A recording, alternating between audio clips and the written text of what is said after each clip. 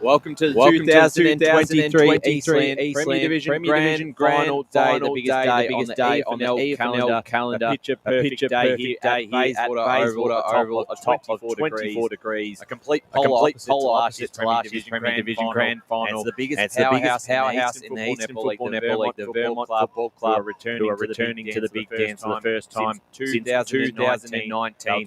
They'll do battle this afternoon with the Rowville Football Club playing their second consecutive grand final at the top level. The Hawks have made eight grand finals, and won five premierships, but they're yet to win one at the top level. It's been the redemption story of season 2023. Can they make some history for the club, or will it be Vermont? Decide they're playing this afternoon. We're looking for flag number 24. Can they add another chapter to their rich history? We'll find out the answer to that at 2:30 p.m. for the big dance. I'm Ryan, media manager of the Eastern Football Netball League, joined by Wayne Brasher, Brett Beston, Matt Spiderlee. Start with you. What a day! Fantastic. It's going to be out here at Bayswater Oval, and I'm just absolutely thrilled to be out here. I think we're in a privileged position. We certainly are. Good afternoon to the listeners. I never get sick and tired of coming to Bayswater on Grand Final Day. It doesn't matter whichever sides are playing. It's one of the special days in the EFNL calendar. What an absolute matchup we've got this year in this grand final. The conditions are absolute fantastic conditions. I've walked the ground. There's no excuses this afternoon. Absolutely none. Absolutely not. Back again for a grand final. It really is the best two sides in this division going head to head. I believe, and we're hoping we get a fantastic contest and a close game. Yeah, it's going to be a terrific game. I mean, the conditions couldn't be better. I think we're going to get to about 24, 25 throughout the afternoon. The ground looks an absolute picture, and you have got the two best sides. Just before we go any further, I just want to acknowledge the great man Jackson Sketcher. Yes. Star who won the Chandler and Winston, richly deserved. He's had a really good season. Carrying the side, under strength. They took the Noble Park. They're playing in the race, but not doing quite so well. So hopefully they can bounce. Great game today. Really looking forward to it. Yes, that's right. Blackburn 641 to 21 to 416. The Reserves Grand Final. Check that out at YouTube. If you wish, you can hang around with us for the pre-game. We'll have potentially the coaches on, a couple of representatives from both Vermont and Rowville. And Matt Spiderlee there on the end. Fantastic to see you back at another grand final. You've been around the league a long time. You've probably seen Vermont a whole lot of grand finals. So add this one to the list as well. Good afternoon, Ryan, and all the listeners. Great to be here. Glorious day here at Bayswater, just coming through the gates. The atmosphere is very special when you come here. Every September, offers something a little bit different. Last year we had the rain and the wind. This year, it's a good four. Thermometer brushes, the rails out. We're all ready to go. Business as usual. And it takes me back to many years ago. We had a really hot one back in the early 2000s. So similar weather. We haven't had a real hot one for a long period of time. But today the sun is absolutely blazing. If you are in the crowd, make sure you put some sunscreen on and make sure you enjoy your refreshments and replenish that with some water as well. Looking forward to the contest. Vermont have been in time and time again. And they want to continue their great history in Rowville. They want to be the spoilers. They've been a great talking point throughout the year. Slow out of the box early. Gathered some momentum, particularly in the last 6 to 8 weeks. Full credit to them. 2 weeks ago. First entry into the grand final. Second semi by a point. The hard way, but we all shape up as 50-50 contest, and the grand final will be an absolute belter at 2:30. Yeah, absolutely, and we will touch on that semi-final just shortly. The stage is set because the two best sides. There's a storyline for both. Vermont, the powerhouse of the Eastern Football Netball. There's no question. They're the Collingwood of our league. You love them or you hate them, and that's just the way it is. And I think they love that as a club. They are well respected. They're a champion club. They're taking on a Rowville side have really had to go from the bottom to the top, winning those premierships 4 to 2, and now in the top level, they get a chance at making history. We saw what happened last year. They were the best side of the season, of the home and away season. They knocked off Noble Park 3 times. And then on grand final day, the conditions did not help them, but they were outplayed by Noble Park and they fall short. So, Brett, for them, it really is a redemption type of moment here. And with the conditions like this, it probably suits. It does suit Vermont with the way they play, but certainly Rowville, they needed a day like this this afternoon for a grand final. I think that's true, and I think it does suit Rowville as well because they've got a young side. They're really good on top of the grounds. They're very speedy, as Ray will tell you. You only got to listen to him. He'll tell you 100 times. But they are a very, very good side. And, they got thumped last year, but what a credit to them to bounce back and come back. I mean, they could have sort of just put their heads down and thought, and sulked about it. But they got back on the horse, so to speak, and they've got back in the grand final today. And I give them a huge chance today, even though they probably go in as heavy underdogs. And, in fact, I'm tipping we'll save our tips probably for a bit later. But I think they're a big chance. How do you see it, Brash, in who comes in as the underdogs? Because I think Rowville would have come in as the underdogs coming into the final series with Vermont winning about 10 or 11 games in a row into that semi-final.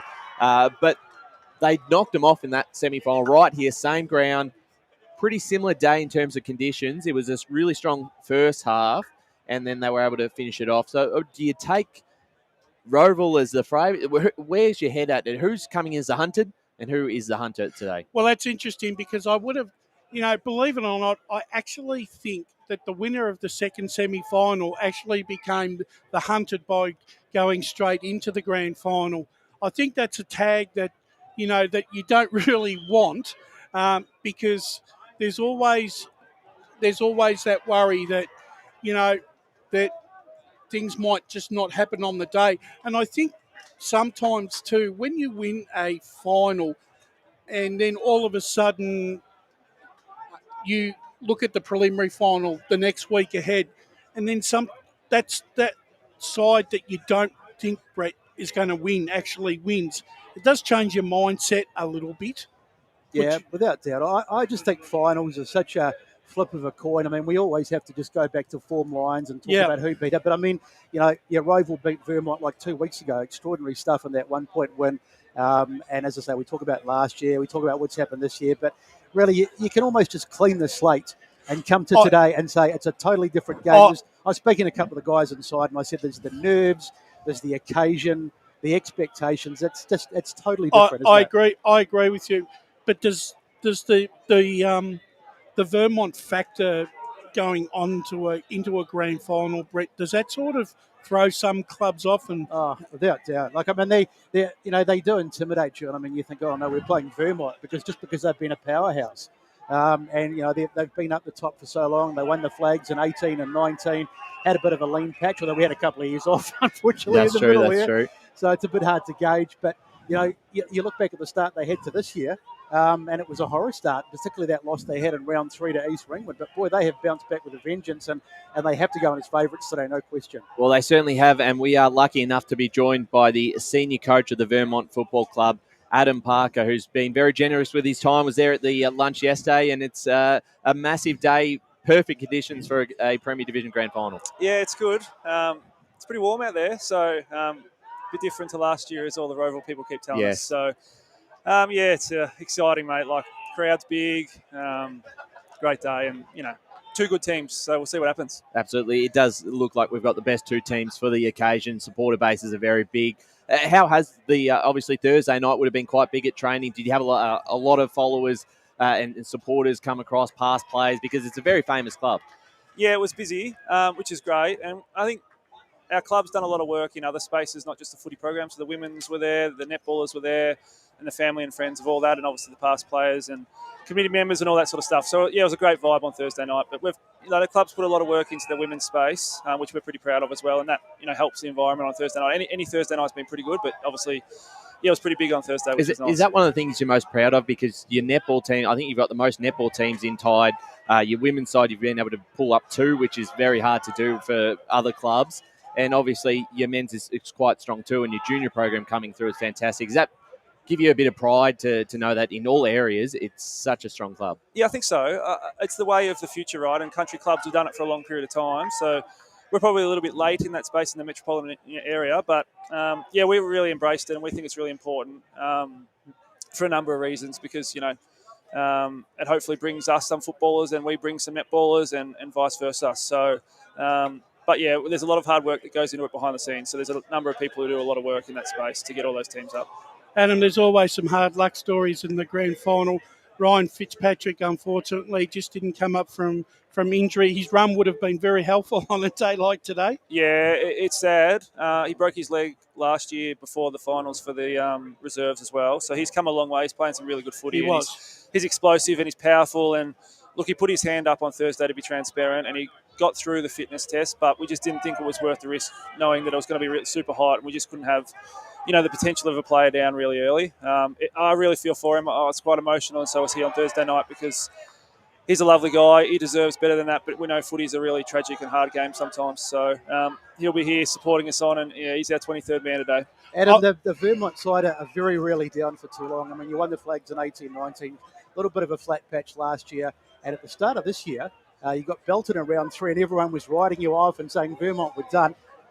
How did you manage to just turn things around? I mean, you've become it's like you just clicked into another gear, and you seem to be able to regenerate this club so quickly after a little bit of a downturn, so to speak. Yeah, everyone asked me the question about people writing us off and saying that. Like, I think it's probably more the outside noise, and I probably don't get as much of it as you guys probably see. So, we had to, and we had to change our list from 18, 19, where we had guys like myself, older guys who were at the end of their careers but had played a lot of good footy, and then we had all these juniors coming through that we needed to put a bit of time into. So a lot of them you'll see today who are 20, 21 years of age, similar to Rowville, who have invested in their junior program, and I'm really grateful of the coaching that they've got, not in the last couple of years but the 10 years before that, to make them the players that they are. And it's a really good showcase today of what junior programs look like and what they can get to from both clubs.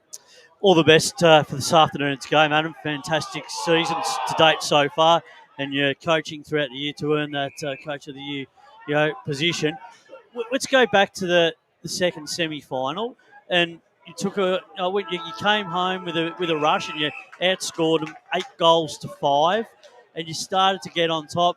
First half, it was all about the clearances where they were on top. You got your game going, but just couldn't quite get over the line. You must have taken some real positives out of that. But from the other point of view, your forward line setup has been extraordinary. You have with that multi-prong attack as well. So you have a lot of threats up there, obviously with Kalkoski. You have those guys with Nielsen kicking 5 goals last week. So you have the capabilities to really manoeuvre it around and switch people through there at various times throughout the game. Yeah, I'll just touch on the game that we played Rowville in second semi. They were the better side. I think anyone who's here, and I've said that publicly a couple of times, they were the better side, and they deserved to win the game. If we won that game, we would have stolen it, and we need to kick 3 goals in 3 minutes, which is really rare. So, yeah, they were the better side. Our forward line's pretty potent, and Jamison Rossiter comes back in today to that, who we think is a really, really good player and a hard matchup. So, but we've got to get it down there enough. That's the challenge. We've got to win stoppage. We've got to win the contest, which is a real challenge against a pretty formidable Rowville midfield in particular. And the outside run, because obviously you have the work on the inside, but being able to beat them on the outside is really going to be the factor, because that's what Rowville like. They like it on the outside. They move with their hands, they move with their feet very fast, and they like to get those forward entries. So that puts a lot of pressure on your defence, which has been very reliable, which we've spoken about a number of times throughout the course of the season. Yeah, I think that, what was the score, 80-something into 80-something last time? 85 to 84. Which I don't know the history of the score here, but I feel like that's a high-scoring game for Bayswater, and I expect probably something similar. They really take it on. They play, I've said this a number of times, they play fast forward. They're playing fast forward like you're watching the TV in fast forward, so we've got to slow them down, and our best opportunity to do that is to get it deep into our forward line. I think a couple of players, young Hawkins, I think Adam just seems to be getting better and better as the year progressed. But Ninchen's run and his ruck work around the ground this afternoon is going to be vitally important. And those two are going to have to really work together as a team, probably to try and work Showa Makazoka, who's probably lacking a little bit of match practice. Yeah, Nick's been a handy inclusion. Yes. We brought him in for the prelim final, so he missed the second semi. And Mason's great. Mason's a great kid. He's maybe 20, maybe turning 21 next year, so he's still young and raw, but he's a super talent, and that's why he's been playing and training at the higher level programs. They've got a big job. Showmaker's a good, experienced, tough player, and he's quite crafty in his ruck work. So it'll be another good battle. Days like this, they're just good battles, and whoever wins the majority of the positions will probably win the game. I think there's one particular player that I've become very enamoured with. And I love the way that he's gone about his football is Lucas Vassis. Started the season, I thought he was very, very good early on. He went overseas. He came back. He had to fight for his spot back in the side.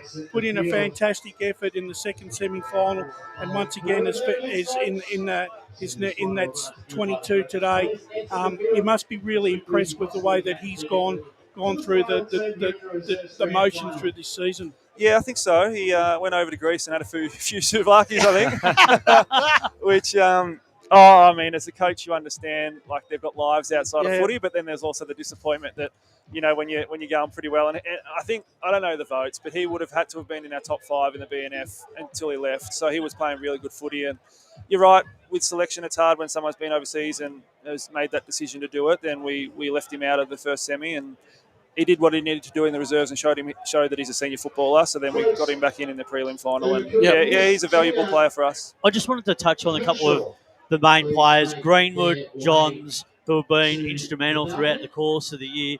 Those sort of guys and Arnott who have just provided that leadership around the team to constantly, in those big games, bring the team over the line, but also bring those young players with them and give them the confidence. That's been a really important part of the way that you guys have played throughout the course of the season. Yeah, it's invaluable having the experienced guys who have played a high level of football and been there and done it and can, teach the guys how to play at this level. So they're like coaches on the field for us. So, they've got a bit of a license to make adjustments, and we needed to, and we probably didn't quick enough in the second semi in that second quarter. We didn't make the adjustments that we needed to, and we waited to half time, and then the game was, arguably done. So, your experienced players, generally big game players, play well in big games. So we're hoping to get that from those guys today. Adam, congratulations on making it a grand final. Coach of the team of the year this year. You've done a fantastic job. Your side's done had a great season, and all the best for today. And maybe it's premiership number 24 for the club.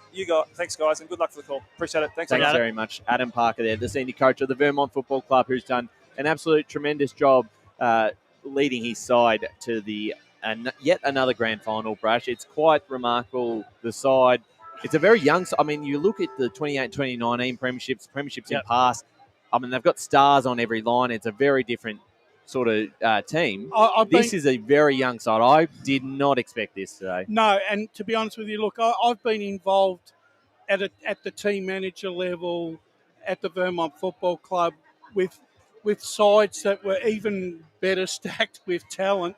But I've got to say that, look, the mentality of the youth of today, Brett, the fact that they're not in awe of the superstar players of the past anymore. No. And now it's a case of, and I think for Vermont is why not? And that's been their motto all year. Why not us? Because they're in it to win it, just like the other 10 or 11 clubs. And I think if you can go into a season unencumbered, with a loss in a previous grand final, that and also the fact that the only way that you're judging your disappointments is on your last game that you lost.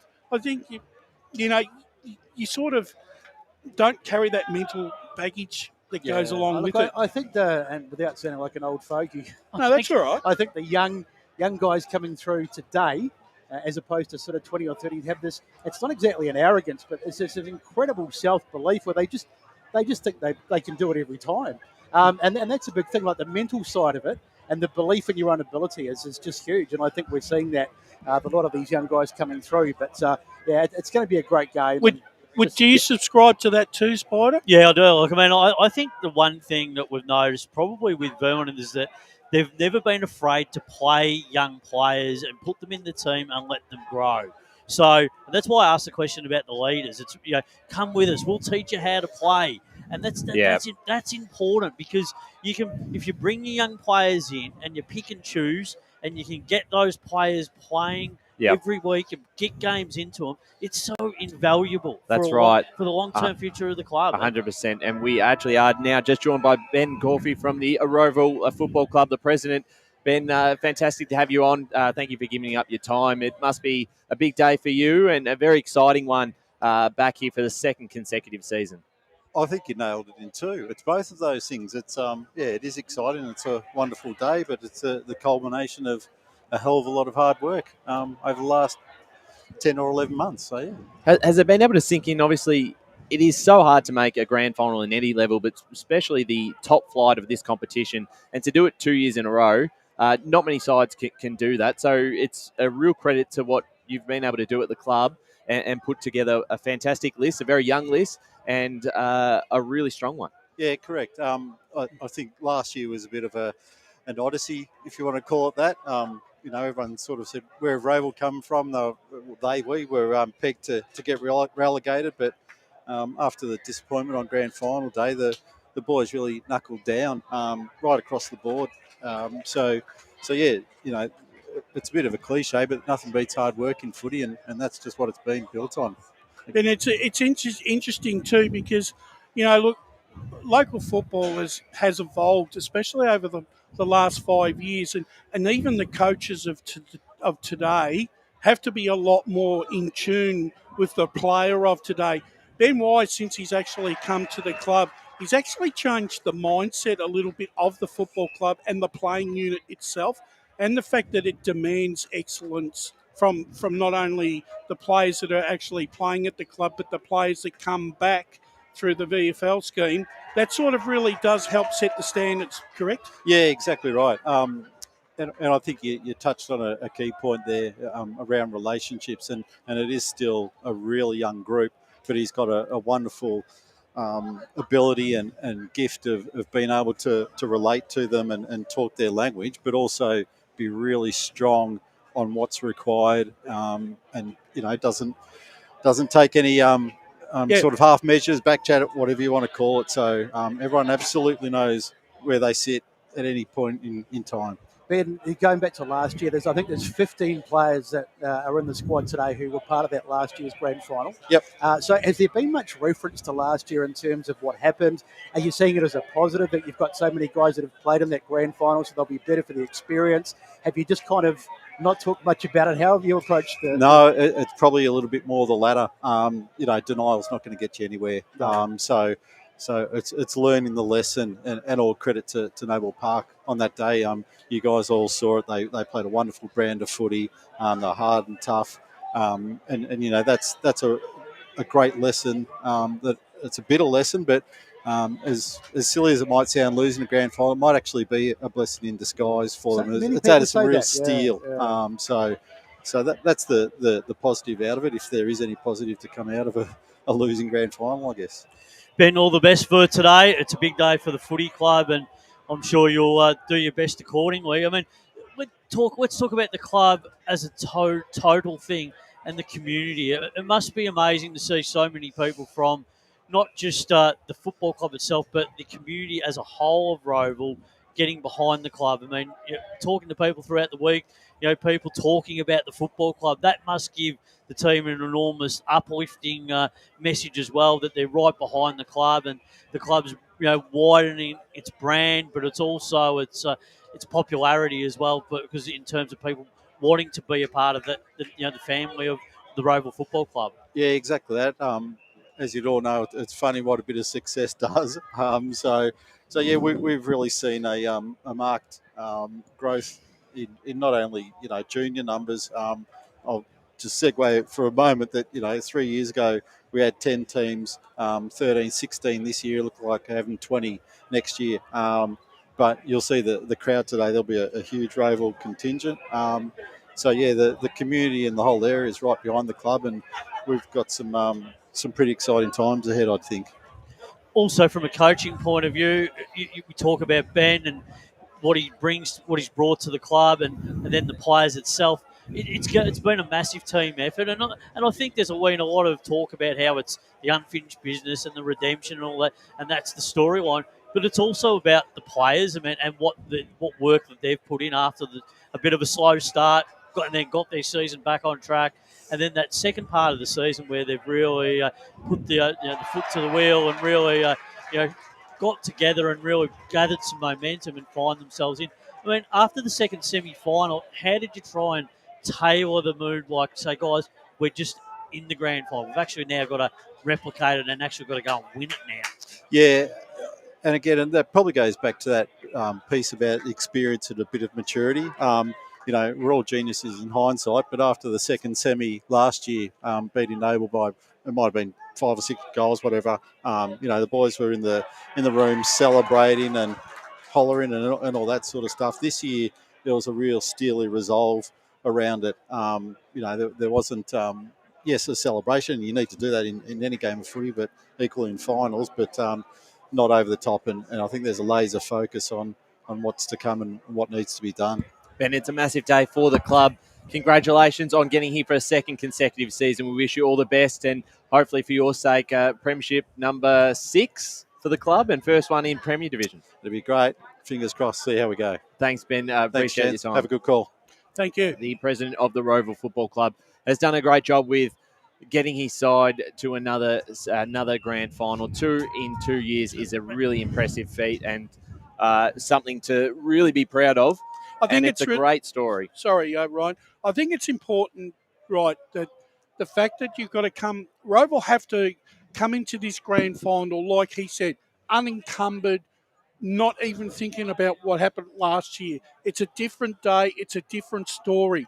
They got a chance to create history today. But you've also got to make sure, Brash, that it's not just going to, you can't just go in with the mentality that it's just going to happen. I don't think they're going in with that mentality. You've actually got to get out there and do the work, and it's for both teams. I think the other thing, too, is you've got to take a little bit of the pain they felt. Those 15 guys that come out today will remember how terrible they felt at the end of last year's game, and they can use that as a motivator. So I know what you're saying about not taking too much from last year, but you've also got to remember that it was, you got there, it was disappointment, and you don't want to feel that again. I suppose, if you're looking at it in true footy parlance, you'd say that Rowville, with their younger players in terms of experience, gentlemen, are probably a season ahead of what Vermont are putting on the park this afternoon, considering a lot of these guys won't have played in a senior grand final, but Vermont do have players that have played in premierships in their in their last premierships. So there is some experience out there this afternoon that will help guide them. But at the end of the day, when both those sides cross the line at 2:30 and the first bounce, everything counts for absolutely nothing for 2 hours. It's the best side on the day is going to win this grand final. And everything, every single stat, every single piece of play, right, that has preceded them goes out the window. That's exactly what I said before. It's just like a new day. You're right. Clean slate. We have to analyse what's gone before because that's all we have to go on. But in terms of today, just wipe the blackboard clean and let's start again. Spider, do we get a close concert? You look at that semi-final. If we get something like that, it's a bit of a dream for us. A 1-point game. I think in history, in recent memory, obviously that South Croydon Vermont grand final was particularly close. But there's been a lot of blowouts in the last decade or so. Are we going to get our finally the master grand final where it comes down to the wire? Well, we probably want that dream. I mean, I only have to we probably go back, Brash, to what the Noble Park Vermont one, where the kick after the siren. Chris Barlow kicking that one out in the full, which decided the grand final. I mean, we just probably still wonder how that all happened and. That drama that unfolded. If we get anything close to that, then we're in for an absolute pearler of a game. But look, I think what it basically comes down to, in essence, is the team that's prepared to win the clearances early, take their opportunities early, not be wasteful in front of goal. I mean, we only have to look back, to last night's game between Melbourne and Carlton. We saw a team kick 9 goals, 17, who was clearly dominant, yet they didn't win the game. I mean, Carlton. When the game was there to be won in the last couple of minutes, they took their chances and they got over the line. So if it gets down to that, well, we're going to be in for an absolute rip snorter. But I think if a side gets on top early and can get ahead of the game, win clearance, get the ball on their terms, win the inside, but also be good on the outside. We know both these teams are very good like that. We know the midfield of Rowville through guys like Stapleton, Brolick. We know guys like Wood are very good with their hands and with their feet. We know how dangerous Martini is when finishing the ball with the ball in hand. Kick 5 goals in recent games. We know when they go forward. They've got guys like Fakemore at centre forward. There's always question marks whether players are fit and whether they've done the right thing. Schulmarker's coming back into the team. We will, because that's a big talking point, and we're actually going to go to a break right now, but we will return, and we're going to start to talk about show makers and some of the changes that Rowville and Vermont have made ahead of this grand final. You're listening to the pre-game of the 2023 Premier Division Grand Final between Vermont and Rowville. As Sarah opened her best friend Jackie's wedding invitation, she was overcome with a wave of emotion. While her 2 young boys wrestled on the floor, tears of happiness rolled down Sarah's cheeks as she saw the words she'd been longing to see. Please note, this wedding will be a child-free event. Well, Sarah, looks like we're off to Eastland for a new frock and some heels. And let's book in that babysitter. For all of life's little moments, there's Eastland. Eastland. Live real. Sprained your ankle, bursting through the banner? Broke a finger, high-fiving the ruckman? Or did you run into the goal post again? For bumps, breaks or bleeds, be seen sooner, close to home at Knox Private 24/7 Emergency Department. The preferred provider of emergency care to the Eastern Football Netball League, you'll generally experience shorter wait times. You don't need private health, but there is an out-of-pocket fee. Be seen sooner, close to home at Knox Private 24/7 Emergency Department, 262 Mountain Highway, Wanturna. Do you feel good about your bank? Because there is a bank you can feel good about. They share their profits to fund big community projects, small community clubs, and vital emergency services. They've given $250 million to help Australian communities thrive. They have all the products and tech you expect from a big bank, with service you don't. It's Bendigo Bank. Feel good about who you bank with. Try Bendigo. Search bendigobank.com.au or search Bendigo Bank near me. Tobin Brothers Funerals wear their heart on their sleeve. Their clear and easy-to-use website and Memory Maker app make it easy for families to make an informed decision. Here's James McLeod, Managing Director of Tobin Brothers Funerals. We pride ourselves on being the most transparent funeral company. All pricing on goods and services are available on our website. It's all there for you to see and make very informed decisions when planning a loved one's funeral. Visit tobinbrothers.com.au. Tobin Brothers Funerals, celebrating lives. At Yarra Valley Water, we know reducing your shower time, or show time, to 4 minutes can save you an average of $200 a year on water and energy bills. Shower shorter. Save water. Authorised by the Victorian Government, 1 Treasury Place, Melbourne. Sprained your ankle, bursting through the banner? For bumps, breaks or bleeds, be seen sooner, close to home at Knox Private 24/7 Emergency Department. You'll generally experience shorter wait times. Knox Private 24/7 Emergency, 262 Mountain Highway, Wanturna. You are listening to Radio Eastern FM 98.1. With live and exclusive coverage of the EFNL football season. Bringing you the match of the day with score updates from all divisions. And now we cross to our commentary team for the Radio Eastern 98.1 match of the day coverage. Welcome back to Bayswater Oval 2023 Premier Division Grand Final Day. And it is between Vermont and Rowville right now. The Reserves Grand Final taking place in Blackburn, 7-7-49. Lead Noble Park 5-8-38. So the Bulls have cut that margin back to 11 points and have a chance to pull off an unlikely premiership coming from 3rd or 4th, I believe, on the Premier Division ladder in the Reserves. By the prelim, beat Vermont knocked off Vermont last week. And big upset. Absolutely. It's helped out the crowd as well. We've got the Noble Park people, we've got Blackburn, Vermont and Rowville starting to come in, and you've got your neutrals. Your neutrals, it's the perfect day for a day of football. We spoke to both the senior coach of the Vermont Football Club, Adam Parker, and the Rowville president, Ben Corfey, ahead of this game. And now let's talk about the two sides in a bit more detail, starting with Rowville, because they've made a couple of changes. And I'm always find it interesting when there's a few changes ahead of a grand final, because reality, the ideal situation, you come into a grand final without any changes and you're ready to go. You've got the same list. They're all consolidated their spot. But for Rowville, they've had to do this quite a lot in the last couple of years where they've got those VFL listed players, have a lot of changes, multiple weeks. So they are used to it.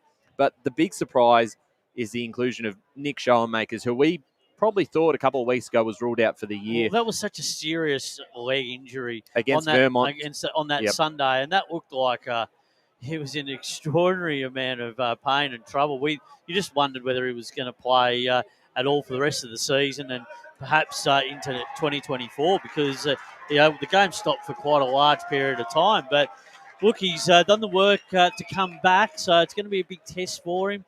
Whether he's got the match conditioning, that's the big burning question. And what can they do to support him? Because it's just whether he can go for the whole duration of the match. And if he needs a rest, what can they do? Can they put him up forward? Are they going to have to take him off the ground?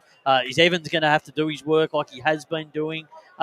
That's the big question. Lockie Wine's done a fantastic job in the ruck up forward. Shouldering a lot of that load. So they're the big burning questions that are going to be answered here this afternoon. We haven't spoken about, the other guy we haven't spoken about is Adrian Kulkowski, Brash. He's had an incredible year. I think he's kicked 54 goals. 56 goals. 56, whatever it is. So who do you think in the Rowville side will go to him, and how important is that matchup going to be today? Well, it's going to be a very, very interesting matchup. Yeah, I'm thinking maybe Cooper McDonald could go to him. Because they're going to need someone that's got a little bit of pace and run out of that back line, Brett. I think it's going to be a very interesting lineup. I think getting back to what Spider was saying about show and makers, I think it's an area, right? It's all right to turn around and say that he's done the work, right? But the match fitness for me on a day like today, and you got two guys of Minchin and Hawkins, right? Yeah. I think they can exploit. They can exploit Shoalmaker's lack of conditioning, and run him around the ground. I think there's some very good matchups. I mean, I'd be very interested. I reckon Wilcox might get first grab at wide. Yeah, I would go probably down that path. Yep. And probably another interesting matchup I could see happening is. If it lines up that way, two very close friends in James Ross and Curtis Flakemore, centre half forward, centre half back. That contest could be a very, very important contest throughout the afternoon. But I think by and large, I think Vermont's forward line has got a few. Well, it's multi-pronged. Yeah, and they've got some tall players too. Nielsen, he's kicked 24 goals this year. He's been very good. And he's one of those players. I know he's one of those players, and knowing him from the past is he takes a lot to get into condition. You know, and he's had a year where he started off, he blew his hamstrings twice, right? So he's probably actually very lucky, gentlemen, to even be back this far. But from all reports, he's been starting to run into some very good forms. And I also think Matty Arnott, his experience is also going to be really, really important, as well as, Greenwood and Johns in the middle. Yeah, and I think Rossiter also plays a massive role in that forward line setup, really, because he's been kicking some goals as well. So it takes a bit of shoulders the load from Kalkowski.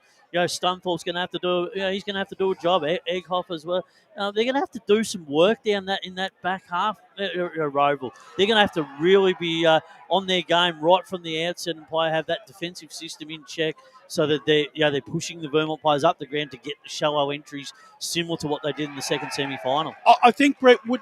I think there's going to be a moment of truth for both sides in this game, and I think it's going to come sometime around the 15-minute mark of the third quarter. And I reckon if either one of these sides are 4 goals up, I think it's going to be interesting to see which club, if they are in that position, have got the mindset and the will to will themselves back into that contest, because they're going to have to play some extraordinary football. Well, it might come down to a little bit more than that too, Brush, because this is the first time this season we've probably said this, but it is going to be warm out there today. Yes. And when we get into that last quarter, I'm looking at the forecast, it still looks like it's going to be 24, 25 degrees later in the afternoon. So that could be a big factor today. And as I say, it's the first time we've probably, apart from maybe the first week of the season, so that the heat could take a bit of a toll today. Yeah, well, it's going to be who can best run out the 4 quarters And that's why getting off to a big start is going to play a major part in the determination of this game. And Coolclough is going to be another one that's going to play a big role down the back for for the Hawks as well. And then from the Vermont side of things, Brash, their defence has been very sound right throughout the course of the year. Well, they have. No, look, I suppose my dream finish for this grand final is that this game goes down to the 15, 20-minute mark at the last quarter where both sides are really giving it everything, and it's going to be the one side that kicks probably the last 2 or 3 goals to end up winning the premiership. That's the way I would like to see this game play out, because I think both sides deserve to be in this contest for a long, long time this afternoon. One guy we haven't spoken about, Brash, is Anthony O'Brien. He's Yes. such a huge part of that Rowville side of the midfield. What sort of game are you expecting from him today? Well, Brolick's he's a big-time player, and there's no doubt about it. I've seen him. I've seen him play games of football, and he is probably their spiritual leader. He's the one guy I know that if they're behind, that he's going to be able to. He's got that aura to be able to lift that side, but he's going to need some mates. He's going to need some mates along coming for the ride this afternoon. And he was one of their more impressive players in last year's grand final, where a lot of players probably had poor games, but he stood up still, and he played his role in the midfield. Obviously was up against it. Kyle Martin had to stack the ball. Sketcher was damaging Horton Milne, but he really held his own ground. I think he'll have another big game today. And I would like to talk about, Spider, just firstly, I think you've been pretty pro Vermont in the last couple of weeks in thinking they might get across the line.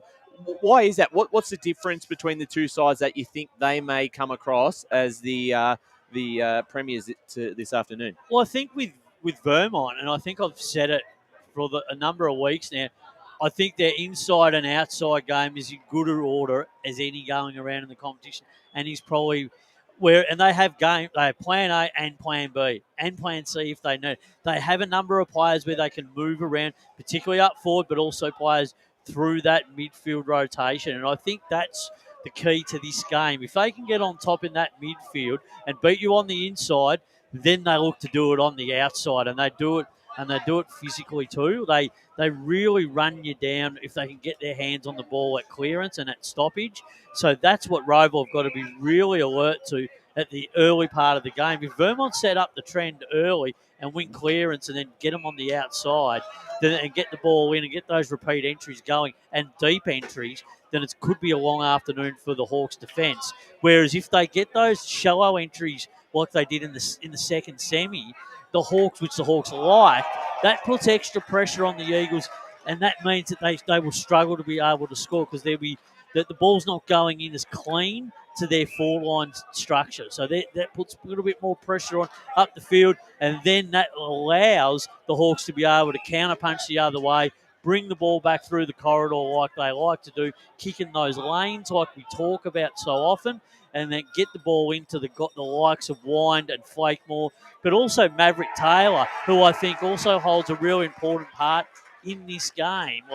But Flakemore is capable of taking some marks. If he gets on, in front early and starts building some confidence, and then guys like Taylor finish that off, and a guy like Martini can get busy, they give themselves a realistic a chance of winning this game. The only thing I'm saying is with Vermont is that they can beat you at both sides of your game, whereas I think Rowville are probably one trick ponies at that. I don't think their inside work is as good as the outside work. All right, Spider.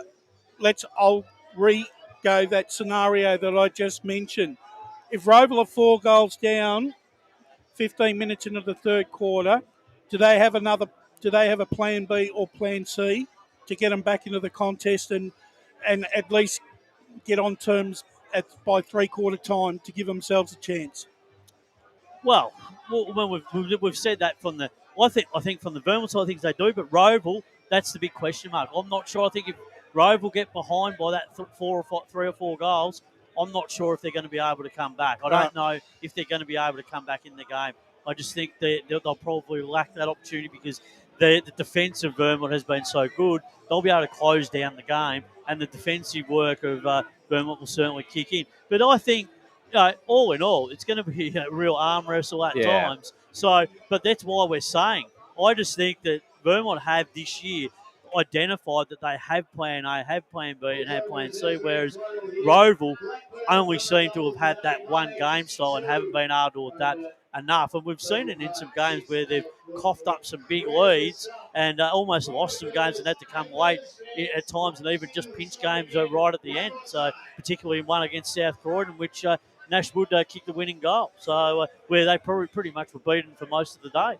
Brett, I still think, though, that I think Wind down at full forward still looms large for Well, he Rowville. does, because he kicks a lot of goals. Look, Wilcox, whilst he's been solid throughout the season, he can be got at. He can be good at, especially if his opposite number gets on top early. He's very much a confidence player. So if Wine can get on top of him early, that's a delivery. It's delivery as well. Yeah, if the Hawks can put it out in front of Wine and really give him good, solid delivery and feed him all day, he could have a massive one. But Well, if the kicking's not great, then there could be some trouble. We talked about Kalkoski being important for Vermont, but Wine is equally as important in the matchup. So the two, they're not going to come into direct contact, but the two battles at the full forwards is going to be massive. And if one of these you get hold and kick maybe 3 or 4, and some of the smalls just to chip. And the other guy too that I think will be one to look out for. I mean, you've got guys like some of the smalls in that Rowville side who are very nippy, and they could really come into it as well. So. Yeah, I tell you what, it's just mouthwatering, isn't it, to see how it's going to go. So you know that Brock Coldcloud's going to line up on Lockie Johns. Well, we know, that's already a given. But look, I don't put it this way: if Lockie Johns gets 30 positions and kicks 2 goals, I think he's done his job. But he also has that habit of dropping down forward and just parking himself there if he wants a rest. And he does all his hard work. And then when he needs that 5 minutes break, he just goes back onto the ball again and does more. He's an unbelievable player. So just confirming the result in the reserves, if you're not watching. But Blackburn have got up. They've beaten Noble Park by 62-44 in the reserve grand final. That's back-to-back for Blackburn. Yeah, and a 3-point in the under-19s as well for Blackburn.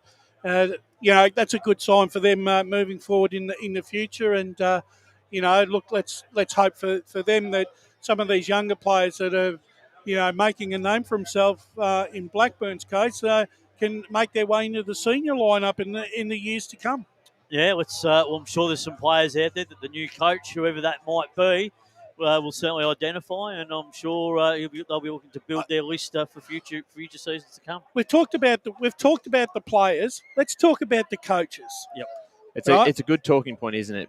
Right, Adam Parker's basically taking this side from being a mid-table side and in mid-table injury-riddled side in 2022 and moulded it into something that I don't think anyone, even in their wildest dreams, would expect now that they're playing on today, compared to Ben Wise, who has built this side up and he's had some good talent at his disposal. And Ben inherited a lot of this side from previous coaches. He's put the final touches to this side.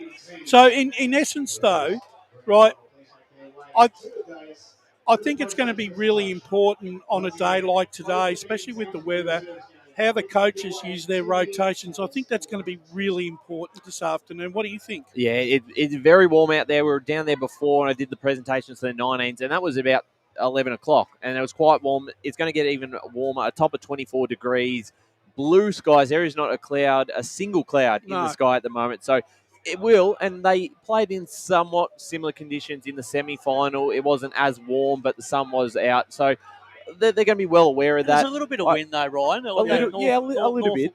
Northerly wind. Yeah, it certainly is, and that might play a bit of a factor during the game. But you talk about the two coaches.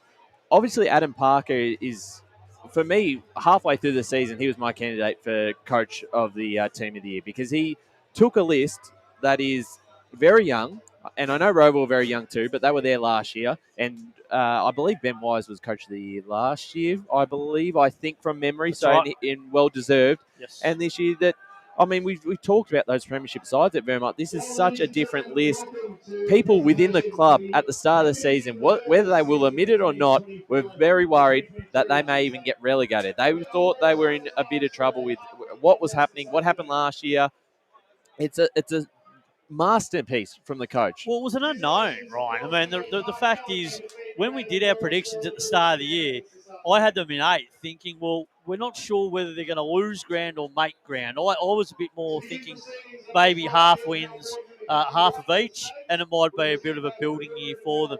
But as it turned out, after round 3, after that humiliating loss to East Ringwood, they just grew after that game, and then all of a sudden they were putting multiple wins together, and then we found themselves inside the top 6 at the halfway point of the year. It was incredible. So, they haven't looked back since. Yeah, and they headed that, and they basically sat on top until the end of round 18 after that. Just a quick one. Obviously, Blackburn have just won the premiership 9-8-62 to 6-8-44 in the reserves. Yep. And Spider, Jackson Wright, just got best on ground. Well done to Jackson. He's a good man. He's been working really hard on his footy. He's been a bit of an in-and-out player in the Blackburn senior lineup, but a good reward when you can qualify for the reserve finals as well, and you go back, and that'll give him great confidence for seasons going forward, particularly with his ambitions to play more regularly in 2024. Yeah, that's fantastic for him and for the Blackburn side. They're an intriguing case. I know that's a Friday podcast. It's a different story for a different day, but focusing back on this game, we're going to shortly go to our tips. But just quickly, back on the show, makers, it's make or break. And I think if they had lost that semi-final to Vermont, you put him no question because you got to do something to change the side. It is hard when you're winning. He must be fit. He must be 100% because otherwise they wouldn't roll the dice with him. But if he does have a poor one, and not to put pressure on him, but if he does have a poor one, it will be talked about. And if they lose, but I think he could potentially change the game and be potentially best on and have that sort of impact. You just don't know what's going to happen. I'm not 100% convinced about him being 100%. I'm not saying he's not, but Ben Wise would not be the first coach to pick a guy because he's so important to that side. He might be 90%, keeping it all under there. Yeah, he's good to go, and he gets out there and he's not good to go. I mean, he might go okay, but he may not quite be. I mean, I'm saying he's not, but it's a grand final, so you just risk it anyway. I guess the interesting analogy was Fitzpatrick. Yeah, huge loss, shoulder injury. But he's been fantastic during the year. Kicked a lot of goals, but just that drive that he's been given. So, but the thing is, he put his hand up, right, and he could have been selfish about it and said, "Yeah, I got through training. I might be able to fake it, but you can't fake. No, you can't. You can't fake a shoulder." Not in front of all these people, and that's the big risk with at any level of grand finals. We see it in AFL grand finals. We've seen it. Players carry injuries. Phil Davis did nothing in the 2019 grand final, and you always get found out if you go into a game and you're not 100% fit. So time will tell whether Sean Marcus is 100%. But for his sake, we hope he is, and we hope he has a great game. And we just hope that whatever the result is, that it all works itself out. But it's always a huge risk. I always like to go on the side of caution, and if a player is in any serious doubt, you just any risk, you just don't play them. I love these little stories. Just a bit more intrigue on what is a massive grand final. We have them every year. Now we're about to go to a break quite shortly. Spider, you'll be jumping back on half time, but you won't be on the call team. So I know you could talk for quite a few minutes on this one, but we need for less than a minute. Your tip, margin, and your best on ground for today's clash. I've said it. I'll go with. I think this will be a bit of a margin in the end. I think it'll be tight for 3 quarters, and I think Vermont just in the late part of the game might sneak away. I'll tip them by 29 points, and I think that Alex Greenwood, Brush, will be the best player on the ground and receive the Cliff Tompkins medal for best player. Brash and Besto. Do you want to give your tips now? Do you want to have a bit of a think about it and come back after the break? I'm 100%. So I know which one I'm going. Tip, margin, and best on? I'm going for Rowville in the upset, and I think they'll win by 8, and I think Brolick will be best on ground. Brash? Yeah, look, our computer friend, the Oracle, he's put his tip in for the grand final. Has Rowville 103 Vermont 88. So an Shootout. Yeah, 18 points. That'll be a game and a half. 18-point victory to Rowville. I'm going the opposite way around. I think Vermont will win by 3 goals. I think it's going to be an enthralling contest. And I'm going to go out of left field for my best player on the ground. I'm going to go for Lucas Vassis from Vermont. That would be a great story. Yes, it certainly would. I'm going to back Vermont by 10 points. I can hear Ray Baird at the moment just whacking me in the back of the head baseball bat for out. that one. And I'm going to say I'm just going to go with Johnson, just the champion. I think if they get up, he will have a massive impact on the game. So tips are done. We're almost set for the 2023 Premier Division Grand Final. We're going to go to one last break before we bring in the call team. It is Vermont taking on Rowville. Today at Eastland, Lucy's trying jeans for a momentous occasion. Coffee with the ex. She needs jeans she can move in because she's definitely moved on. Jeans that get a second look, but don't give any second chances. Jeans that say, "Why, yes, I have spent the last 8 months in a post-breakup juice cleansing, kickboxing, personal training frenzy." And it looks as though she's just found the perfect pair. Bravo, Lucy. For all of life's little moments, there's Eastland. Eastland. Live real. Sprained your ankle bursting through the banner? For bumps, breaks or bleeds, be seen sooner, close to home at Knox Private 24/7 Emergency Department. You'll generally experience shorter wait times. Knox Private 24/7 Emergency, 262 Mountain Highway, Wanturna.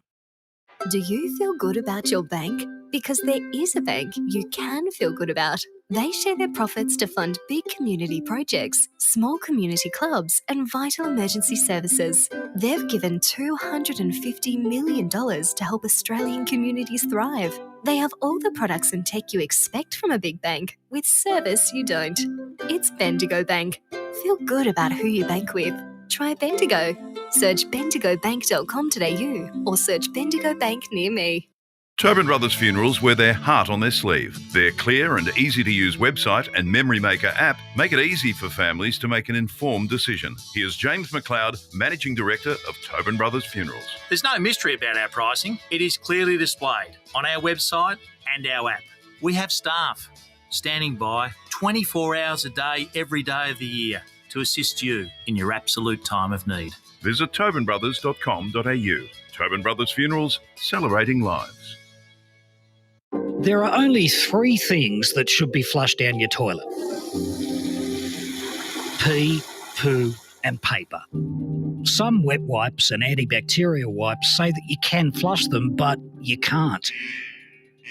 They clog up the toilet and pipes, causing expensive blockages. Save yourself a truckload of trouble. Put your wet wipes in the bin. To learn more, head to the Yarra Valley Water website, yvw.com.au/wet-wipes. Hi, Dylan Dow from the Baroni Football Netball Club here. When I need to grab a quick coffee or a bite to eat, I'm popping into Eastland. Eastland's more than a shopping centre. They support a range of community organisations and have been a major partner of the EFNL since 2018. Cheers, Eastland.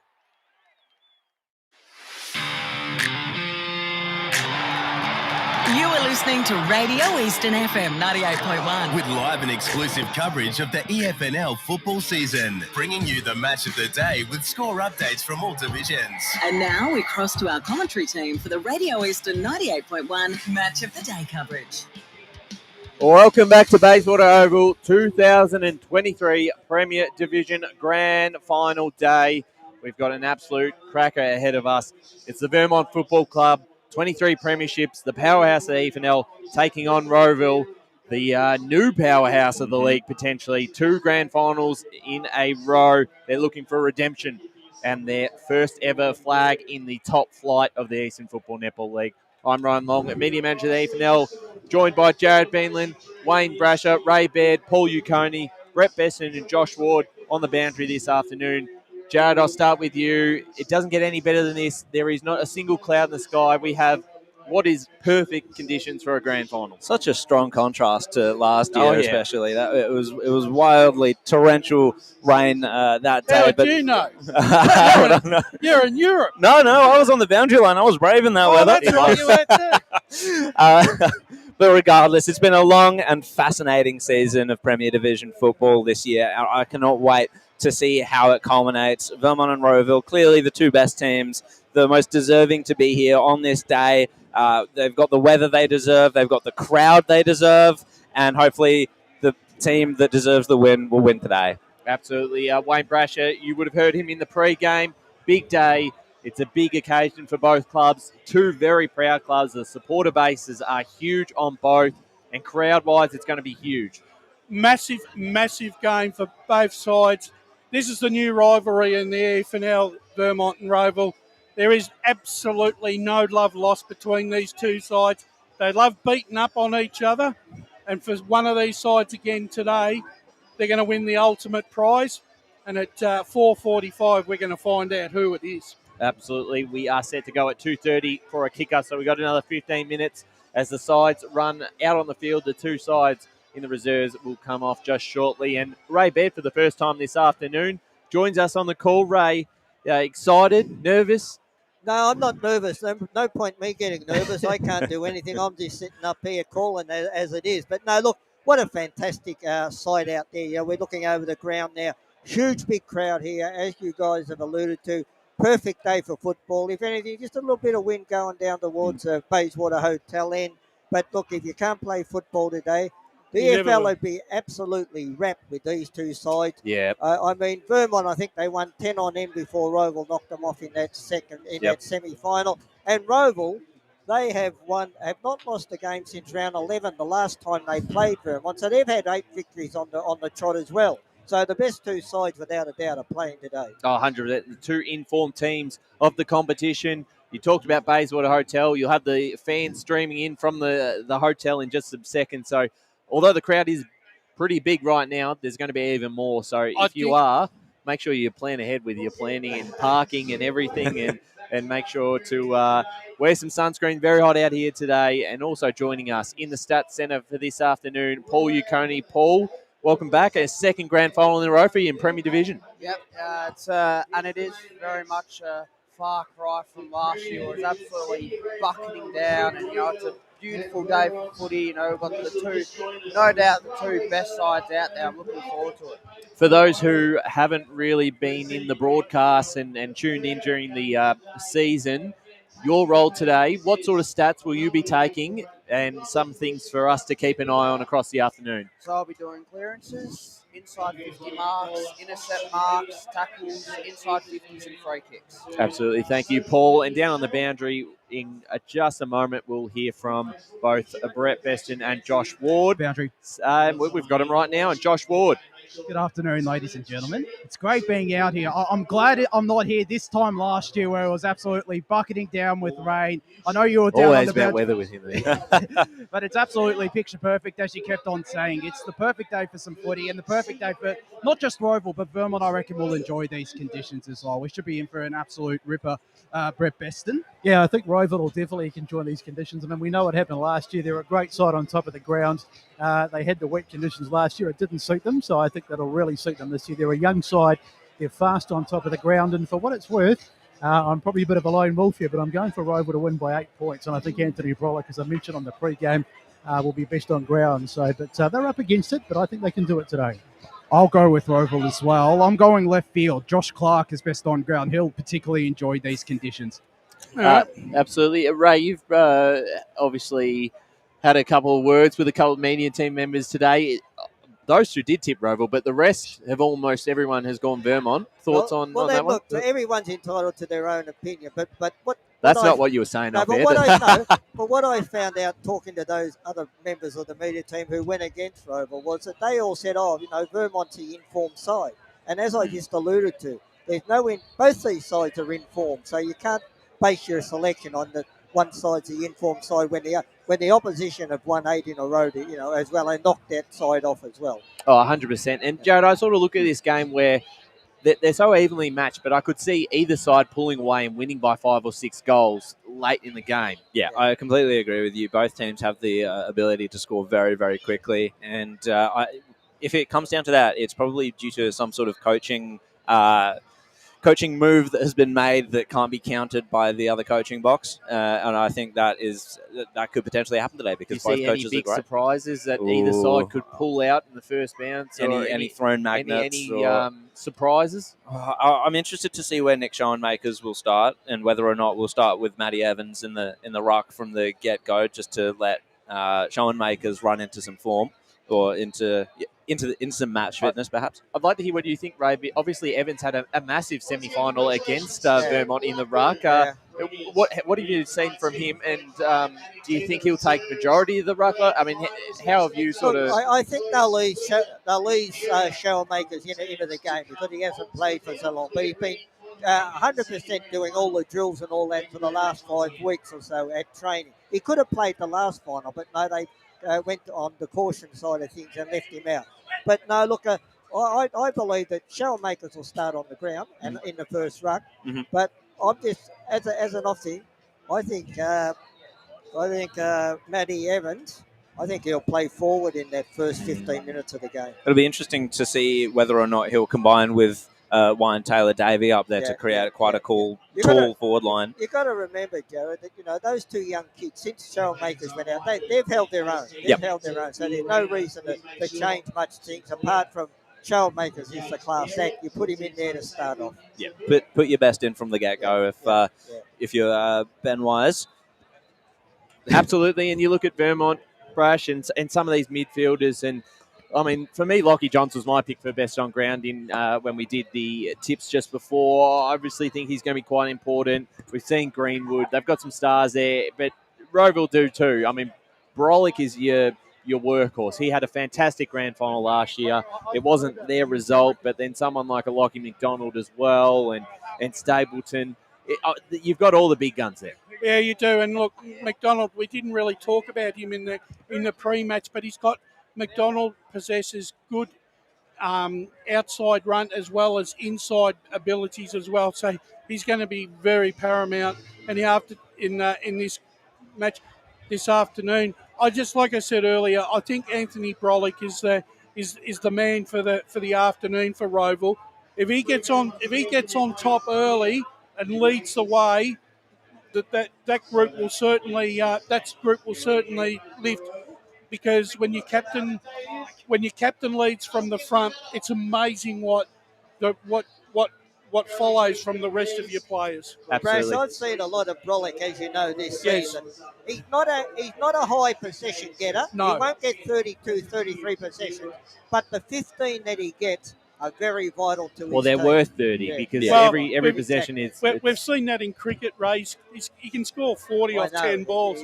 So he's a very talented. He's a very talented footballer. He's an impact player no matter what sport he plays. Look, he probably still could be playing at VFL level. He's that good. Mm-hmm. And look, I think kudos to Rowville for actually being able to get him to actually come back and commit to playing full time, because he is a high achiever. And some of these footballers, they want to try and play at the highest level. But I think in Rowville's case, I reckon it's a great fillip for them. And here they come out onto the ground. The Rowville Football Club, second consecutive grand final. Anthony Brolick, the skipper, leading the side out. Fantastic to see him make another grand final. They've really come out of nowhere out of the start of last year. We thought potentially they were in trouble of relegation last season, and they've turned things around, and a credit to Ben Wise and that group. So out on the field at the moment. What a crowd here today at Bayswater Oval. One player I want to mention as well, Ray, is Cooper McDonald, who came back in the side in the semi-final, had a pretty serious injury, and he's going to be crucial this afternoon down back. Look, you realise the impact he has on this side, because he went out with a busted collarbone in that game against East Ringwood probably 7 weeks ago. Now he's come back into the side on the final last top week, and he's named in the EFNL Team of the Year. So that's how highly people recommend him. Oh, 100%. He's one of my favourite players. As Vermont runs out onto field as well, the song in the background. Oh, Brash, talk about this club. 23 premierships. They played in a stack of grand finals. I'll get that stat up for you in just a second. But, I mean, everyone knows about Vermont. I have people come up to me who haven't watched footy in ages, in years, and the first question they ask is, how's Vermont going? Are they still dominating? It's like that when I go over the other side of town and talk to my contacts. That's exactly the first question I get asked. How's Vermont going? Are they going to play off in another grand final? As if it's like they're shelling peas. Yeah. That's not the case. But it's a fantastic and a rich history that this club has. And look, if they won today, it'd probably be a victory for the ages for the club, considering when you compare the Vermont sides of the past. This is a young group that is could create their own piece of history today, and I just like the fact that both these sides have got young sides out on the ground this afternoon, right? And I think that's why we're going to get such a really good contest. It's their 35th grand final. Brash, just a question for you on this side. How many players in this Vermont side today have played in a top grand final? I think there's about 6 Would players. there be that many? I would have thought there'd only be about Tim 3. Johnson, Connor McCafferty, Greenwood, Johns, Fisher. Yeah, but it's not And a, Wilcox. it's not a lot in when you compare the No. Rowville basically is the same side apart from 1 or 2 who played in the grand final last year, and I think that's a factor that could come into it as well. Well, that's the thing. You've got both these sides, right, have got senior guys. They've got 6 or 7 senior guys, and they've got about 12 to 14 younger guys that are in their second, third years of football. And this is what, and to be honest, I'm not so much worried about the players from the senior side of the equation.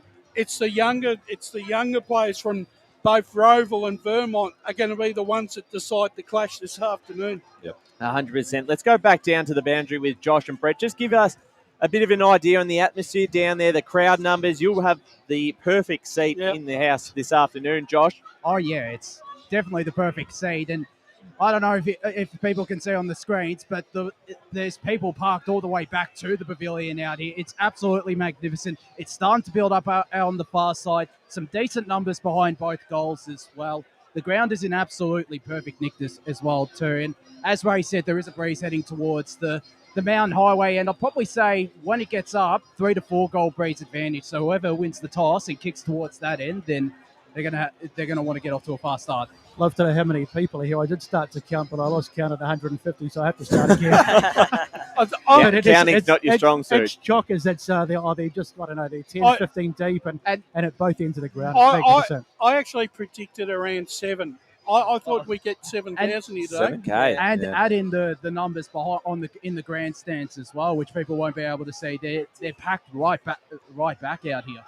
Absolutely. And, I mean, we got to remember, a couple of years ago, we were in lockdown, and this is just fantastic to see so many people here at the local footy. Last year, I know, was disappointing because of the weather, and we didn't get the crowd we probably wanted. This is what you were expecting last year. This is what you want. This is what you come for, your Premier Division Grand Final.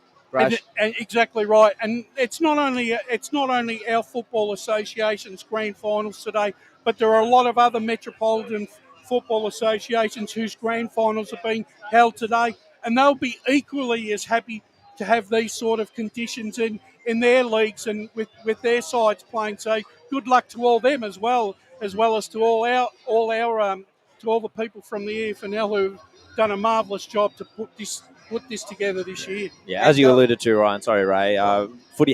Local footy has bounced back significantly well since the pandemic. And let's give a shout out to a great friend of ours. He's been goal umpiring for years. Dave Parker doing another Premier Grand Final out there. Absolutely. Who are the umpires this afternoon, Ryan? We will get that just in a second because I believe Josh Ward just saw the coin toss. Anthony Bollock has won the toss for Rowville. They are kicking to the Mountain Highway end of Bayswater Oval. Mountain Highway end of the ground, which will be your right side of screen if you're watching on the Facebook and YouTube streams. Thanks for joining us. Let us know where you're tuning in from. Or Radio Eastern 98.1 FM back on board this season.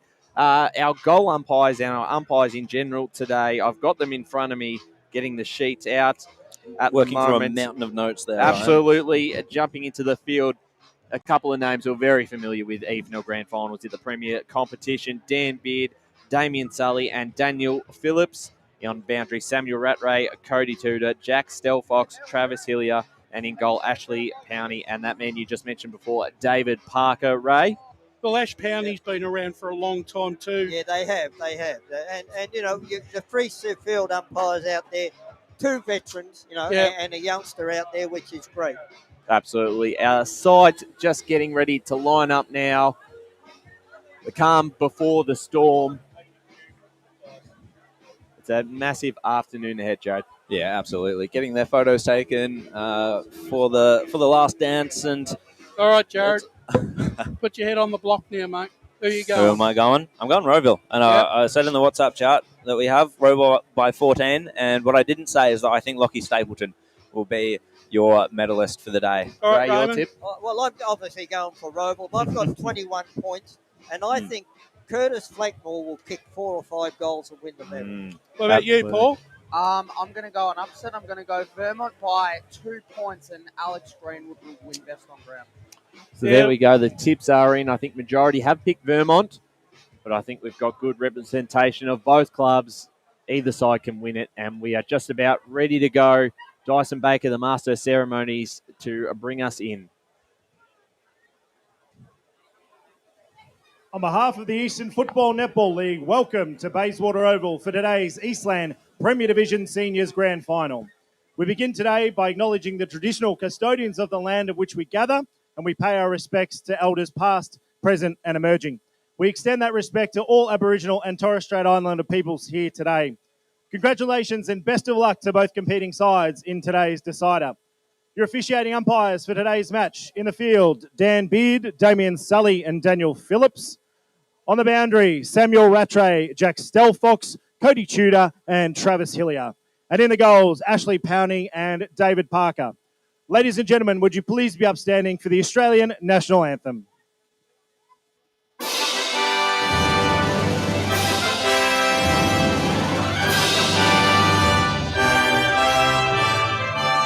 Australians, all let us rejoice, for we are one and free.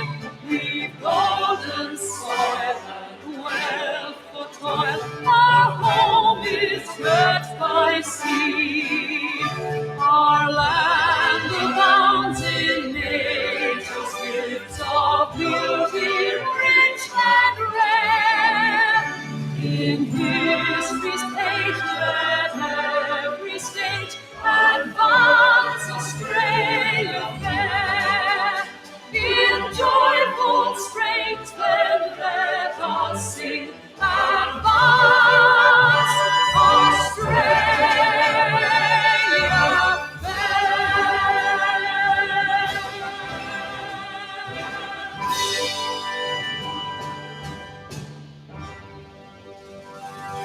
May the best team win. Ladies and gentlemen, Rowville's Anthony Brolick has won the toss, and the Hawks will kick to the Mountain Highway end of the ground in the first term. Spine-tingling stuff here at Bayswater Oval. 2023 Premier Division Grand Final about to get started.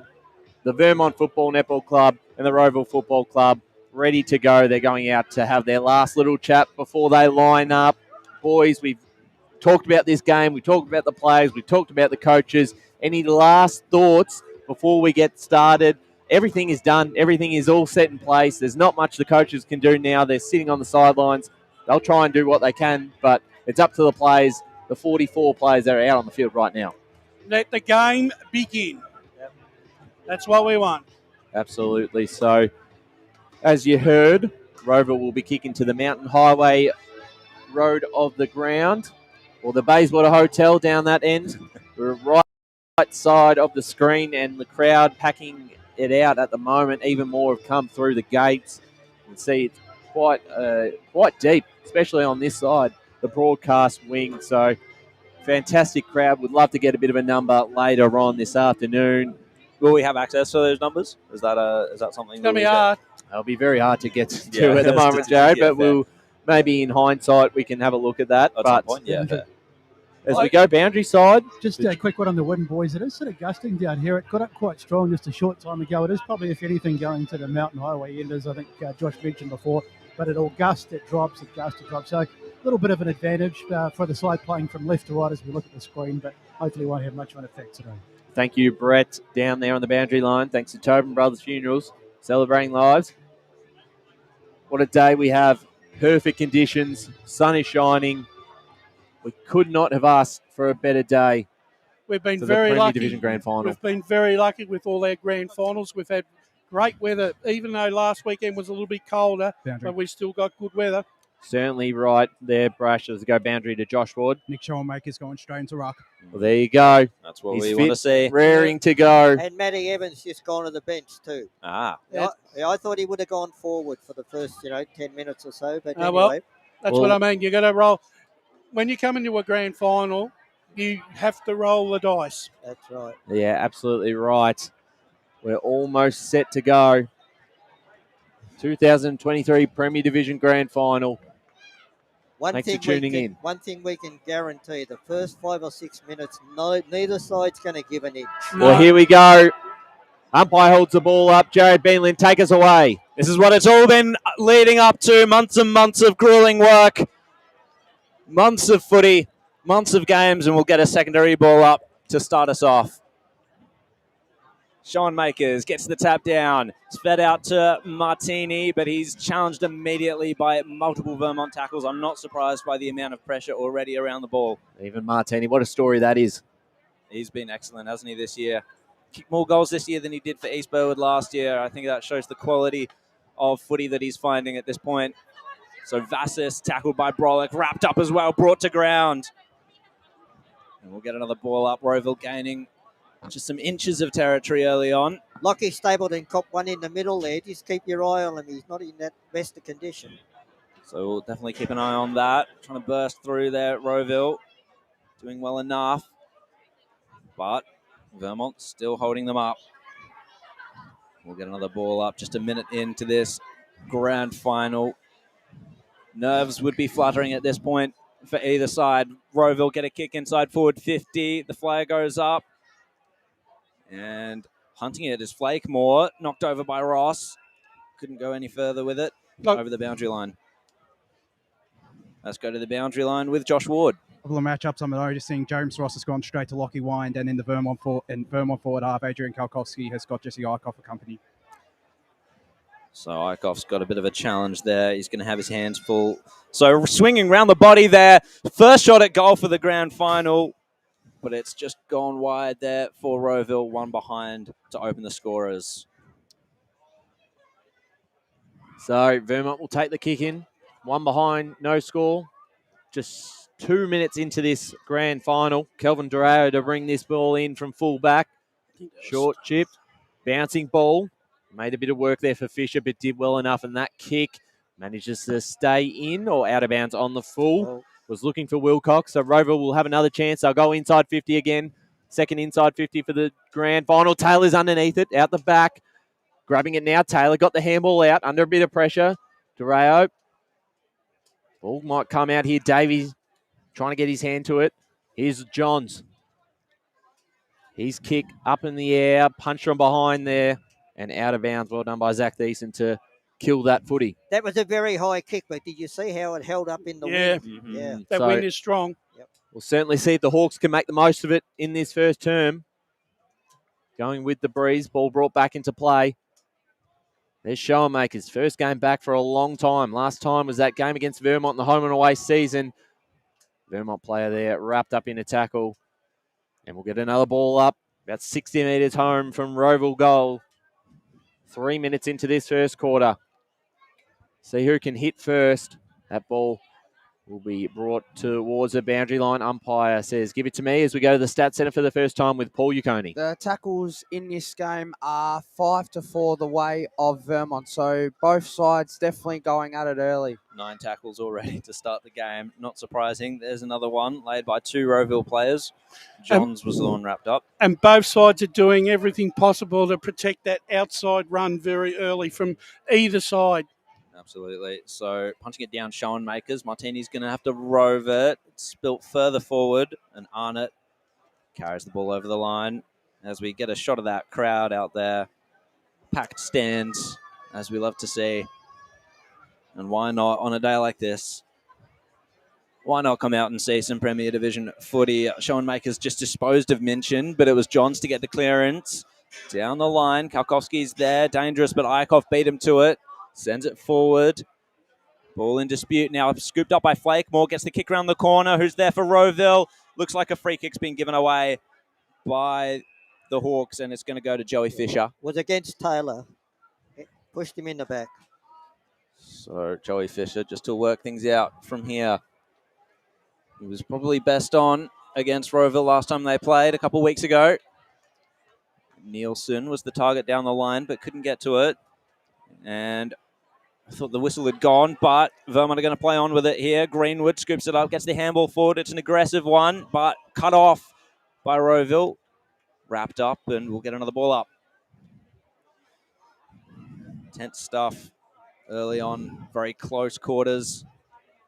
Sean Makers gets the tap down again. Martini's roving it. Managed to extract it. That was really good. Got it to Stapleton. Low ball down the line. McCafferty's going to have to chase it.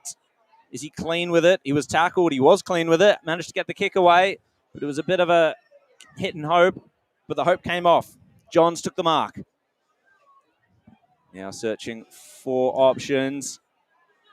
Rosser to the target. Goes up, got hands to it, couldn't bring it down.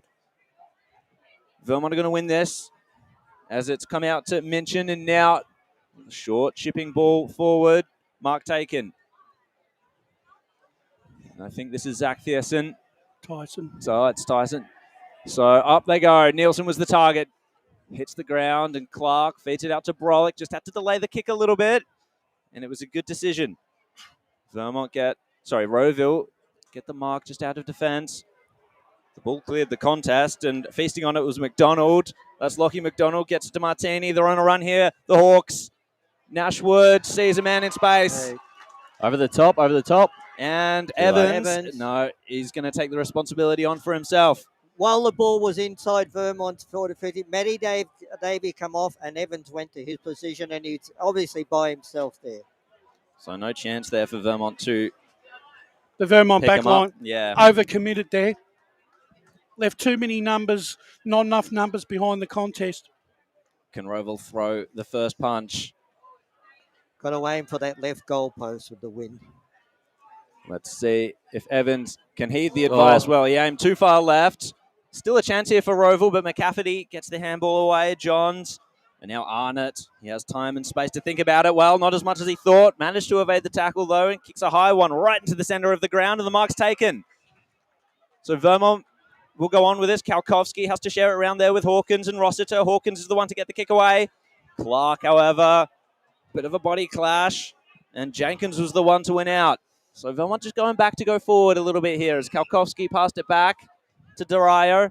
Darier inboard to Rossiter, and his kick was smothered. So will Rowville make the most of this? No. Handy kick off the ground there by Darier, finds a teammate. Jenkins just trying to force the ball forward. But Struck was there, tackled, and holding the ball. And a bit of a scrap here as well. Well, they were probably a bit lucky there, Vermont, the way the ball bounced, because that could have been easily been a turnover there for Rowville. Yeah. That smother as well went to a Vermont player with Yes, their advantage. normally that doesn't happen. No. So Jenkins. Lockie Jenkins will take this. 11 goals for the year. Polled well in the Chandler Medal the other night, 12 votes. Doesn't surprise me at all. First goal of the grand final will not go to Lockie Jenkins. Just the one behind. So it's one behind apiece with 8 minutes gone in this first quarter. And pretty even stuff so far. Absolutely. The rotations are already up and about with the hot weather too, boys. The Hawks bring this in. Short kick finds Lockie Wine. Kick down the line. Got Martini there by himself. Juggled it. Took the mark. And they've got some numbers. In the middle there is Wood. If he can hit him up, it's going to be a turnover though. Mark was dropped. Greenwood picked it up. Greenwood switches it to the other side. They've got a chance now to go back inside through Reedy. It's a one-on-one front position. Strong hands. Almost took it down. Nielsen tried to back it up. Good pressure there by Stainthorpe. And it's out of bounds inside 50 for the Eagles as we go boundary side. Brett Beston.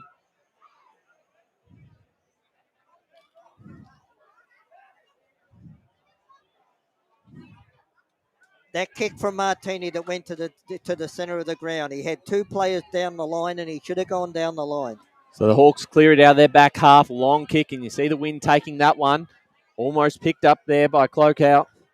And there's a big tackle on Flakemore. Colclough. Yeah. Ball in the stat centre. Yep, Rowville are leading the clearances early, 5-1. So back on the outer wing. Passed away. Chance for the Eagles to go forward now, looking for Johns. The Hawks mop this one up. They keep this in play. And a free kick and advantage. They've got time now. They can go inside 50. There's a couple of one-on-ones, and there's Lockie Wine. Bounced off his chest. Might be able to pick this up. No talk down Well there done by James Ross to run that out. No talk there by the 2 Rowville forwards. Should have either one of them should have swallowed that mark. It was a big opportunity. Wasn't the best to kick though either, Brash. It was up in the clouds, and the defenders had plenty of time to get in the right position. Boundary throwing back in. Hawks inside 50. 10 minutes into this grand final. No one has kicked a goal yet. Lockie Johns clears this out. Looking for Hawkins. Was that a mark there from the Hawks player? Free kick. Either way, it's a free kick. They want to play on straight away. They're going to go back into attack once more. Big fly from Wind. Came through his hands. Who's the crummer? There's Mav Taylor. Couldn't quite pick it up. Getting in there was Stapleton. There's going to be a stoppage inside 50 for the Hawks. Hot start. No one yet to strike. I wonder how fatigue will play a factor in this game with the heat and with just the amount of pressure that's on the ball. So Minchin is the one to get the clearance this time. It's out wide. Chasing it, Hawkins and Young. Boundary line beats them both. The one thing that Rowville are trying to do is they're trying to keep the ball moving. They're not playing stop-start. They want to keep this game rolling on to suit their runners. Back into play. Minchin goes into the ruck here. And got the clearance well smothered there by Rowville. So they'll turn it over. Martini will go forward with a kick. And nearly a good mark taken. Flakemore back onto it. Vermont pressed their pressure. Martini was good there. Got it to a teammate. Inboard. Ball to Wind. He was taken out of the marking contest, and the ball will go over the line. Boundary throw in. Young Joey Colclough, then he was at the crumbs, but he was on this side. With the wind blowing that way, if you're going to be at their feet, you've got to be on the boundary side. We'll go to the stat centre in a second. After this throw in, Wind against Minchin. Minchin taps it down. Wind gets his hands clear, hands it to Colclough. Just the one behind. It was Brock that time. And 2 behind Rowville, 1 behind Vermont. Let's go to Paul in the stat centre. So the inside 50 so far are 7-3 the way of Rowville. Thank you, Paul. Thanks for joining us, Radio Eastern 98.1 FM, Facebook and YouTube. Let us know where you're listening in from. John Shrook from Louisiana, USA, listening in. Fantastic to see as Lockie Johns looks to go down that far wing again. Going to be turned over. And it might just come straight back to him. He's underneath this one and will take the mark on his chest. He'll send it right where it came from. They haven't been able to get past this point for quite a bit. This might be their chance. A mark taken there by Minchin. He passes it on to the runner in Johnson. Johnson will go forward. Mark taken. They're about 60 from home. This might be their best chance yet. Fraser Smith. The kick is all right. Works out okay. In the pocket here, Greenwood, and he's caught on the boundary line. We'll get a boundary throw in as we go boundary side. Josh Ward. Looking at the players coming off the ground, they already looked absolutely gassed at these early stages. The weather is definitely playing a bit of a factor here. Absolutely. That was Colclough with the tackle on Greenwood. Inside 50 here for the Eagles. No score, no goal yet. 0-2 to 0-1 in favour of the Hawks. They'll clear this out, but it's going to come right back because standing underneath it there is Banfield. Banfield, centre square. Had a short option, chose not to go there. We'll go deep, looking for a target. At the back there, almost Neil. Punched forward, the crummer. It's picked up here by Eichhoff. Got it off to Davey. And now they're off. Josh Clark, long down the line. And that could be out of bounds on the full, but it doesn't matter because the mark is taken there by Zach Thiessen. See, that was a very good mark, wasn't it? The ball was going away from him with the wind the whole time. Did it very nicely. A big fly out the back, punch from behind their show and makers. We'll get a boundary throwing far side. We've gone 14 minutes in the 2023 Premier Division Grand Final. No goals. Rowville 0 goals 2, Vermont 0-1. Defences both on top here very early. Good to see Sean Makers not shying away from that contest as well. Wouldn't expect him to at all, obviously, but just good to see that's where his mindset is. So he taps it down. Clark will get the clearance here. Good kick. No mark taken forward. Challenging is Johnson. Goes to ground, however. Fighting for it hard there with Matty Evans. And the umpire will win that one out.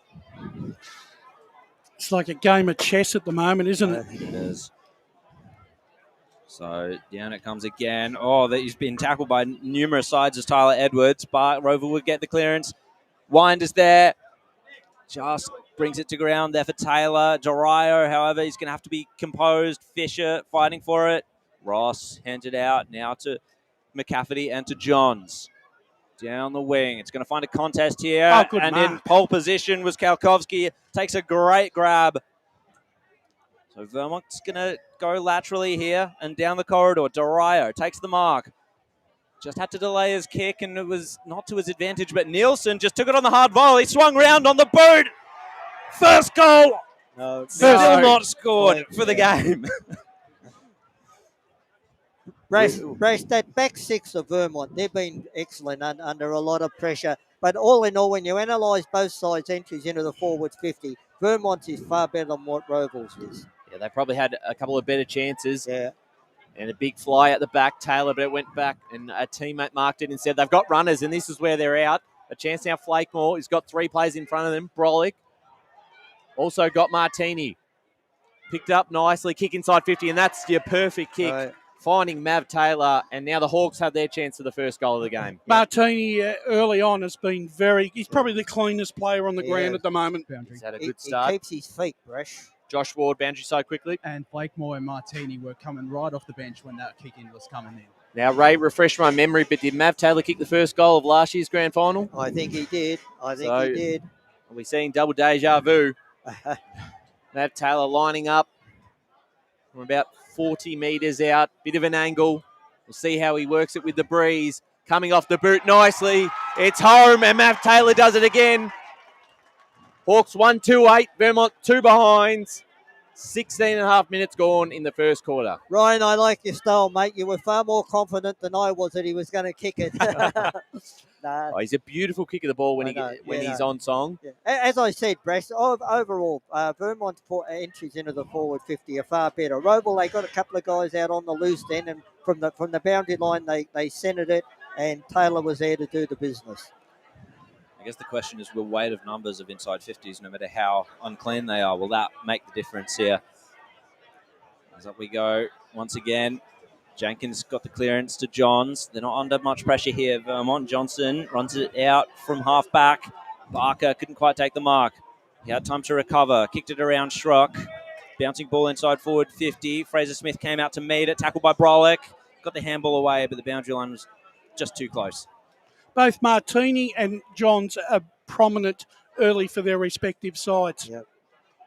Johns, you'd expect. Martini, it's a pleasant surprise, I think, to see him be as clean as he has been. But he has had a great season after coming from East Burwood up the grades. So up we go. Getting the tap down. I think it was Vermont. Roving it, but tackled. That's Lucas Vassis. We'll get another stoppage. 18 minutes gone. Just the one goal kicked so far for this grand final. Johnson comes in with a bit of head of steam up. Got the kick away. And taking the mark. Or was it not 15? Doesn't look like it was 15. So Rowville won't get that intercept. We'll get another stoppage in Vermont's forward line.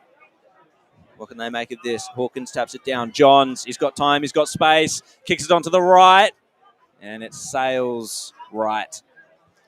Another behind to Vermont. They're on 3. Rowville 1-2-8. 18 and a half minutes gone on the Bendigo Bank scoreboard. So the Hawks leading by 5 points. Look to clear this one out the back. Bounced off a chest. A free kick's been paid here, going in the direction of Lockie Wine or Cooper McDonald. So Cooper McDonald to take this right in front of us, broadcast side. He'll send the Hawks into attack. Up towards the half-forward line. Ball at the back. Flakemore's there. So is Fisher. And wrapped up right on the arc. 19 minutes gone in this first quarter. Just the one goal kick from Mav Taylor. Down to the Mountain Highway end. Back into play here. They went back, the Hawks, to get to Edwards and inside 50. Now it's a one-on-one. Bouncing ball. Tried to keep it in by Wind. He does. But standing underneath it there was Minchin, who takes the mark deep in defence for the Eagles. So Minchin, short, low kick. It was dangerous, but on it, good enough to make sure he handled it. Takes the mark. Vermont on the slow play now. Pretty conventional kick down the line. Minchin wasn't really challenged there by Evans. Took the mark. The kick was right out in front of him, so it was a good kick. Vassis now from the centre of the ground goes out wide to Hawkins. Rowville having to push across here and cover the players for Vermont. They've done that well enough. Struck, challenged and got the handball away, and now I think that's Jackson McDonald. Gets it to a contest there between McDonald and Dwyer. Dwyer spoiled it forward, but Rowville had help, and good little smother with the boot there by Dwyer, but it's out of bounds. It could have been out in the full. It was a risk that he took, but out of bounds, so it all came off there for Calvin. The boundary umpire was in the perfect position. Let's go to the boundary line. Yeah, just quickly, boys. I think he's a bit lucky, I reckon that was out in the full. Had a pretty good view of that one. Ooh. Have a word to the boundary umpire about it, I suppose. Just shows Betso. Gone! Oh, great tackle by Stapleton, holding the ball. Just shows Betso was in a better position than the boundary umpire. Free kicks are 3-2 the way of Rowville. Thank you, Paul. Lockie Stapleton winds up onto that left, kicks it down the line. Fisher was really the only one to go for the mark, and not sure what was going on there for Rowville. They're really not putting pressure on this ball at all as Fisher hands it to Johns, kick down the line. He's picked out a good option, but Stainthorpe did really well. Got to the contest, affected it, got the spoil, and Rowville will go forward again. Mark Pushing taken the back. and pushing the back against Evans, so Joey Fisher gets another chance. So Fisher for the Eagles into attack, half-forward line, right in front. Able to hold that one in Minchin. Yep. And he's given away free kick, though, so the Hawks will take this out at half-back. He's almost gone! Run down by Jenkins. Minchin picks it up. Big chance from 50 metres out. Puts it up towards the top of the square in play. Falling at ground level there. Hawkins snap on the boot is a shocker. It's out of bounds on the full. There was a big opportunity there for the Eagles. 3 behinds. Rowville 1-2-8. 21 minutes gone. Are we seeing some nerves here? It was a bit of a comedy of errors this past couple of passages of play, but Rowville have got the transition game going. There's a man in space inside forward 50, and he's taken it, and it's Lockie McDonald.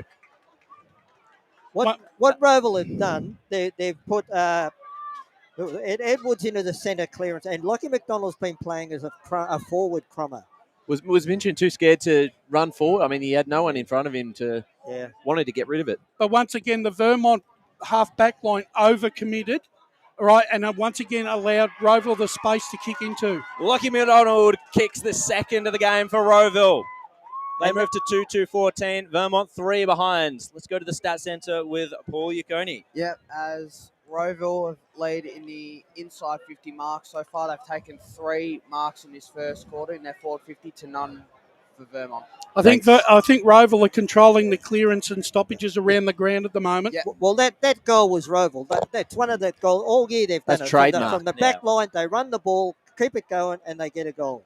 All starts from the back line. That's their brand as we go boundary side. Yeah, massive goal, that one. I reckon it's a good 3 to 4 goal breeze, so that will certainly ease a few Rowville a little bit of their anxiety, I think, getting that second one. Well, Schoenmaker's got it down to Brolick, but it's cut off here. Durao for the Eagles down the line, finds a target, and they're on here.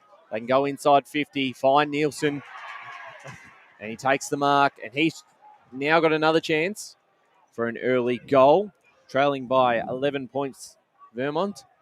Important kick here. Coming up to the 24th minute mark of this first quarter. Won't be a long quarter, you wouldn't think, only the 2 goals kicked. I reckon that's probably one of the most difficult spots to kick a goal from, with that wind blowing towards the scoreboard across that way. Slight angle, about 30, 35 from home. You can see it just hold up in the wind. It just holds there. And back Didn't in even make defence, the the Hawks distance. are able to take the mark. So that shows you Probably the strength of the wind. Schrook, and that's a horrible kick, and that is out of bounds on the full, and he's giving it up and giving the Eagles another chance here. And Nielsen will take it. But this is now a two-kick. This is now a two-kick goal, not a one-kick goal. I mean, if he puts this through, that's your early contender for the Tobin Brothers goal today. Going to be very tough. Well, my history at Bayswater, which goes back a long time, you can kick goals in front of the scoreboard there. Nielsen again. Yeah. Well, there he is. He has the shot on goal. It's again going to fall short. Who can take the mark? Standing underneath it, Zach Deason. Juggled it, Dyson. And a chance in the pocket. I think he'll run around here. Oh, of course he will. Well, I would. There you go. I'd love to see that, Brash. You run around, mate. Yeah, and pigs can fly. So they're looking for their first. 11 points down. Dyson around the corner. Hits the post. Not a bad effort, but just a minor score. 0 goals for the Eagles. 2-2-14 Rowville boundary side. Hate to continue bringing the bad news for Vermont, but Alex Greenwood has gone into the rooms. He's looking in not good condition at all. Well, keep an eye on us, that Josh. That's not good news if you're a Vermont fan. That is a huge blow. He's been on song recently. Well, he's generally on song as a player, but even recently, some great form. Rowville bring it out of their defence. Dario challenges. Go! Through Rathjen. And that was a great tackle. But the umpire won't reward it. And will throw it up himself. 14 tackles to 12 in favour of Rowville this quarter. It has been a high tackling game. Vassis feels that once again as he's tackled. Brought to ground. Got the handball away, though. Let's go to the boundary line with Brett Beston. Settle down, Ray. You've got a long game to go. So we'll throw it in here right in front of our boundary riders, Josh and Brett down there. Great conditions for them today. Just the ball spills out the back of the clearance, and Dario kicks a high up and under. Standing under it bravely, there was Stapleton. Couldn't take it. Rathjen crashes through. Jackson McDonald couldn't get hands to ball, and that's a high free kick given away there, and Josh Clark will take it. Bit of over-exuberance there by the young Vermont forward there, Barker. And there goes the siren to end the first quarter in the Premier Division Grand Final here at Bayswater Oval. Vermont 0-4-4 to Rowville 2-2-14. Ryan, who are the two goal kickers for Rowville? No goal kickers for Vermont, just for Rowville. Mav Taylor kicked the first of the grand final for the second year running, and Lockie McDonald kicked the second. It's quarter time here in the Premier Division 2023 grand final. Vermont 0 goals for Rowville 2-2. We'll be back after the break for the second quarter action. As Sarah opened her best friend Jackie's wedding invitation, she was overcome with a wave of emotion. While her 2 young boys wrestled on the floor, tears of happiness rolled down Sarah's cheeks as she saw the words she'd been longing to see. Please note, this wedding will be a child-free event. Well, Sarah, looks like we're off to Eastland for a new frock and some heels. Let's book in that babysitter. For all of life's little moments, there's Eastland. Eastland. Live real. At Yarra Valley Water, we know reducing your shower time, or show time, to 4 minutes can save you an average of $200 a year on water and energy bills. Shower shorter. Save water. Authorised by the Victorian Government, 1 Treasury Place, Melbourne. Sprained your ankle, bursting through the banner? Broke a finger, high-fiving the ruckman? Or did you run into the goal post again? For bumps, breaks or bleeds, be seen sooner, close to home at Knox Private 24/7 Emergency Department. The preferred provider of emergency care to the Eastern Football Netball League, you'll generally experience shorter wait times. You don't need private health, but there is an out-of-pocket fee. Be seen sooner, close to home at Knox Private 24/7 Emergency Department, 262 Mountain Highway, Wantirna. Do you feel good about your bank? Because there is a bank you can feel good about. They share their profits to fund big community projects, small community clubs, and vital emergency services. They've given $250 million to help Australian communities thrive. They have all the products and tech you expect from a big bank, with service you don't. It's Bendigo Bank. Feel good about who you bank with. Try Bendigo. Search bendigobank.com.au or search Bendigo Bank near me. The first time I met the team at Tobin Brothers Funerals, I felt like I'd known them for years. They're so caring, honest and passionate. James McLeod, Managing Director of Tobin Brothers Funerals, sums it up best when he says, "Every day our people get out of bed to assist client families in their absolute time of need. Our people love what they do, and you will not find a more highly trained group of people than those at Tobin Brothers." Visit tobinbrothers.com.au. Tobin Brothers Funerals, celebrating lives. Hi, I'm Ben Desson from Montrose Football Netball Club, and when I need a new kit for a night out, I head over to Eastland. But Eastland is more than a shopping centre. They support a range of community organisations and have been major partners of the Eastern Football Netball League since 2018. Thanks, Eastland.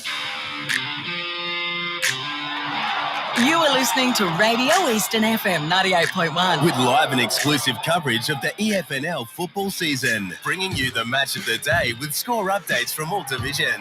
And now we cross to our commentary team for the Radio Eastern 98.1 Match of the Day coverage. Welcome back to Bayswater Oval 2023 Premier Division Grand Final. Picture perfect day here at Bayswater. It's Rowville leading 2-2-14 to Vermont, 4 behinds at quarter time. Brash, Ray, your thoughts on that first quarter? Both sides had some chances. Rowville's work inside 50 could have been a little bit better, but they started to improve that later in the quarter. I would call that quarter the quarter of turnovers by both sides because, and look, it's a grand final, perfect conditions, very hot out there. Players are fumbling the ball. They're very nervous. What you find that maybe in this quarter they'll settle down a little bit more. And as I said, a lot of turning the ball. The wind is playing havoc when you're kicking for goal. That guy, that one that they Nielsen had a shot up here. You know, he didn't even make the distance. But I think that a lot of that was because he kicked it so high as well. I think that if you're kicking towards the scoreboard towards the goals, you've got to just keep the ball a bit lower. Yeah, look, the other thing I thought was that I thought Rowville were very good around the stoppage and clearances, and I just thought that they were able to, through Martini and McDonald, they were able to, and Brolick, I should say, they were able to extricate the ball out of the midfield. All right, they've got 2 goals too, but the other thing I saw glaringly was I thought that the back six of Vermont, because of the way that the wind is playing havoc with the ball coming into that forward 50, I think they overcommitted because I don't think they actually realised how far the ball was going to travel. And I think Vermont have had chances. When they move the ball, they look as impressive as what Rowville has. Both sides, I don't think, have settled into any sort of groove whatsoever at the moment. It's almost like kick and hope. Yeah. And I just think that what we're hoping is that maybe Rowville might be able to score from that end, because if they go goalless and Vermont only kick a couple of goals, we're faced with the fact that the grand final could go down to winning a game of football from one end of the field. Brash, one thing I think Vermont didn't think would happen was that why he's put Lockie McDonald as the crumbing forward. Yeah, he's one of the class midfielders, and it's paid off because he's kicked the goal. You know, and they've only kicked 2. So look, that's one move that I think that Ben Wise has had over the Vermont so far. Well, they've had plenty of coverage on Lockie Wine down forward a couple of times. He was 1-on-2 and certainly made it hard for him. As we go boundary side to Josh Ward. I'm with Adam Parker. Adam, a pretty good effort in that first quarter against the Breeze. What do you make of it? It was scrappy. We thought it would be because of the moment and all that sort of stuff. The conditions are pretty tricky, so the ball's going to be over the other side of the ground a lot. So, we're okay with how it panned out. We had a few opportunities we probably should have kicked, and we've got to take our moments this quarter. What do you reckon you can do different to Rowville when they were kicking with the Breeze in this second quarter? Look, we've got a few things that we like to do.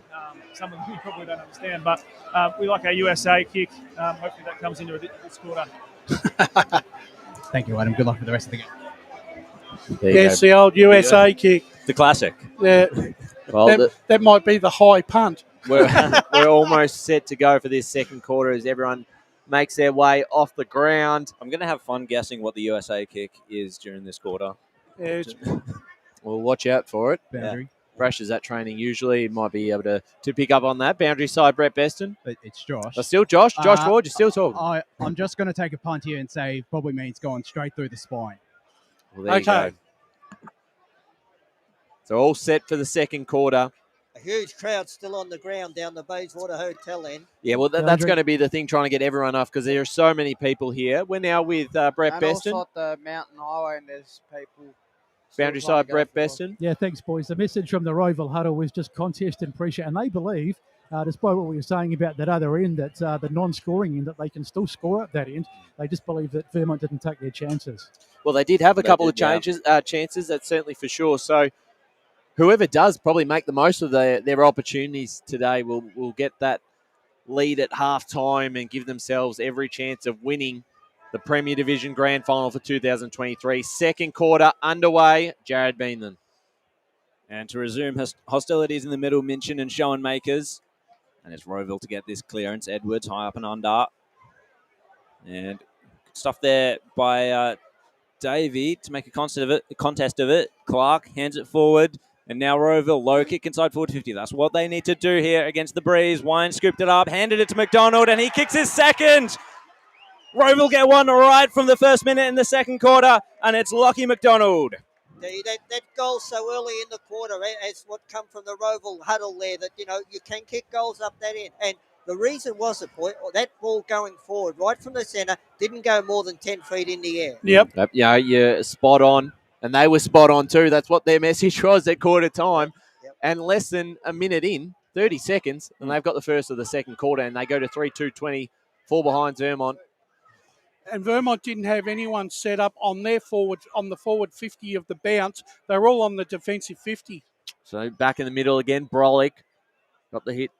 The tap down was caught in a tackle there by Minchin. So they've got to work this midfield out very quickly, Vermont. Otherwise, the game could get away from them. Brolick's getting plenty of it already. He kicked that forward, looking for Martini. Some numbers here for the Eagles. Did very well there. That was Banfield inside 15. Now at the back. Almost a pick up there. Tapped it forward. Shot on goal now from Rossiter. And the Vermont have their quick reply. And they're first in the grand final. 1-4-10. 3-2-20. And that is the perfect response there from Jamison Rossiter. He was celebrating the moment it left his boot. Yeah. He's made great leaps in form this year, Rossiter. He's an important player at centre half forward. He does straighten them up.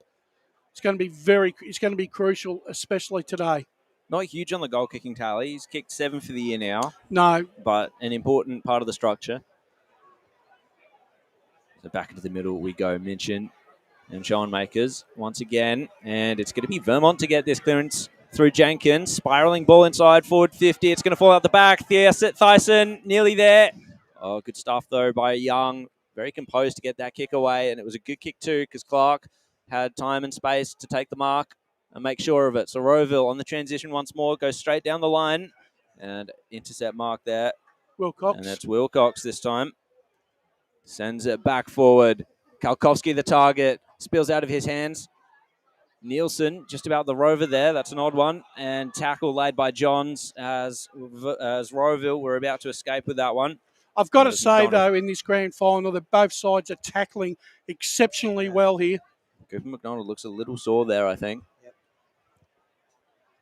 So we'll keep an eye on that. Schoenmakers gets the tap down. Brolick roving it into the pocket. Hard up against the boundary line and a spiralling kick forward. Arnott was there. Dorayo. Now Minchin at ground level. Delays the handball. Was able to find a good option in Wilcox. He sends it back forward. Setting themselves there.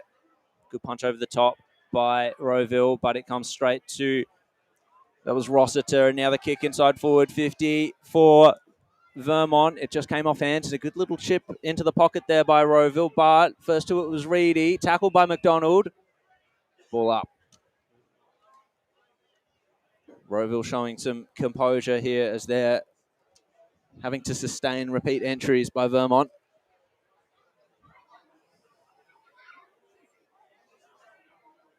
One 4-10 to 3-2-20 on the Bendigo Bank scoreboard. Nearly 4 minutes gone in the second quarter. Grand final action. Brolick gets the clearance, and now McDonald kicks it on the outside of the boot. Martini was the target. Couldn't get hands to it.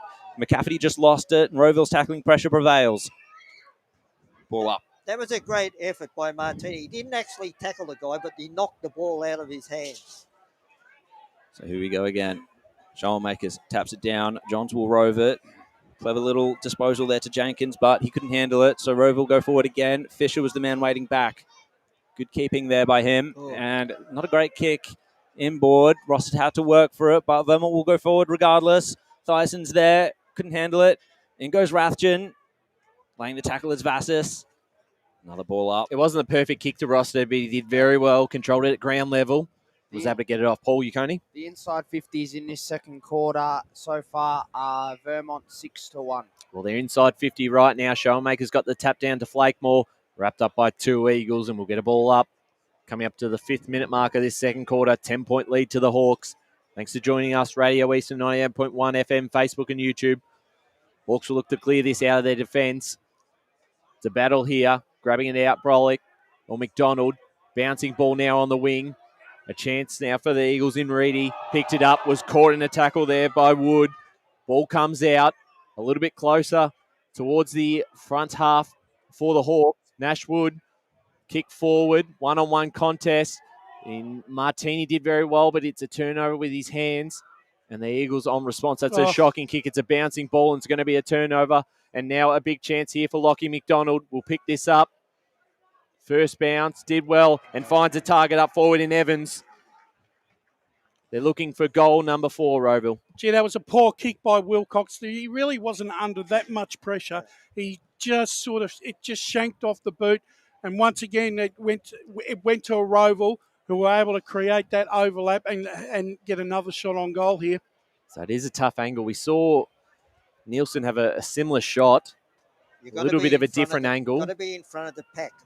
It's going to drop short. So Evans, it's a good-looking kick, and he's done this nicely until it hit the post.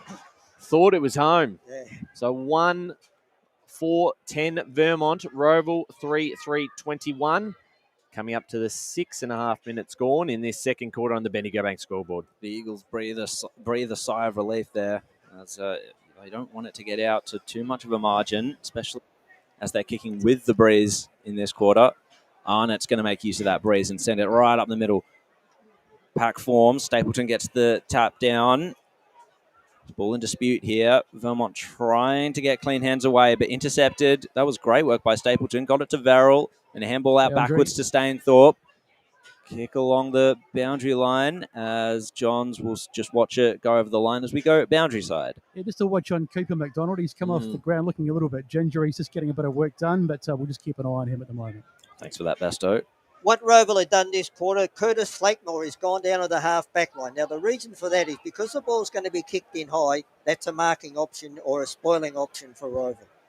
So Rowville trying to get that clearance, but it was Vermont's pressure that's going to win out. Handball by Banfield. It's going to come unstuck. Arnott just barrels his way into Stapleton, and that's going to be a free kick by the looks of it to Rowville. No, the other way. No, it's gone the other way. Interesting. Arnott was the one that didn't come off it for that one and won the free kick.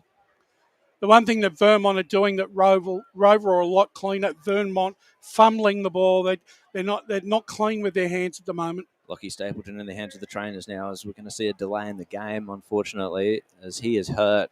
And that's not the first time we've seen Lockie Stapleton hurt in this matchup between Rowville and Vermont, unfortunately for him. He'll be right.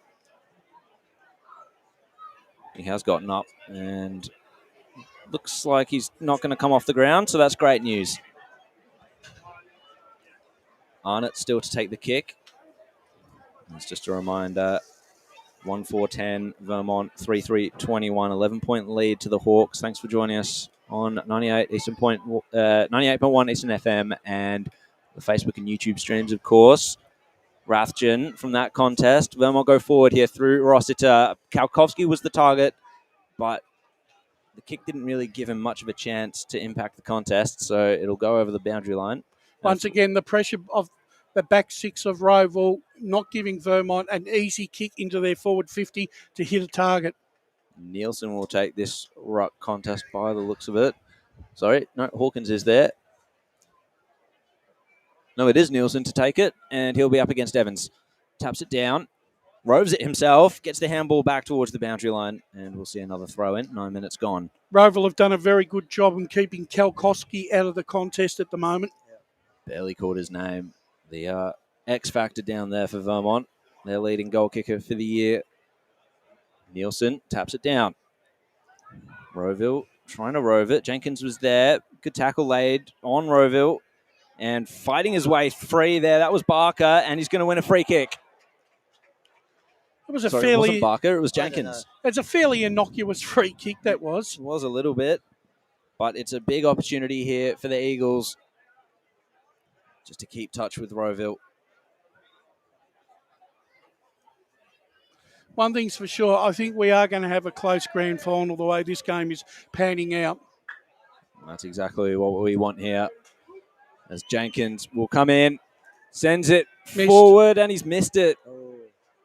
They are not taking their opportunities here, Vermont, and it could really come back and make them rue that. It's 2 points for Jenkins. 3-3-21 to 1-5-11. Rowville lead. 10 minutes gone on the Bendigo Bank scoreboard in this second term. The kicking is okay. And a chance now. Young down that far side again. Big pack of players will want to see this over from a Vermont perspective, but Rowville keep it moving, looking for Taylor. Picked up there by Arnott, did well. The Bull got it off to a teammate there. I believe that was the skipper out on the side. Keeping it in, they tab it forward. They're running with numbers here. They can't quite pick it up there. Edwards is well pressured. Now a chance for the Eagles, and that was through McCafferty.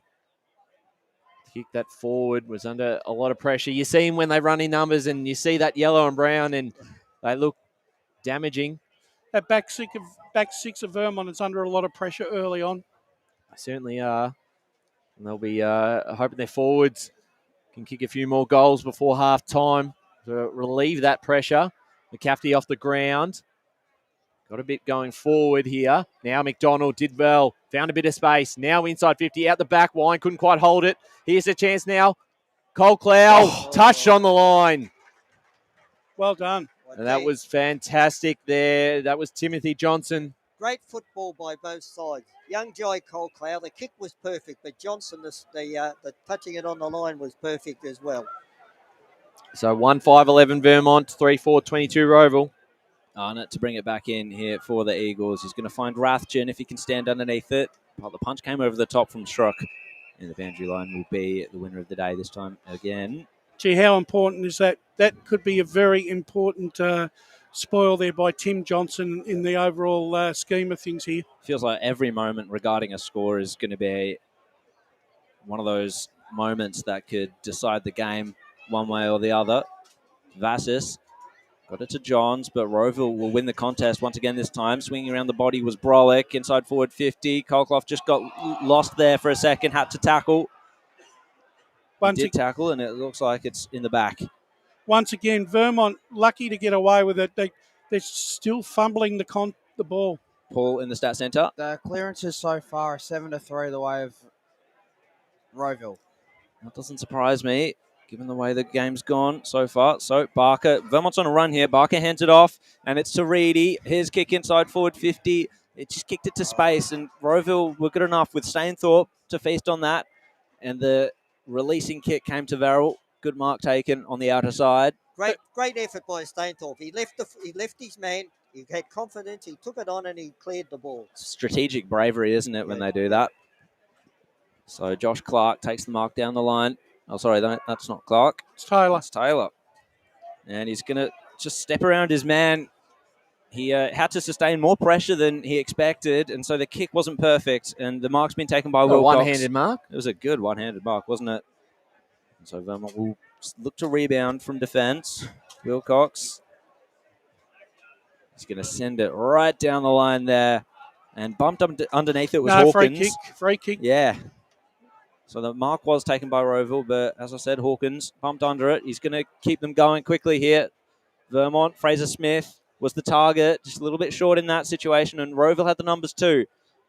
The kick came completely into space. It's going to actually sit here for Vermont. Oh, great bump there by Colclough. Couldn't really dislodge Thyssen. And so he came from a fair while away too. Young Jai Colclough He's not much of him, but he's one of the best tacklers in Premier Division. He's sends a lot of pressure, doesn't he, against the opponent. So it's Martini this time with the clearance. He's had a good game so far. Clark takes the mark on this inner side here. What options does he have going forward? Wind, he had eyes for him, but decided to go a little bit further inboard instead. Johnson affected the contest well, and now the tackle. And it's going to be, that was Fisher tackling. One thing Adam Parkin's going to have to look at half time, Vermont are getting smashed around the clearances and stoppages. Let's go boundary side with Brett Beston. Cooper McDonald watches over, boys. He's back on the grounds. That's good to know. Oh, tumbling ball inside forward 50 there from Stapleton, but Vermont, they read that well. And out of defence they come. Banfield to Reedy. That was a long kick. They're approaching their forward line here, the Eagles. Gets it back here to a teammate. It's Kalkowski. Good evasive skills there. No mark taken inside forward 50. Busting his way through. That was impressive stuff there by Jackson McDonald, but he was wrapped up. And the ball up's going to come inside forward 50 for the Eagles. And Rowville will get the clearance through Brolick. Low kick. Got it to Wood. Got it back. Now the kick forward. Marked by Taylor.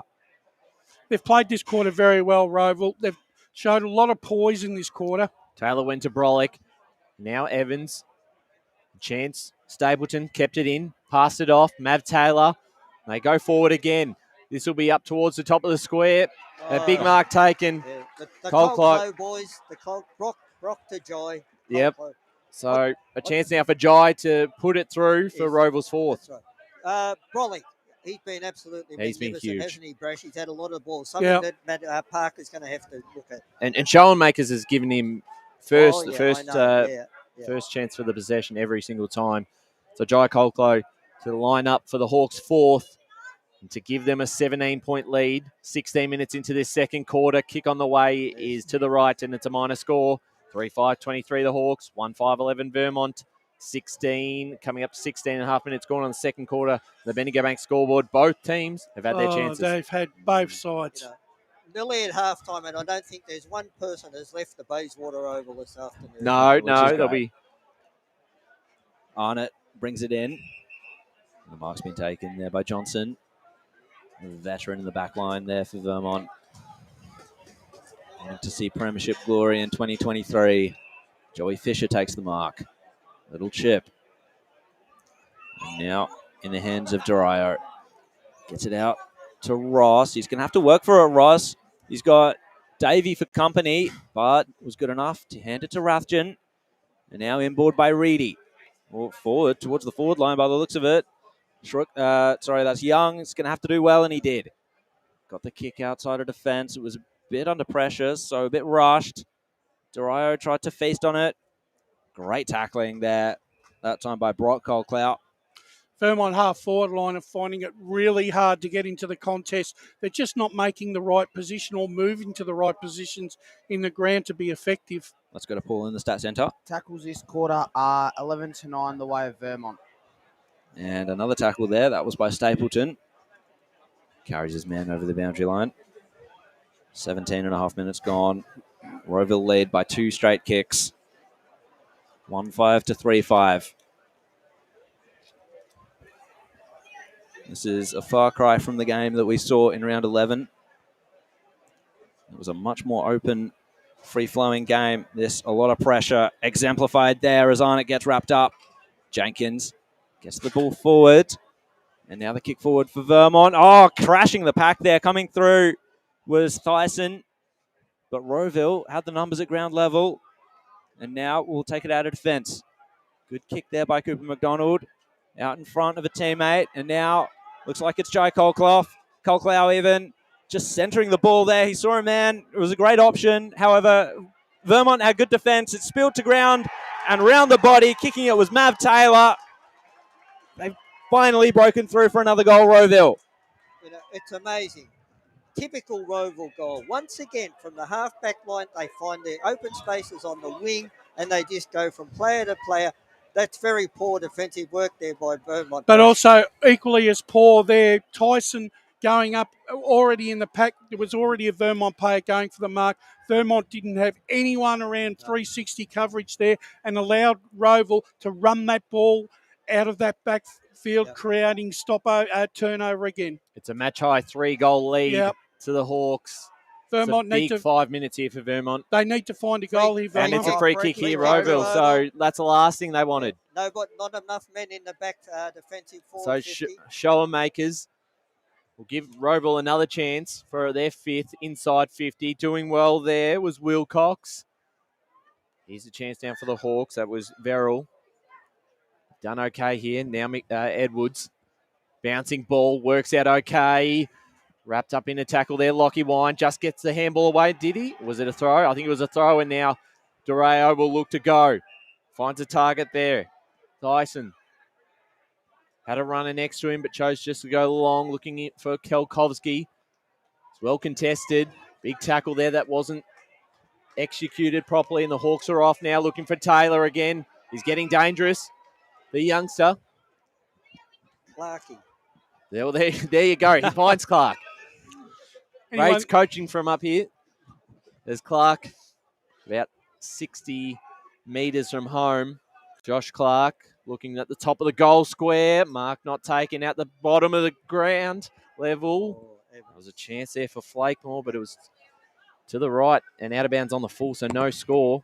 Still have a 3-goal lead. When Vermont were coming out of the bench and they marked it there, they had a runner on the side of him.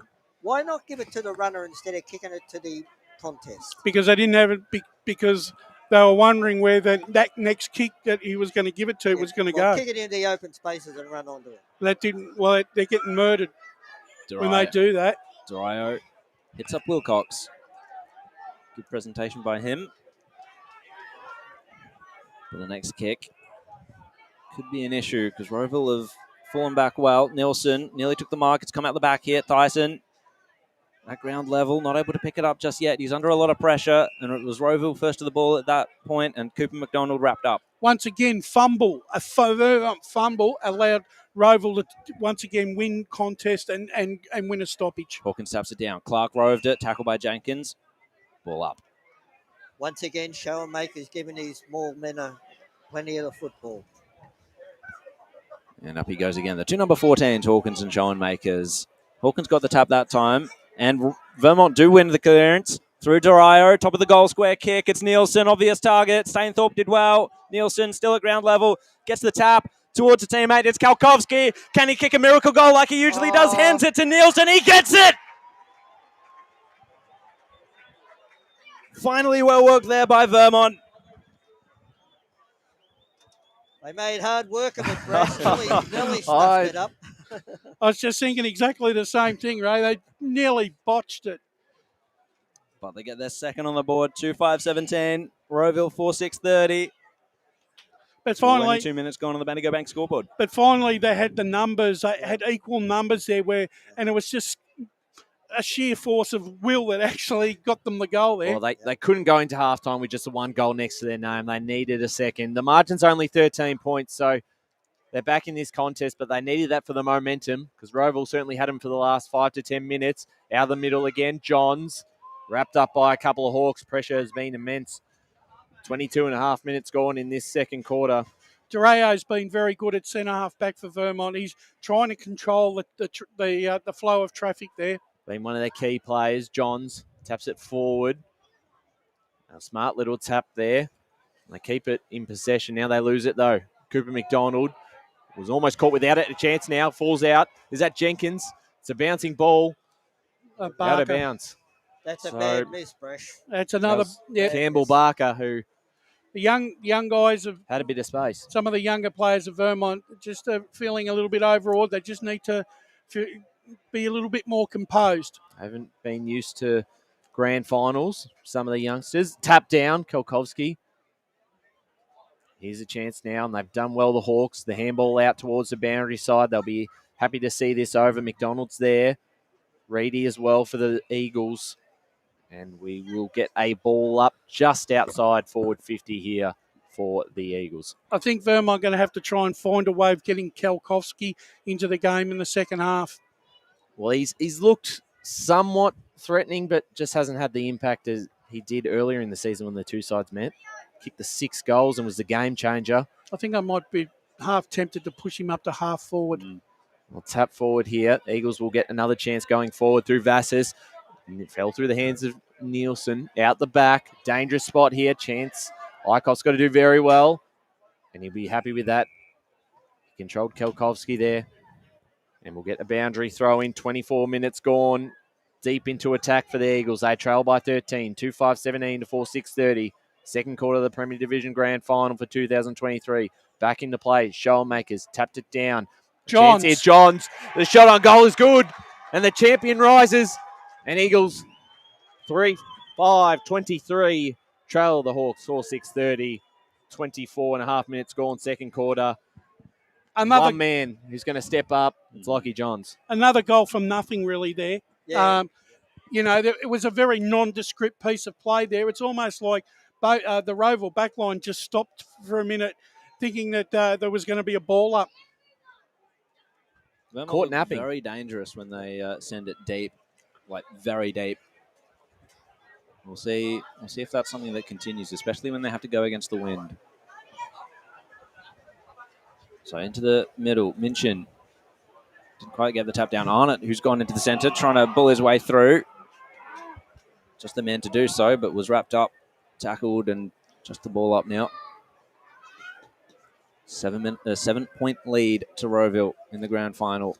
Can they hold on? Will Vermont mount an attack? It's been a very good 5 minutes, though, because they've certainly steadied. They were under the pump. So Rowville will get this clearance. Stapleton it was. Bouncing ball. Wilcox read it well. Got the kick away. Reedy is going to have to chase it. Got Nashwood for company. Bouncing ball towards the boundary line. Reedy, can he control it? Yes, and he steps around. Oh, no, not quite. Nashwood, great tenacity shown in the tackle there. And he's going to win the free kick. Didn't give up. So Wood's going to go forward here. Wilcox is going to set himself for the spoil and does just that over the boundary line. Late in this second quarter. Halftime really not far away. I reckon a minute or two to go, I reckon. What's your thoughts if you're Adam Parker going into halftime? You're only 7 points down at the moment if there's no other goals kicked. He probably think they haven't played their best football yet. That's probably how I think he's thinking. Dario will try and win the clearance. His kick was smothered, got it back briefly. McCafferty was there as well to help. Boundary line once more, wins it out. But then again, Rowville have played very well on this in this first half, and they've earned their lead. They've been the better side this half. Schoenmakers goes up against Minchin for this one. Good tussle there between the two. Vassis trying to fight his way through for the clearance, wrapped up. Inevitable ball up once more. That's a good matchup, that Lucas Vassis and Anthony Brolick. Both players are really playing that inside game for their respective sides. Johns gets the clearance this time. If there's a man to break it open, as we said before, it's him. Barker was there to contest, but McDonald had the time and space to pick it up. Hands it over to Wood. High kick towards the forward line for Rowville, but great composure there and just holding his body, holding the position was Reedy. Takes the intercept mark. And the siren's gone for halftime in the Premier Division Grand Final here at Bayswater Oval. Vermont 3-5-23 to Rowville 4-6-30. Ryan, give us the goal scorers. The goal kickers in the first half for Rowville. Lockie McDonald has 2 and Mav Taylor has 2 each. And for Vermont, all single goal kickers. Lockie Johns with the last one. Jamison Rossiter and Daniel Nielsen with their 3. It's half time here at Bayswater Oval for the Premier Division Grand Final for 2023. Rowville lead 4-6-30 to Vermont 3-5-23. As Sarah opened her best friend Jackie's wedding invitation, she was overcome with a wave of emotion. While her 2 young boys wrestled on the floor, tears of happiness rolled down Sarah's cheeks as she saw the words she'd been longing to say. Please note, this wedding will be a child-free event. Well, Sarah, looks like we're off to Eastland for a new frock and some heels. And let's book in that babysitter. For all of life's little moments, there's Eastland. Eastland. Live real. Sprained your ankle bursting through the banner? Broke a finger high-fiving the ruckman? Or did you run into the goal post again? For bumps, breaks or bleeds, be seen sooner close to home at Knox Private 24/7 Emergency Department. The preferred provider of emergency care to the Eastern Football Netball League, you'll generally experience shorter wait times. You don't need private health, but there is an out-of-pocket fee. Be seen sooner close to home at Knox Private 24/7 Emergency Department, 262 Mountain Highway, Wanturna. Do you feel good about your bank? Because there is a bank you can feel good about. They share their profits to fund big community projects, small community clubs, and vital emergency services. They've given $250 million to help Australian communities thrive. They have all the products and tech you expect from a big bank, with service you don't. It's Bendigo Bank. Feel good about who you bank with. Try Bendigo. Search bendigobank.com.au or search Bendigo Bank near me. Tobin Brothers Funerals wear their heart on their sleeve. Their clear and easy-to-use website and Memory Maker app make it easy for families to make an informed decision. Here's James McLeod, Managing Director of Tobin Brothers Funerals. We pride ourselves on being the most transparent funeral company. All pricing on goods and services are available on our website. It's all there for you to see and make very informed decisions when planning a loved one's funeral. Visit tobinbrothers.com.au. Tobin Brothers Funerals, celebrating lives. Do you want to study at the #1 sports science school worldwide? Study sport at Deakin and benefit from the most advanced sports facilities available, from running tracks to biomechanics labs, and decked out gyms to a climate chamber. Deakin have what you need to graduate ahead of the pack. Discover endless opportunities in sports science by visiting deakin.edu.au/sport. Deakin, proud sponsors of the EFNL.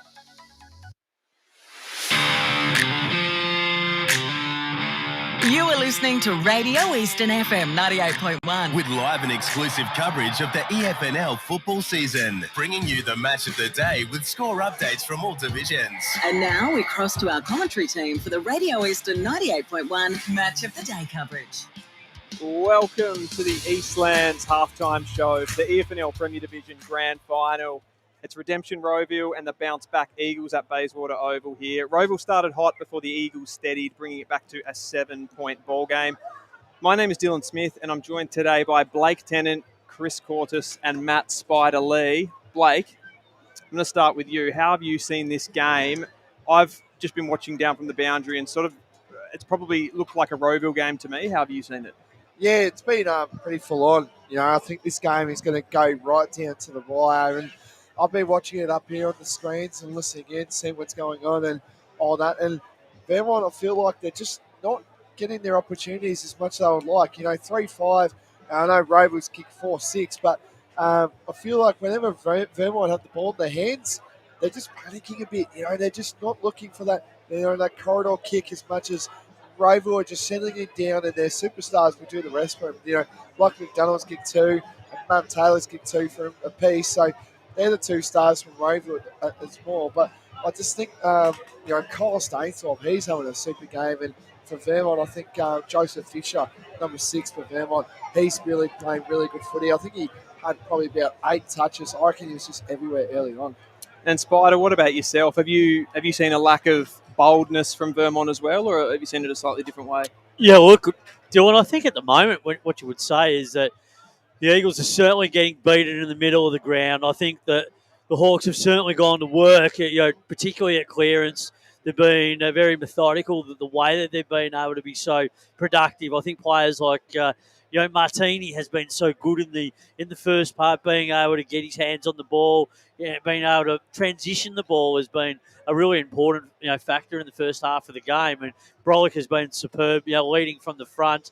And I think they're just giving their forwards something to some targets to kick in there. They get the ball in there. Taylor's causing havoc, and McDonald's looking busy. So they're looking like they're dangerous every time that they go inside. But the Vermont are holding up in that defensive part of the ground, and a couple of real desperate efforts by Fisher and Banfield and a couple of those sort of guys. Wilcox has just got to be a little bit more alert and know that at times you just got to be a little bit more careful with your disposal. There's a couple of times, just a few lapses in concentration by the Eagles across some areas of the ground has cost them, and unfortunately. You think sometimes, well, it can hurt you on the scoreboard. So you got to be. They've been pretty fortunate that they haven't been hurt on the scoreboard a little bit more, because in terms of the dominance, I think the Hawks have really probably should be about another 2 or 3 goals up, but they worked their way back into the game in the last 5 minutes and got a bit of reward for some effort. I thought Johns particularly showed some real good leadership. They got that goal.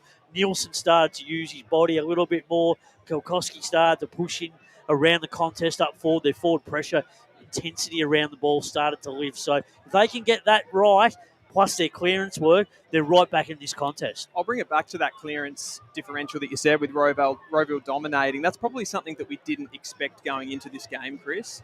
Can you see that as an area where Vermont can potentially get back into the game? Yeah, well, look, definitely. I think, first of all, both teams have been hard at the footy all day. But, I mean, you said it wasn't expected. I have to agree with you there, because throughout the season we've seen a different story. But I think, for either side, if they can kind of dominate that clearance game and really lock the ball inside their forward half, similar to what we saw Rowville do early in the first quarter, well, I think that's the key, the key to the second half. And just to touch on what we said before a bit, I spent a lot of that first half camped out in Vermont's forward 50, because I thought I really found the Daniel Nielsen matchup would be really interesting. So obviously he's got Stainthorpe on him, and Stainthorpe has just been everywhere with him. He's that general down back, just organising the defence. Everywhere Nielsen is, I noticed in the first quarter, as soon as Nielsen went off, Stainthorpe went off as well. So it's obviously a matchup that Rowville want to keep out there, but like we touched on before, we definitely saw Vermont start to get that reward for their efforts later on in the quarter. And Spider, you mentioned those 2 late goals that Vermont were able to kick that's really put a bit of scoreboard pressure back on Rowville. What do you think they have to do in this second half? Oh, well, they've got to hit the scoreboard immediately in this third term. It's the premiership quarter, and that's what they're going to be measured by. That's ultimately what they're going to be judged by. If they can get some momentum at the start of this quarter, start to win the clearances, start to win stoppage, and start to really stamp their authority on the outside, with some run and use that inside work that they do, they can certainly make some inroads into this game. If they start to hesitate and allow the Hawks to continue that clearance dominance in through the midfield, that'll open the door for the Hawks in this third term potentially to set up a match-winning lead. So they've got to be very careful. The Eagles' defence is going to have to be right on guard, because the floodgates could open if they're not careful. But the Eagles, they can get this outside run going and work that ball in through the transition and get the ball into their forwards nice and quickly, and really start to put some forward pressure on. I think they can kick some goals this quarter and really put the question marks and the questions right back at Rowville and set it up for an exciting finish. The problem is for Vermont at the moment, they're getting beaten in that transition game. We know that we know how Rowville move the ball. They like to pick through you. They like to go slow. And they've actually, in this game so far, they've been able to kick 2 goals from kick-ins, which is quite extraordinary, really. You'd be lucky to kick 2 goals from kick-ins for the year, just about. Well, it's also doing, you've got to remember, that's what they absolutely train for the moment for. So it's really important that Vermont are aware of that scenario and don't get caught out of that zone. They've got to make sure that they close all the exit points and check that they make so that ball cannot get over the back. So that's what's vital for Adam Parker and his team. It's a good point that you mentioned, because both of those goals happened in the first quarter, which was when Rowville were kicking with that breeze. But, we talk about the transition game, and then if they're also getting beaten in the clearances, Vermont, that's probably the only way really back in the game for them. Would you agree with that, Blake? Yeah, indeed. And, the clearance game has been heavily been talking about. It's just where Rowville just been a little bit more, up to it and all that. But, if you look through the goal kickers and all that, right, I haven't really, Kelkoski, of course, he set up that last goal to Nielsen before, and that to set up Vermont's 3rd goal of the day. But He's been pushed up the ground though. You got to remember that's good. But that's good tactically by the Rowville. They're deliberately doing that. That's what they did in the second semi. They want shallow entries, and they're pushing them up, which is good. And I just feel like they need the big boys to start lifting up for Vermont, like Kelkoski as well. He's having a really good game as well. And how good can we just say as well? James Ross on Lockie Mine. before coming into the game today, Lockie Wine kicked 6 goals against James Ross last time they played. He has not let Wine get amongst himself. He's another big forward. That Box Hill VFL listed player. He's another player that needs to lift as well. And I think this is going to be. But I think they can't be too wine conscious. I think this is the thing. If they be too wine conscious, that could catch them out as well. And that's why guys like Taylor have certainly stood up here this afternoon. All right, boys, we're going to have to wind it up there. I'll just get a quick tip, Chris. I tip Rowville at the start. I think I'll keep going with them. Spider. I'll stick with Vermont. Blake. I'll stick with Vermont by 10 points. I'm going to stick with Vermont as well. I hope they can wrestle their way back into the game. Well, that's a wrap from us, guys. Tune in for all the second half action after the break, and we'll see you soon. As Sarah opened her best friend Jackie's wedding invitation, she was overcome with a wave of emotion. While her 2 young boys wrestled on the floor, tears of happiness rolled down Sarah's cheeks as she saw the words she'd been longing to say. Please note, this wedding will be a child-free of... Well, Sarah, looks like we're off to Eastland for a new frock and some heels. Let's book in that babysitter. For all of life's little moments, there's Eastland. Eastland. Live real.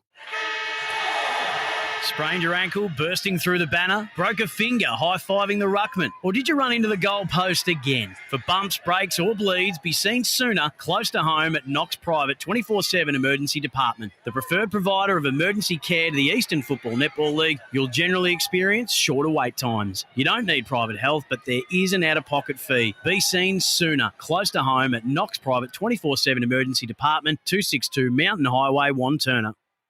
Do you feel good about your bank? Because there is a bank you can feel good about. They share their profits to fund big community projects, small community clubs, and vital emergency services. They've given $250 million to help Australian communities thrive. They have all the products and tech you expect from a big bank, with service you don't.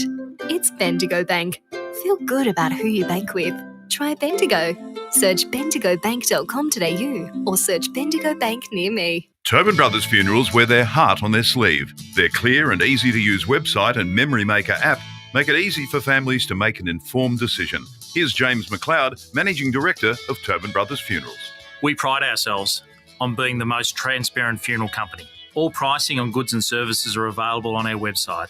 It's all there for you to see and make very informed decisions when planning a loved one's funeral. Visit tobinbrothers.com.au. Tobin Brothers Funerals, celebrating lives. At Yarra Valley Water, we know reducing your shower time, or show time, to 4 minutes can save you an average of $200 a year on water and energy bills. Shower shorter. Save water. Authorised by the Victorian Government, 1 Treasury Place, Melbourne.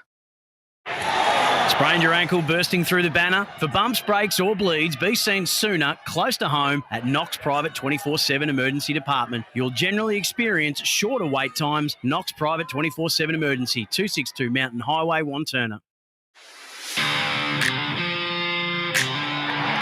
You are listening to Radio Eastern FM 98.1. With live and exclusive coverage of the EFNL football season, bringing you the match of the day with score updates from all divisions. And now we cross to our commentary team for the Radio Eastern 98.1 Match of the Day coverage.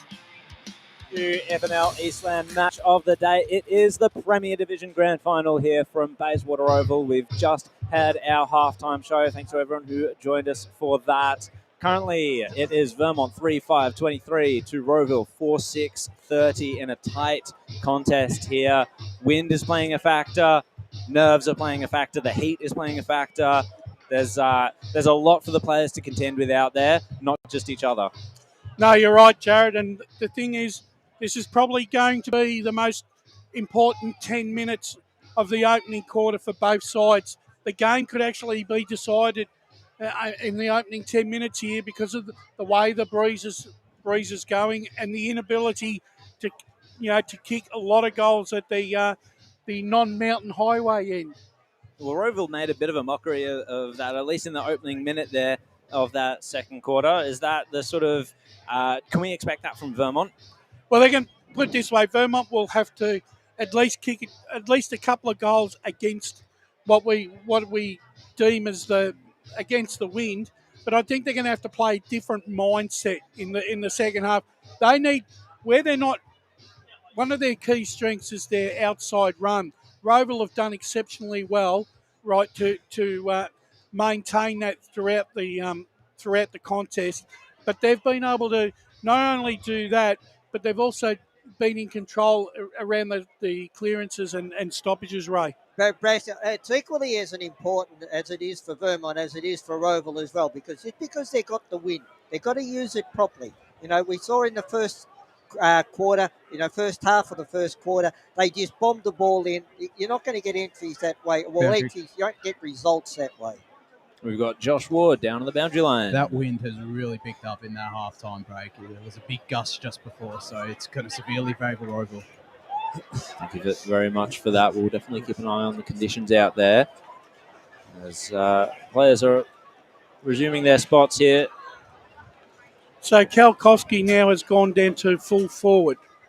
Interesting. That's counter to what I was thinking. Yeah. And Flakemore's gone back to the forward line for Rowville too. And to get us underway for this third quarter, Ryan Long. Third quarter underway. Showmakers in the ruck. They have a 7-point lead going into the third quarter. Looking for redemption this year, the Hawks. Big tackle there by Banfield right in front of us. Boundary side of Josh Ward. Now Thanks to Tobin Brothers Funerals. Now, here's something interesting. Matt Arnott is still sticking in midfield, adding that bigger body for the Eagles. Well, he might need a big second half to come. Here's Brolick. His impact has been Free kick. quite good, and he's going to get himself a free kick here. Probably been one of the top 3 Hawks players on the ground. Easily.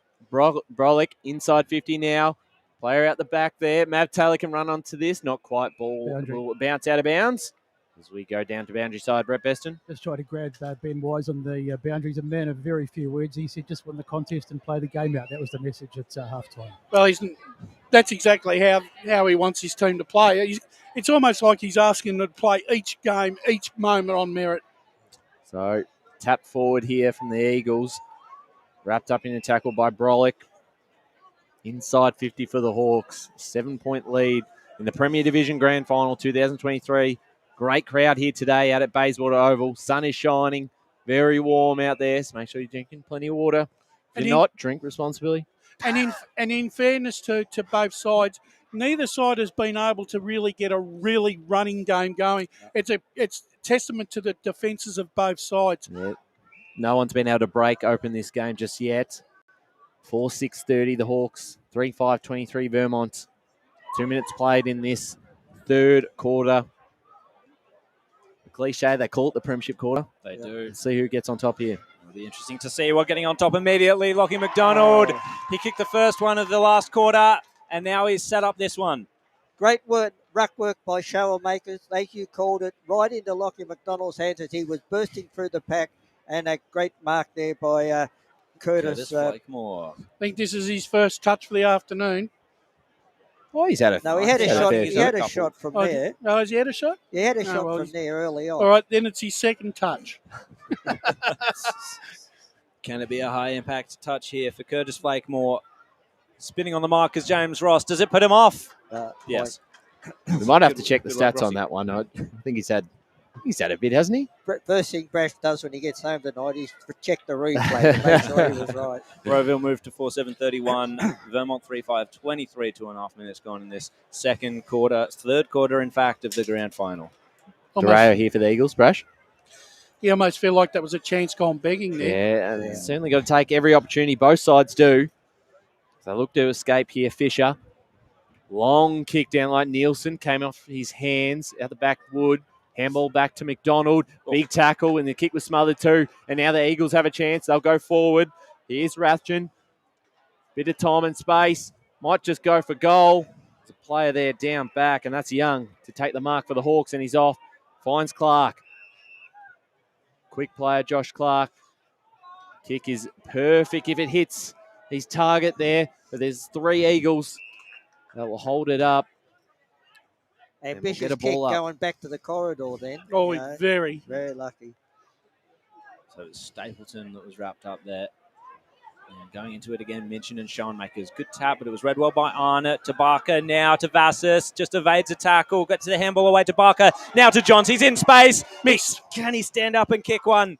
No, just missed to the left. That's uncharacteristic there from Lockie Johns. However, that was really good hands there by Vermont in that little forward 54, eh? They knew where each player was. They knew where the next man was going to be. Had the confidence to find them. So the Hawks, boundary. Stainthorpe plays on. The kick here, you can see the wind playing a bit of havoc again. Punched over the line there by Hawkins as we go boundary side of Brett Beston. I was just thinking, boys, the nerves haven't abated. We've had 2 shots, one at either end of the ground from the respective sides, which both were very kickable and have both missed. So I think the anxiety really getting to both teams. Yeah, there's a lot of young players out there. Obviously, most of this Rowville side played in the grand final last year against Noble Park. Ball back in. Here's Johns trapping this one. DeRayo, his kick was smothered. Punches it forward now. Falls into the hands of Edwards of the Hawks. And he gets things going until it's the middle of the ground. The captain here, the Vermont Football Club, will be able to get that. And they're off again. Arnott snaps around the body to look forward. Their half-forward line picked up by the Hawks. And they're off again now. Got a player out in McDonald. He's able to take the mark. He's kicked towards the top of the square. It's a one-on-one.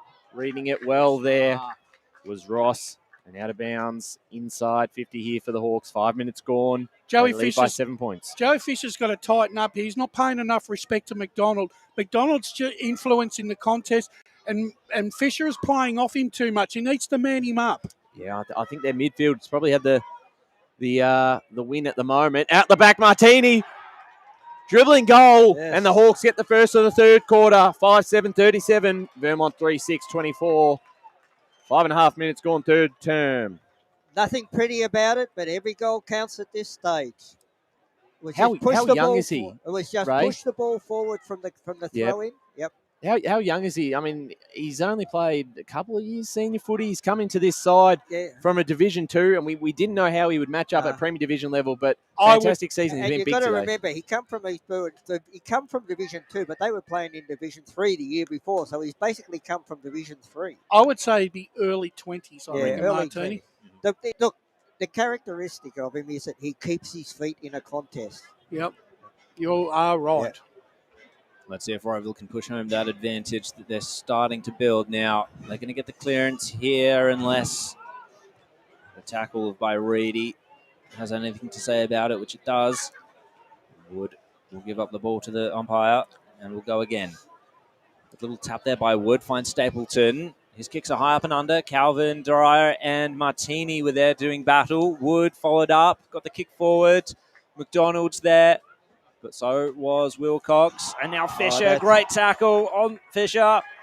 That And is it's rewarded. That is a great rundown by McDonald. Absolutely magnificent. Lucky McDonald starting to impress himself on this game here. He's going to send it towards the top of the goal square. Pack forms. Players fly everywhere. Where's the ball? Just in dispute there towards the boundary line. Nearly a snap there by Rowville to try and centre it, but it was smothered by the Eagles.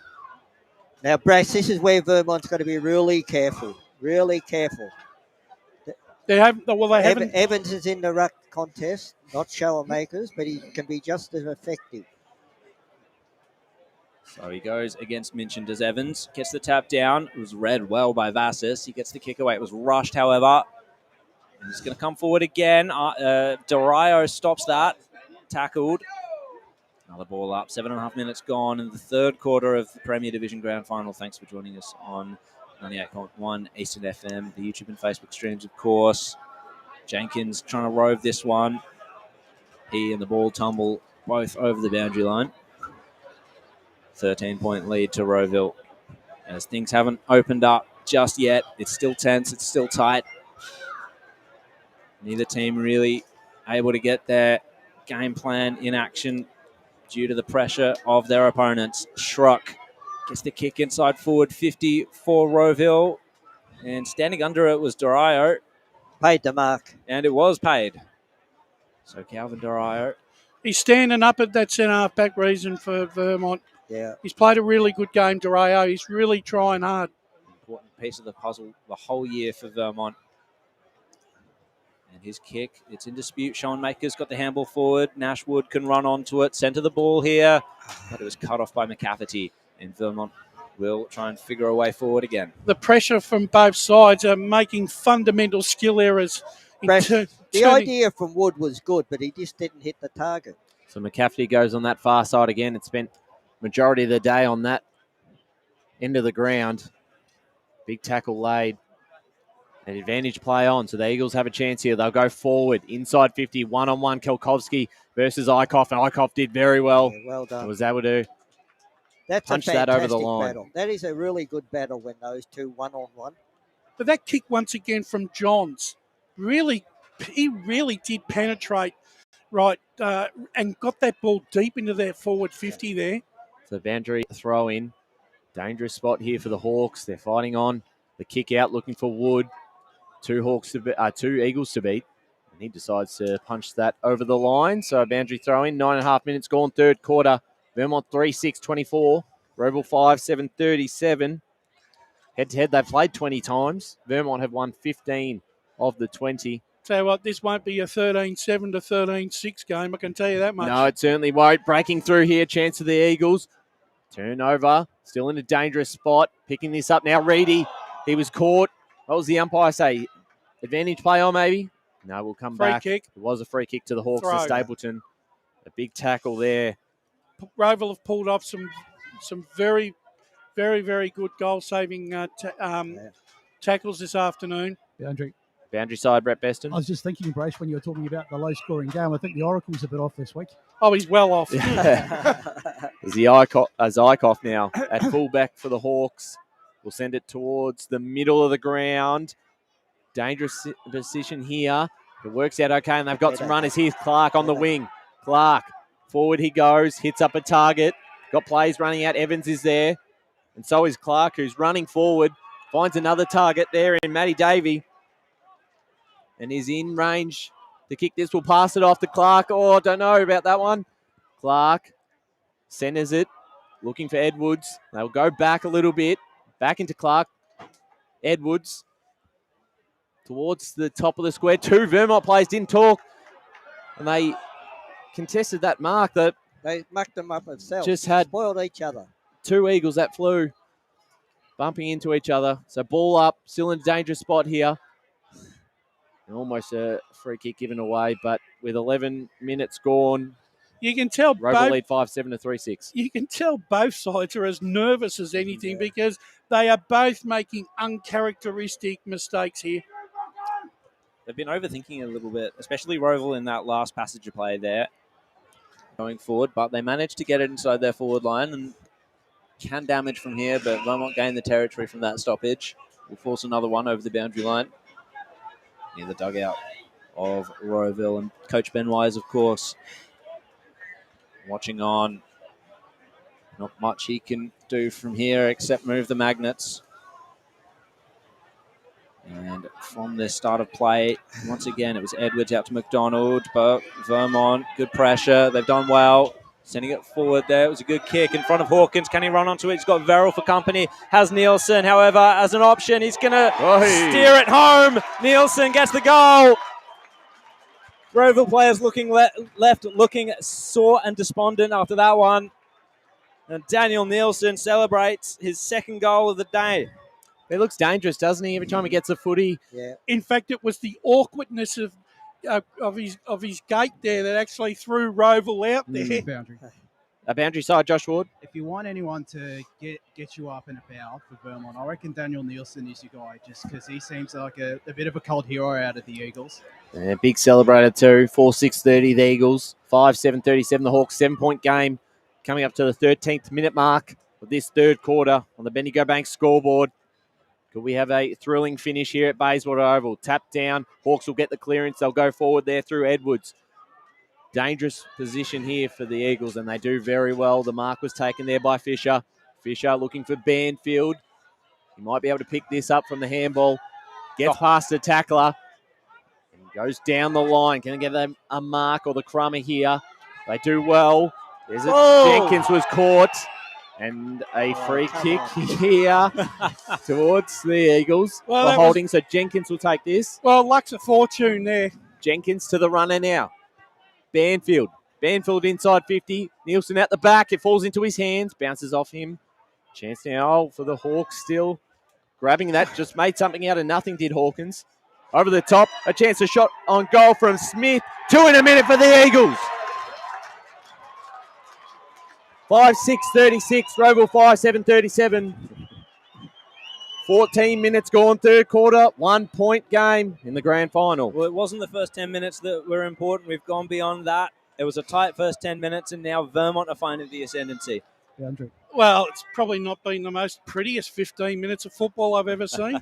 Let's go boundary side with Brett Beston. Yeah, things starting to get a little hot down here too as Vermont stage a bit of a comeback. The two number 4s, Arnott and Clark, a bit of pushing and shoving here. It's getting us a little bit of feeling in this game, as you'd expect. This is what we want. Mm-hmm. No one's leaving Bayswater Oval today. No, not today. No. Not till 5:30. And up we go. Show makers. It's just bounced there off the head of Minchin, but that's okay. Johns, nearly just stormed through and took it. McDonald. Free kick to And Johns. It's a free kick to Johns. Must have been holding the man there. He's looming large, Johns. He is starting to get his hands on the ball, and his disposal is starting to shore up because that one's gone straight to Nielsen, just bounced off his chest. And wrapping it up there is Verrill. Free kick Hawks. And Verrill will take the free kick here. Out of defence. Who does he see down the line? It's a 2-on-1 contest there, but Davey set himself well out the back, but it didn't come to him. Vermont crashing through. Oh, Martini. So good to just stand up in the pressure. Composure. Gets it off to Cole Clout. And being upended there was Davey. Got the kick inside forward 50, but Vermont will mop up well through Dorayo. Now it comes to Ross. Bouncing ball outside of defence. Barker swings onto his right. 1-on-1 contest down there. Eichhoff was so good there against Kalkowski. 3 intercept marks apiece this quarter. And Rowville will build again. Jackson McDonald switching up the ball. Out here to Cooper McDonald. Oh, he just bumped the man who tried to tackle him. Interesting stuff there. Fraser Smith, tenacity. Couldn't stop Stainthorpe. And now it's Clark. Clark into the pocket for Rowville. Good mark taken. At the moment, it's game on now. It is really game on. Both sides are now starting to throw everything at this contest. I was just watching Taylor. Even before the other player got it, he was calling for it. A perfect kick by Clark. Mav Taylor, he's got such a difficult angle here to negotiate. He's going to be kicking it. Identical spot he kicked the first goal of the grand final last year. Big kick. This is a big kick here. So he knows how to play this, does Mav Taylor. He's got 2 already for the game. Hard spot for a right footer, but it's such a good kick. He flushed it, but it just wasn't enough. Let's go to the stat centre with Paul Yaconi. The marks inside 50 in this game are 8-2 with the way of Rowville, but the clearances in this third quarter are 8-6 the way of Vermont. Rowville 5-8-38, Vermont 5-6-36, 16 coming up to 17 minutes gone, third quarter. Premier Division Grand Final. Thanks for joining us. Facebook, YouTube, Radio Eastern 98.1 and the FM is Dorayo. Boundary boys. We'll clear this out for the Eagles. We'll go boundary side in just a second as this ball stays in play. Arnott burst through. Got it off to a teammate there. McCafferty forward. Man, the target there dropped it off his chest, but did well to pick it up and got it off to Smith. Smith now for the Eagles.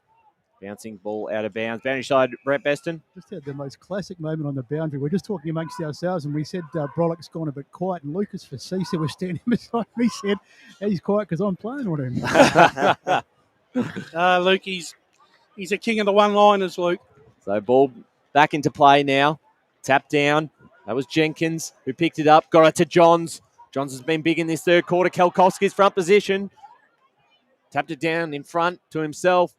He's able to pick it up. He's got 2 Hawks tackling him. Nielsen got the handball out. Shot on goal from Barker. Missed shot. 5-7-37 the Eagles. 5-8-38 Rowville. Coming up to 18 minutes gone, third quarter. Bendigo Bank scoreboard. Chances going to Waston. We're going to be riding every point and every goal for the rest of the game, I reckon. Oh, it's fantastic. Yeah. This is what you want. Just 1 point in it with very little time left in the third quarter.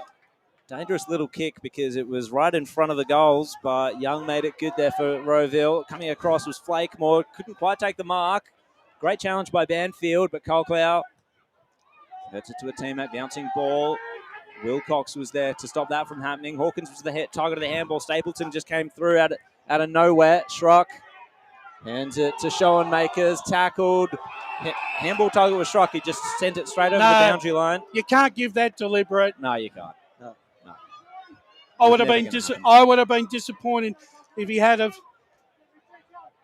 So boundary throw in right in front of Basto and in front of Josh down there. Good tap by Minchin. Gets it to Dorio. And now out to Banfield. He's got a challenge. He's got to work for it. Lost his feet. Lost the ball. It's in dispute here. Crashing in. Good work by Jenkins. But it'll be another throw in. He has had a huge third quarter, Dorio. He is really leading from the front here, from centre half back. A fascinating battle against Martini as well. Both of them have had a great day. Back into play. Showmakers challenged there. Brolick just trying to wrestle free. Lost handle on the ball, but it's come out here anyway to Edwards. One-on-one contest down there is going to be an important one, and that was great work by Johnson, making sure it's going to be a stoppage. So Rowville on the attack. Inching their way forward. Yeah, Greenwood's done. You can see him on the boundary line. He's on crutches. That's a huge blow for Vermont. So from the clearance, who have we got here? Minchin tackled out of it, trying to burst their way through. Vermont McCafferty runs straight into a tackle. Colclough once holding the ball. Big time, Brolick's won it. Big time player, big time tackle. Indeed. Big moment. So Brolick. I've seen worse paid today. Man on the mark. So you didn't agree, Bresh? No, I did not. No, come on. He took him on and he got caught. No, I disagree with that. You've had the best of the umpire in this quarter and you're still not happy. Tension's running high up here in the commentary box. But out on the field, stutter stepping at Anthony Brolick, sending it forward. Oh, that's a beautiful kick. That's a goal to Brolick. Rowville get their sixth. We're in time on in the third quarter. It's a 7-point lead. Boundary. And the big men are stepping up in the big moments. Boundary line, Josh Ward. I think Lucas Vassis might be keeping quiet now after that. And I can tell you down here as well, the atmosphere, it is very, very tense. Just have a look at that crowd. I don't know if we've got it on the cameras right now, but that is packed. Yeah, I tell you what, if we have a goal of the day, that's got to be the goal of the day. That was a huge kick lengthwise. Hey, the crowd's heaving here. Big moment of the game. Brolick puts through the Hawks 6-8-44, 5-7-37 Vermont, 21 minutes gone. You felt like they needed one because the Eagles certainly had the momentum in the last sort of 10 minutes. Showmakers in the middle had the tap down to Edwards. It's picked up here by the Eagles. Vassis looking for a target. Cooper McDonald did well, got the handball out to Matty David on the win. Matty Davey takes a bounce, a second bounce, got time, gets past one, gets his kick away, inside 50, dangerous position, front position, Flakemore, 1-2, couldn't quite grab it, caught in a tackle, we'll get a ball up inside 50, 22 minutes gone, 7-point Hawks lead. They want one more here before the three-quarter time siren. Vass has got the handball out, it was cut off, here's Wood. Wood, right boot towards goal. It's not quite going to get there. Just a minor score, 6-9-45. Vermont 5-7-37. 22 minutes gone on the Bendigo Bank scoreboard of this third term. Tackles this quarter, 14-13 the way of Rowville. How good's this final quarter going to be, gentlemen? Could be a humdinger. Oh, yeah. So Dorio, one of the most important men on the ground at the moment. He gets the kick in, chips it out to McCafferty. The captain of the Eagles, wanting to taste premiership success. High ball towards the wing, punched over the top. Great work by Flakemore. Important contest there, making sure that Vermont don't press any further forward. 5-7-37, 6-9-45. That's Rowville's lead. 23 minutes gone in the third quarter. Bendigo Bank scoreboard, of course. The throw-in went over the back, and Rowville have pounced here. Clark swings round onto the body. He found great space, and he found a man in space as well, and it was Flakemore. That was good vision by Clark then. He could have just kicked the ball high Well in the air. It was well done there. Yep. Actually, it was good hands by Colclough too. Yeah. So Flakemore hard up against the boundary line. Quite a distance here to cover. But if his kick is as good as Brolick's, then this is a certain goal. We'll see from Curtis Flakemore. Yep. Yeah, he's kicked it. Rowville are pulling ahead here in the third quarter.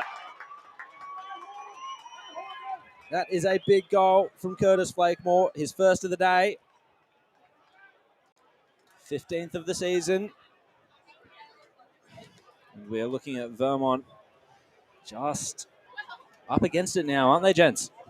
Well, 14 points. I think there's going to be more momentum swings right. in this game. And it's only 3 goals to 2 in this quarter, so there's only 1 goal difference in the score from half time, basically. But it is important that the Hawks are taking the most of their opportunities they need at the to kick moment. a couple more. Because they know Vermont will get a bit of a run soon. So back in the middle again, Schoenmaker's got the tap down. Down to Brolick. Brolick will send the Hawks deep into attack once more. Out the back, if someone can run onto us, McDonald was charging at it. And the Eagles are able to set up well with Ross to clear this one out of defence. Got a player out by himself. Was it a mark? It was paid a mark. So hands here, they'll go down the line. Hawkins towards Nielsen. Got a few Hawks to beat. So we'll go over the line for a boundary throw in. 25 minutes gone, third quarter on the Bendigo Bank scoreboard. Brett Beston and Josh Ward, boundary side. It looks like there's a Rowville man that's down in the forward 50. I'm not too sure who it is, but he's still not coming off. We don't expect him to. Keep an eye on that one as the ball's brought back into play. Hawkins and Schoenmakers. Schoenmakers tap down. There's Reedy, wrapped up by a Hawk there. Out the back, handball out of bounds. Boundary. Josh Ward. It was Lachlan McDonald that was down, but he's gone back up on his feet. He's a tough unit, Lockie McDonald. As the ball brought back into play, 25 and a half minutes gone. Is there a chance for a late score for either side? Schoenmakers taps it forward, looking for Flakemore. Got the handball off to Brolick. Brolick inside 50. Bouncing footy will just suit Ross, but boundary line beats him, and over it, out it goes. Seems like they figured out how to contain Lockie Wind. Kicked 6 against them in the semi-final. 0 today. They've certainly put a lot of attention into him. Well, neither of the two key forwards have had a day that they'd like to remember at the moment. Yeah, absolutely. So from this throw in, Stapleton tackled over the line there by Johns. 26 minutes gone now in the third quarter. It just feels like there's not much left, and any attack will be left for the final quarter. Any work to be done. And straight out of the clearance, though, there. Rowville sends it forward. Wind was there. Couldn't make the contest. Nearly gathered it, but coming through as a teammate, stealing it off him. He was tackled immediately, and Rowville don't like that. Just trying to drag the player off him. As we'll get that ball up in the pocket. Dangerous spot here. Dyson did well to just take it out of the ruck. Handballs it along the boundary line. They're just waiting for that siren, Brash. I don't think they're going to be able to score from here, the Eagles. So they just want to shut this down. They're going to be happy with stoppage after stoppage. 14 points is still very manageable. Yeah, but Rowville are playing well enough to maintain that 14 points too. So tapped down by Evans. Finds Stapleton. Hands it back here to Davey. Twists and turns. Gets around a couple players. This would be a spectacular goal, but it's gone to the top of the goal square. Punched away. And now it's Banfield just having to weather the storm and get the kick away. That was good. And finds, he's just dropped it there. Has Smith, but had a teammate to help out. Kalkovsky just kept out of it there by Eichhoff, as he has done all day. Rathjen's there, but it's Rowville to win the contest. McDonald kicks it into a contest, and Johnson just buries his way in there, is wrapped up immediately by Wood. And we'll get a ball up. 28 minutes gone, third quarter. Hawks lead by 14 points. Brolick looks to kick it inside 50, bouncing ball, finds Flakemore. Flakemore gets around one towards goal. That is a minor score. 7, 10, 52, 5, 7, 37, Vermont. He's been huge this quarter, Brolick. He really has stepped up to the plate here. Certainly right, 28 and a half minutes gone. Vermont breathe a sigh of relief. Durayo to kick it in again. Quarter's gone a little longer than I expected. Durayo, He nearly ran himself into trouble there, put himself under pressure. Great one-handed mark by Fraser Smith. Wasn't going to take it any other way because he was in a heavy contest, but made sure of it. Vermont go down the line, and the contest was evened there by Davey. Barker couldn't do much against him. Spoiled over the line. 29 minutes gone. 15-point lead for Rowville.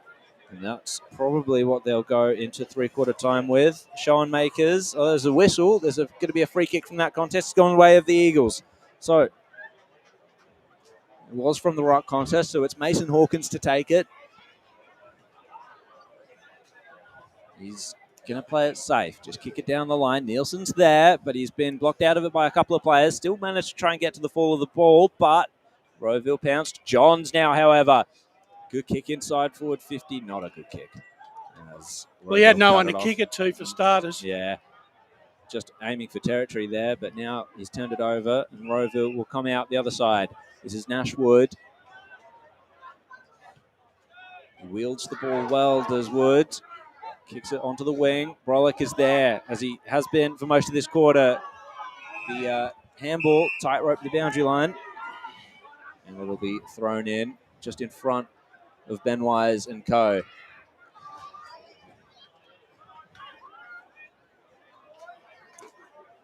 Half an hour gone in this third quarter. It's been gone on a while. And there we go. That is the end of the third quarter in the Premier Division Grand Final. Vermont 5-7-37, trail Rowville 7-10-52, and we are set up for an absolute banger of a final quarter. Ryan Long to go through the goal scorers. For Rowville, 2 goals each for Mav Taylor and Lachlan McDonald. Singles for Martini, Flakemore and Brolick. As for the Eagles, Daniel Nielsen has 2 goals, and then single goal kickers Fraser Smith, Jamison Rossiter and Lockie Johns. We've got 1 quarter to play in the 2023 Premier Division Grand Final. 3-quarter time, Rowville lead 7-10-52, Vermont 5-7-37. Today at Eastland, Lucy's trying on jeans for a momentous occasion. Coffee with the ex. She needs jeans she can move in because she's definitely moved on. Jeans that get a second look, but don't give any second chances.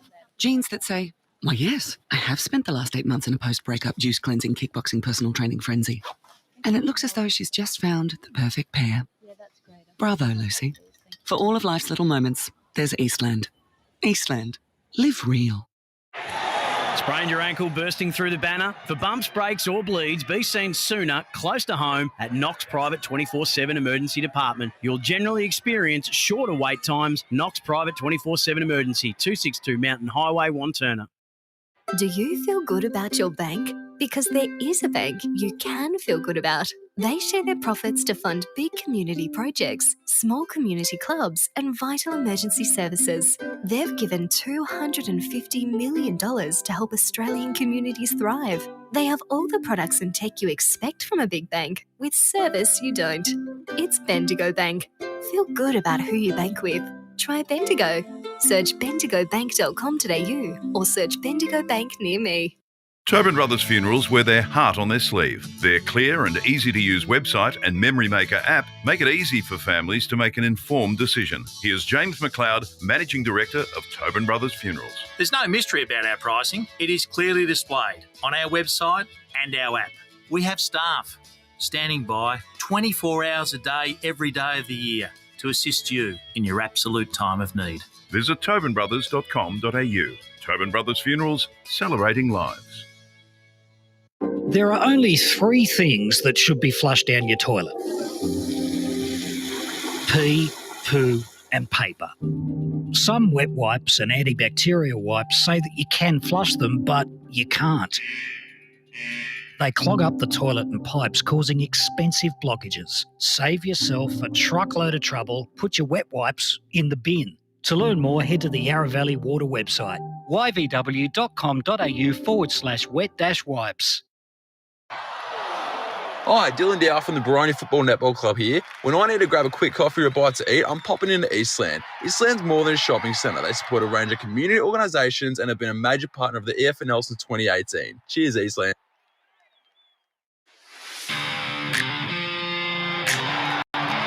You are listening to Radio Eastern FM 98.1. With live and exclusive coverage of the EFNL football season, bringing you the match of the day with score updates from all divisions. And now we cross to our commentary team for the Radio Eastern 98.1 Match of the Day coverage.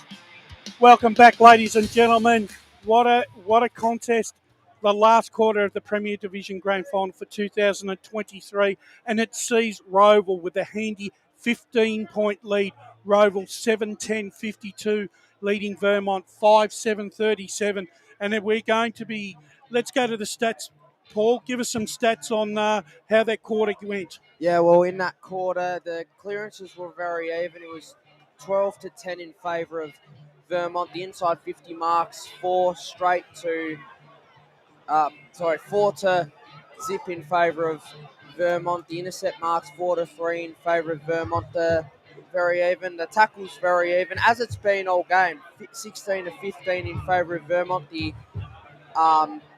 inside 50 is 15-9 in favour of Rowville. The tackles were also in favour of Rowville, and free kicks 4-3 in favour of Rowville.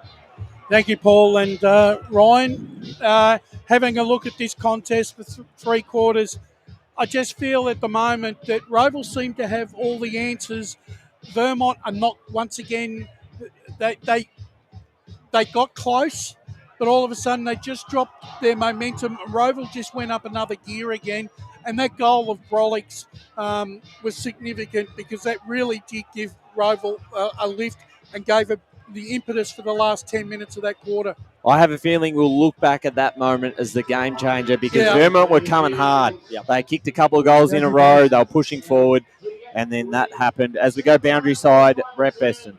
Ben White's with me. Of course, one more quarter of the season to go, Benny. What's going to happen from here? It's going to be a contest, isn't it? I think it's going to be won or lost through the mids. Whoever has the ascendancy and keeps control of the ball, I think will have the effect.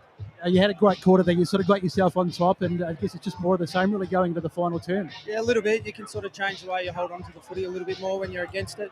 It's died down a little bit, but it's perfect for footy. I think it's just going to come down to the wire, mate. Good luck, mate. Andrew. What do you got for us, Josh? Yeah, I was listening to Adam Parker, and boy, he gave the Vermont boys a bit of a rev up. He wanted them to play on their terms, just to be desperate, put their bodies on the line, take the game on at every opportunity, control the footy as well. And they seem up and about, the Vermont boys. There is that belief that they can do this.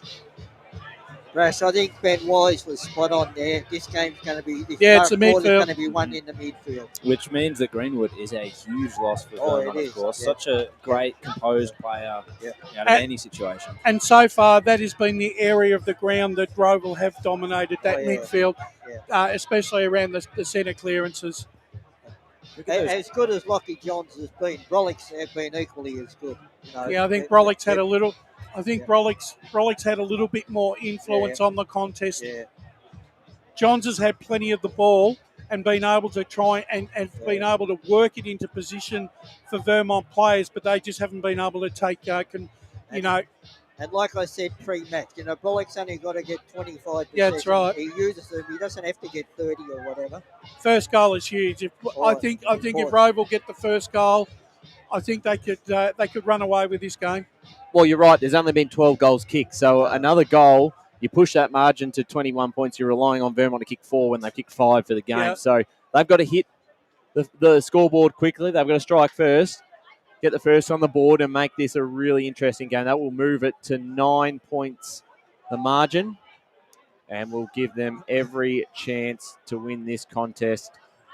What a game. What a finish to the Premier Division Grand Final. Both sides well and truly alive. Hawks with the lead, 15 points. Last quarter of the 2023 Premier Division Grand Final. This is it, death or glory. No one can afford to take a backward step now. And the centre clearances are going to be so important. Just shoved over as he kicked it there, Jenkins. Got it forward, though. Great mark, though, standing underneath it. Jackson McDonald. Gutsy mark there. Very gutsy. Good vision as well. As he saw Davey out there on the wing. So good composure, but they're just being held up here at Rowville. Vermont setting up well. Davey just steps around his man there, goes for a bit of a jog, just wants to get a bit more distance on this kick. Tap down. Well done there. Good spoil by Vermont. And they're going to feast on this opportunity if Joey Fisher has anything to say about it. He was under pressure, holding the ball. Great stuff there by Brock Colclough. Something he does so well, so often. Hands it off. Clark into the pocket. One-on-one. And great stuff by Johnson, just making sure. Well, he probably had time to mark it, but yeah, nevertheless. Wrong decision there by Colclough, I thought. Needed to put it to somewhere dangerous. He needed to hit his tall forwards there. Yeah. Back into play. Tap down by Hawkins. Joey Fisher just fighting his way through. And there's the exit from Vermont. Nielsen was the target. Great work by Kyle Stainthorpe. Nielsen, however, roved it at ground level. Oh, Kalkowski, this is his moment. If there's ever one here for Adrian Kalkowski, it's this one. He's going to have to step around Eichhoff. Eichhoff's done so well. Great stuff. Puts his body in the way of Kalkowski and makes sure he doesn't have any room to move. Great defensive play there. And that sums up, and I think that piece of play actually sums up Kalkowski's afternoon, really. We'll go to the boundary in a second as Kalkowski. He's given him nothing. And we looked at that game. We were there earlier in the season, and Kalkowski had a day out. Boundary line, Josh Ward. I was about to say, this game between Eichhoff and Kalkowski, it's the mirror image to when we saw them earlier in the year. It is the absolute opposite. So Rowville got the clearing kick and got one off the ground there as well, into the centre. And fighting for it, Vermont at ground level. He was wrapped up, and we'll get a ball up. Got to get the first one. They do. So Minchin taps it down. Former Glenelg player, I believe, Minchin. Another wrap up. Another ball up. 2.5 minutes gone. I'm about to go back to scoreboard. Johns couldn't quite get clean possession, so Rowville will wrap up his teammate there. It was Lucas Vassis. Such an important clearance here. It is when we eventually get it. Schoenmakers tapped it straight down, but Reedy read it well, was tackled immediately. Another ball up. Just waiting for something to break here. Both coaches will be anxious for this deadlock to be broken, and it's broken by Johns. Sends it forward. Rossiter was there, held his position well, forced the ball to ground. Kalkowski just fighting for it. And Rathjen is escorted over the line, swung around by Verrill. Ball in. 1.3 thousand viewers on YouTube right now, tuning into the Premier Division Grand Final. Rowville 7-10-52, lead Vermont 5-7-37. Into attack here, Nielsen picked it up, got it off to a teammate. Dangerous position here. Eichhoff's done well. And we'll get a ball up. About 30 metres from the goals here for the Eagles. Need the first one desperately. Nielsen tapped it down. Jesse Eichhoff sees it out. You just feel like their midfield's just been just a step ahead today, Rowville. It's been the redemption story 2023. They're not home yet. Ball back into play. Nielsen against Schoenmakers. Got it down. The Eagles try to get that kick forward. There's Wood clearing it out. And it's turned over to Rayo. He's played well for Vermont. 4.5 minutes gone last quarter. Dureo sends the Eagles into attack again. Needs a mark. Punch from behind. And now the Hawks have some numbers. Edwards got it off to Taylor. Well, there's Taylor. Handballed it backwards. They link up again very nicely. Matty Davies got a bit of work to do here. Banfield almost. McCafferty tackle. Ball up in the middle of the ground. They were on them immediately there, Rowville, in that contest. Coming up to 5 minutes gone in this last quarter. 5-7-37, 7-10-52. No score yet. So walking with a limp there is Davey. We'll see if he can run that one out. Kick off the ground there, but punched forward now by Brolick. And into the path of Clark. Here we go. Sends a handball to Wyand. Wyand's got good vision there to send it into the pocket. Mark taken. And it's Taylor. It's Maverick Taylor. This could be the game here. Your boy, Jared. You call it all the time, mate. Your boy. This could be the goal that breaks the game open here. And he's the man to do it. We've got a great angle on this one, right behind him. If you're watching on the YouTube and the Facebook streams, Mav Taylor has kicked 3 today. This would be the most important of them all, and he's just sent it a little bit too narrow. Missed to the left, one behind. Rowville moved to 7-11-53. Vermont 5-7-37. 18-point lead to the Hawks. 6 minutes gone in the final quarter. Well, you can feel it. You can feel it. Just one goal away. You feel it. If they get the first one, that's it. 16-point lead to the Hawks. Haven't ever won a premiership in the top flight. That's a massive kick from Johns into the middle of the ground. Nielsen punches it over the back. Shooker's there for the Hawks, who were able to pick it up nicely. Handled it over to Flakemore. His kick is a dangerous one. It's going to make Verrill really work for it. Bouncing ball. Reedy pushes past Verrill as the ball bounces over the line. That might be the USA kick there by Johnsy. Well, maybe that is what. Maybe, yeah. We never found out. The boundary throw in here coming up to the 7th minute mark of this final term. Rowville still leads 7-11 to 5-7 on the Bendigo Bank scoreboard. Chance now, Kelkowski couldn't quite get it. A chance now. That was Luke Vassars towards goal. Nielsen's there, needs a mark. Punch from behind. Their defence has been so good today, Rowville. Towards the boundary line and over. 7 minutes gone. Chance for the Eagles. Paul, you can't in the stats now. Vermont haven't taken a mark inside 50 since quarter time. They've taken 2 so far, but both of them were in the first quarter, so they need to get their hands on it. That's an interesting stat, isn't it? It is, yeah. It seems like they haven't needed it too. Anyway, Evans taps it down in front of him. Going to ground, Kalkowski wrapped up. This game seems poised on a knife's edge, especially if you're Vermont. He'll be riding the bumps all the way here, the Vermont fans here. Ping-ponging round here, and it's Rowville to get the better of that clearance. Fisher's there to spoil it. Roving it. And it was Minchin, and now Dario sends it inside forward 50. Nielsen's down, by the way.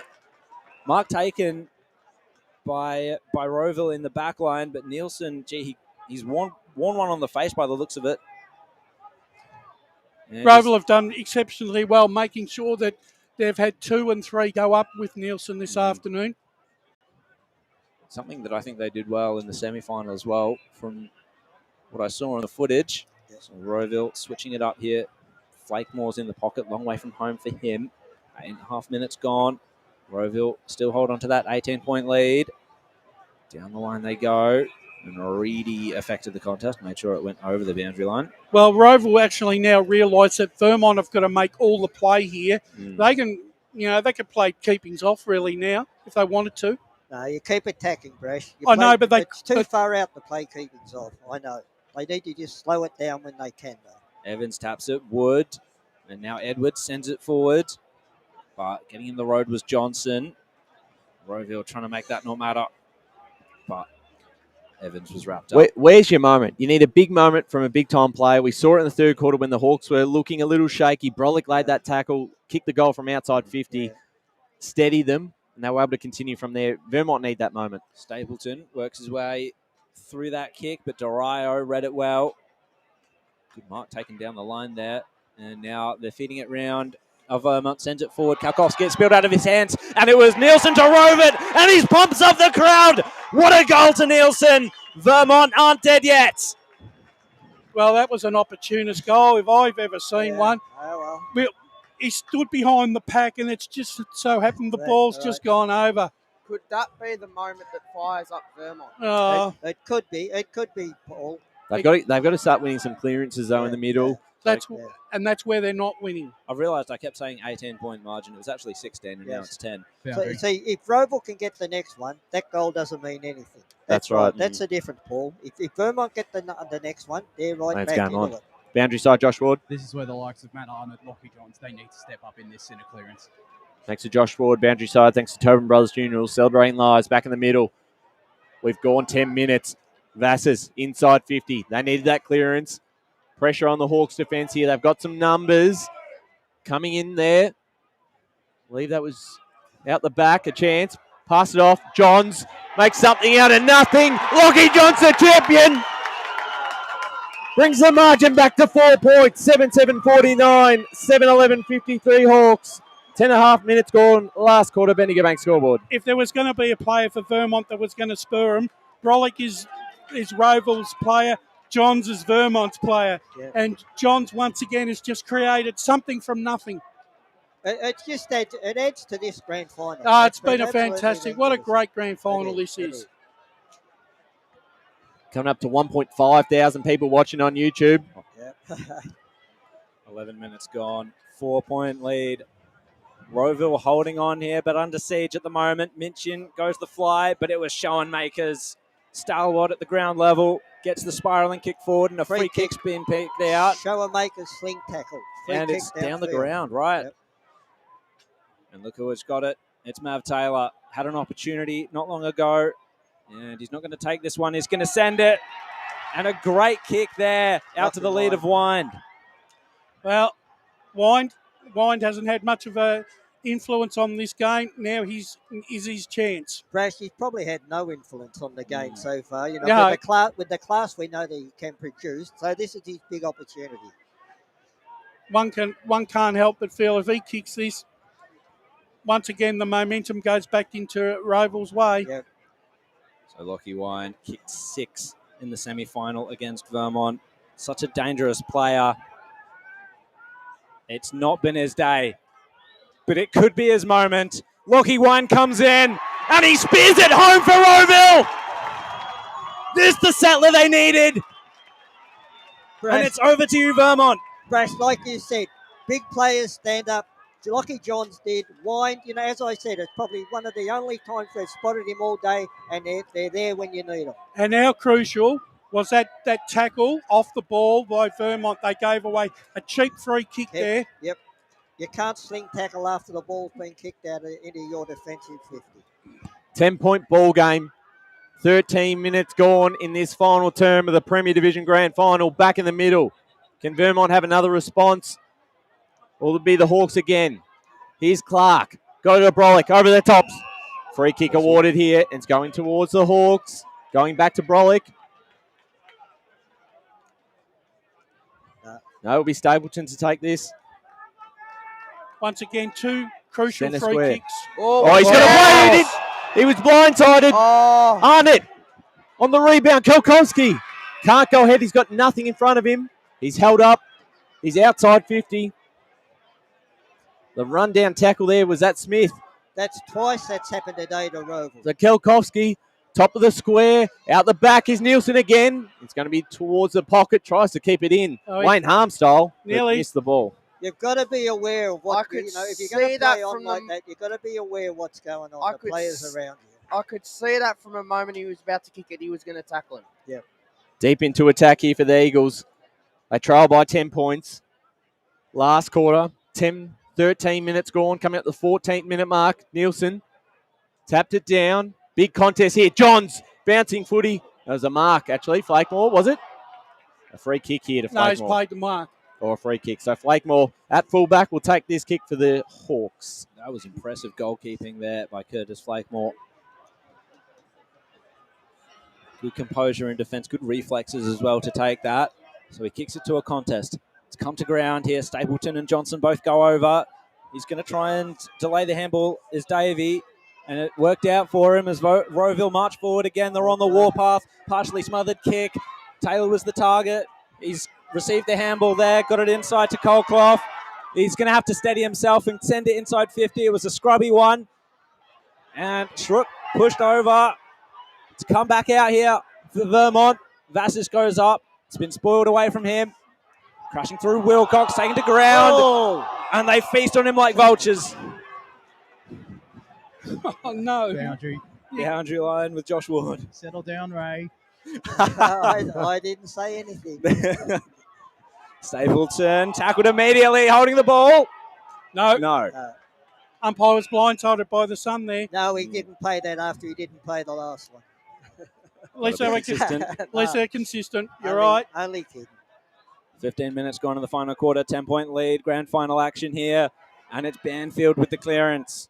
Sends it into the centre. Kalkowski working his way up the ground. The ball clean bowled him that time. Reedy's going to have to keep it in front of him. He's got Wood for company. Great one-on-one contest here. Reedy just got hands to it. Slapped it into a path of an opponent there. Vermont go forward again, top of the goal square. Nielsen attacks it. Oh, over the top. Rossiter. Barker! Campbell Barker from the goal square. And Rowville, their lead is cut to 4 again. We have not had a grand final this close for a long time. 4 points in it. Could we actually be heading to extra time? The inside 50s this quarter are 9-5 the way of Vermont.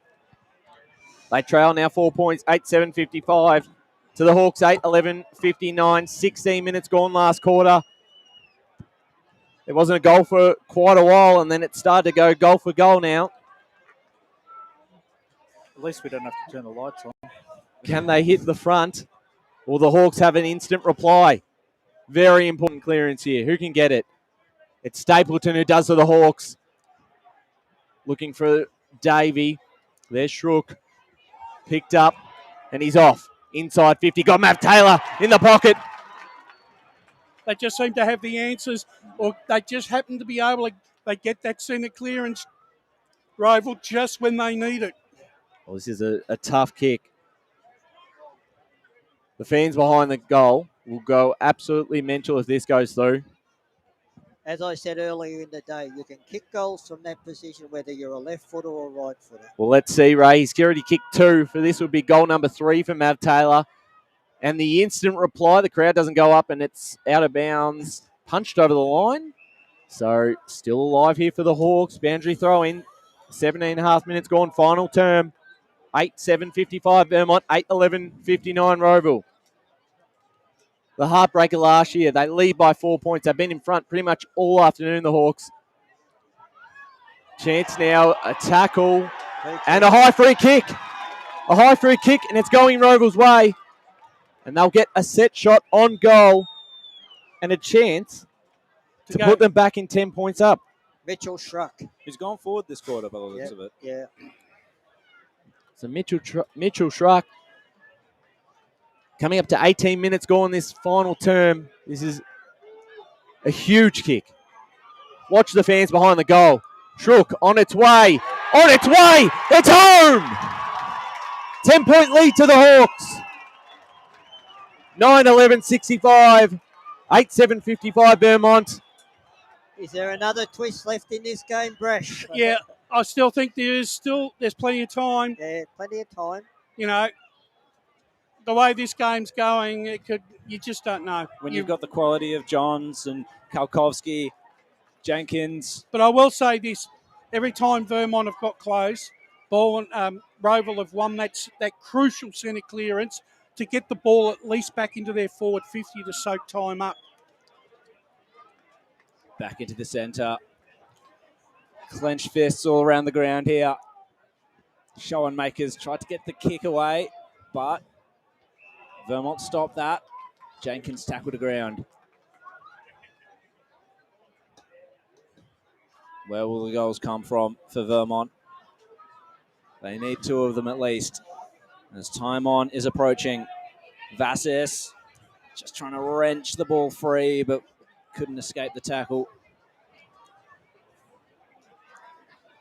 Once again, Johns now trying to bury his way free. No, not going to happen.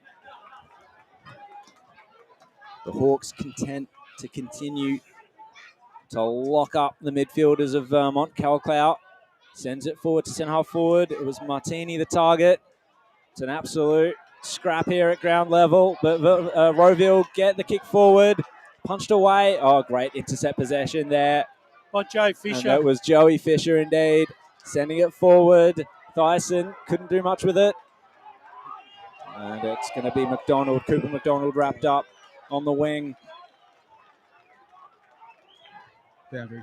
Let's go boundary side with Joshua. I don't know if you can hear it in the effects, Mike, but every single fan here is literally writing every bump, every tackle, and every goal out here. Brolick. And then Rowville go forward. Just struggling it over the line. Was it a mark? Yeah, the boundary line. The boundary umpire says so. So good stuff by Wilcox. Sent it into the corridor. And Rowville, well, they regain possession, turned it over. Johns, they go forward with Vermont. Nielsen goes up. Dyson is going to have to rove it. Or Kalkowski trying to storm through. And once again, Eichhoff not giving him any space at all. He's given him nothing. This last quarter, Jesse Eichhoff, the tackles that he's put on. You'd almost have to give him near the medal. You'd have to almost give him a medal. Countering a player like Kalkowski for certain counts for something. Great tackle there by Kalkowski. Just trying to take his... Throw. Yep, throw free kick there. Kalkowski trying to take his frustration out. At the moment, Rowville are doing enough to hold on to their 10-point lead. And it's Martini taking the free kick. They're able to settle it down here, Rowville. They can afford to take time off the clock, but Johnson just standing in front of Colclough, wears a bit of a hit, tried to extract the ball but couldn't. And that's another ball up. Rowville will be very happy with this. Time ticking down. Schoenmakers gets the tap. Roved by Banfield. He was swamped completely, but Vermont are going to win this clearance. Durayo works his way forward with that kick. Kalkowski. Oh, Eichhoff. What a mark. What a mark. Just worked Kalkowski over like he has all day. And now the exit from defence is good too. Stapleton takes it. I tell you what, Brash, if Eichhoff gets much more of this ball in this quarter, he's definitely going to be in the running. Oh, I've got to put him. I think he's going close now, Ray. Yeah. He's been flawless, really.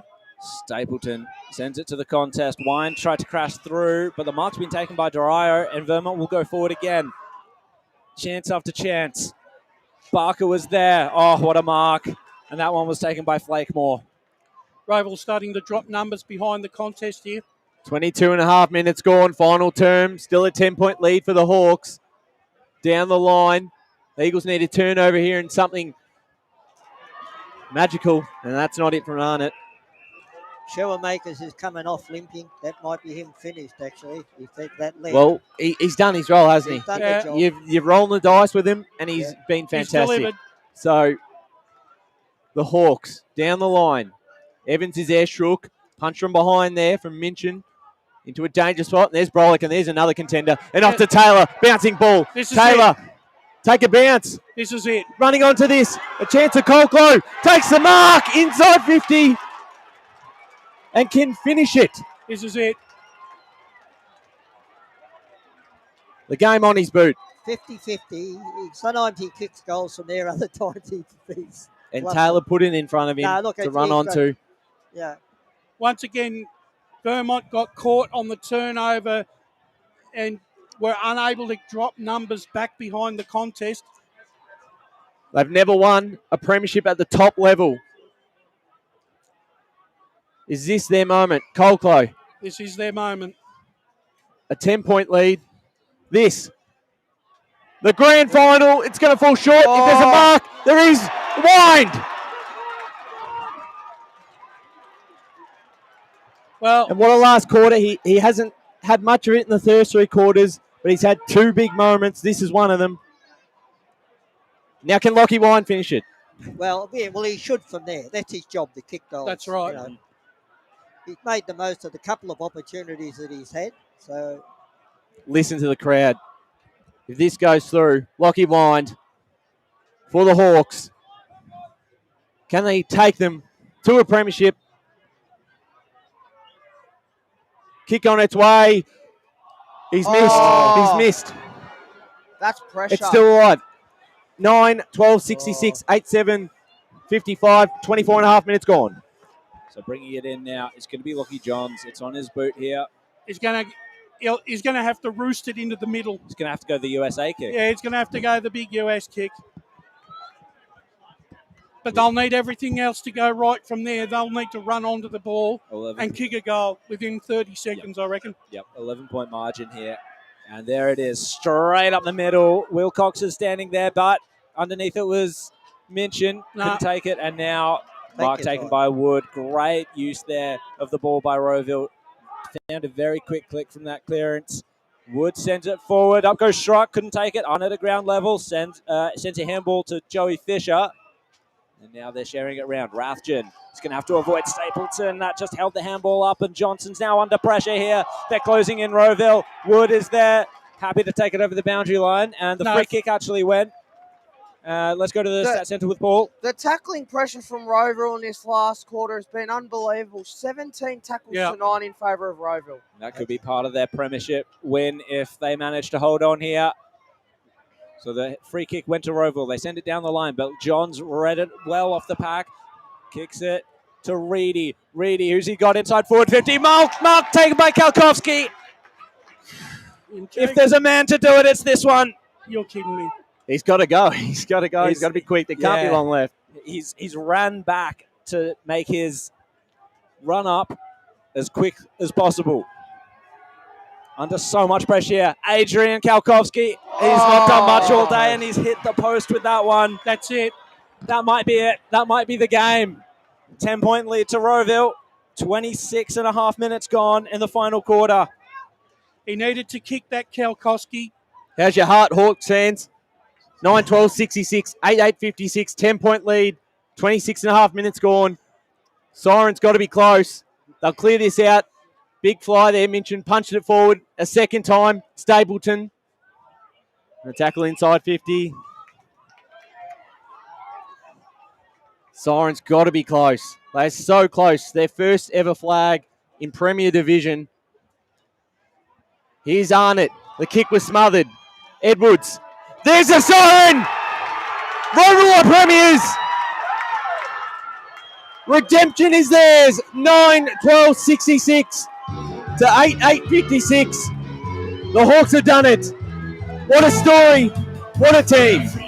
Yeah, well done to Rowville. They basically controlled the contest from the word go this afternoon. They've been the best side today. They were the best side today. They were challenged. And look at the scenes here. Look at everyone running on. Oh, that's fantastic. The drone footage. If you're watching on Facebook and YouTube. Boundary side, Brett Beston. Two wides. Rowville coach, mate. What does this mean? It means everything, mate. 20 years of work, the last 10 or 11 years in Premier, this is why you do it. It's been amazing, mate. It makes up for last year. Yep, it certainly does. It certainly does. We're never going to feel what we felt last year. Good on you, mate. Thanks very much. Thanks for that, Basco. Ben Ryer's jubilant coach.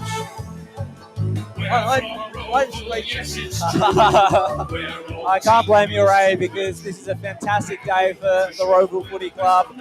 I just think the umpires coming off, they were celebrating as well, and so they should, because it was a pretty well umpired contest despite some of the disagreements that we had up here.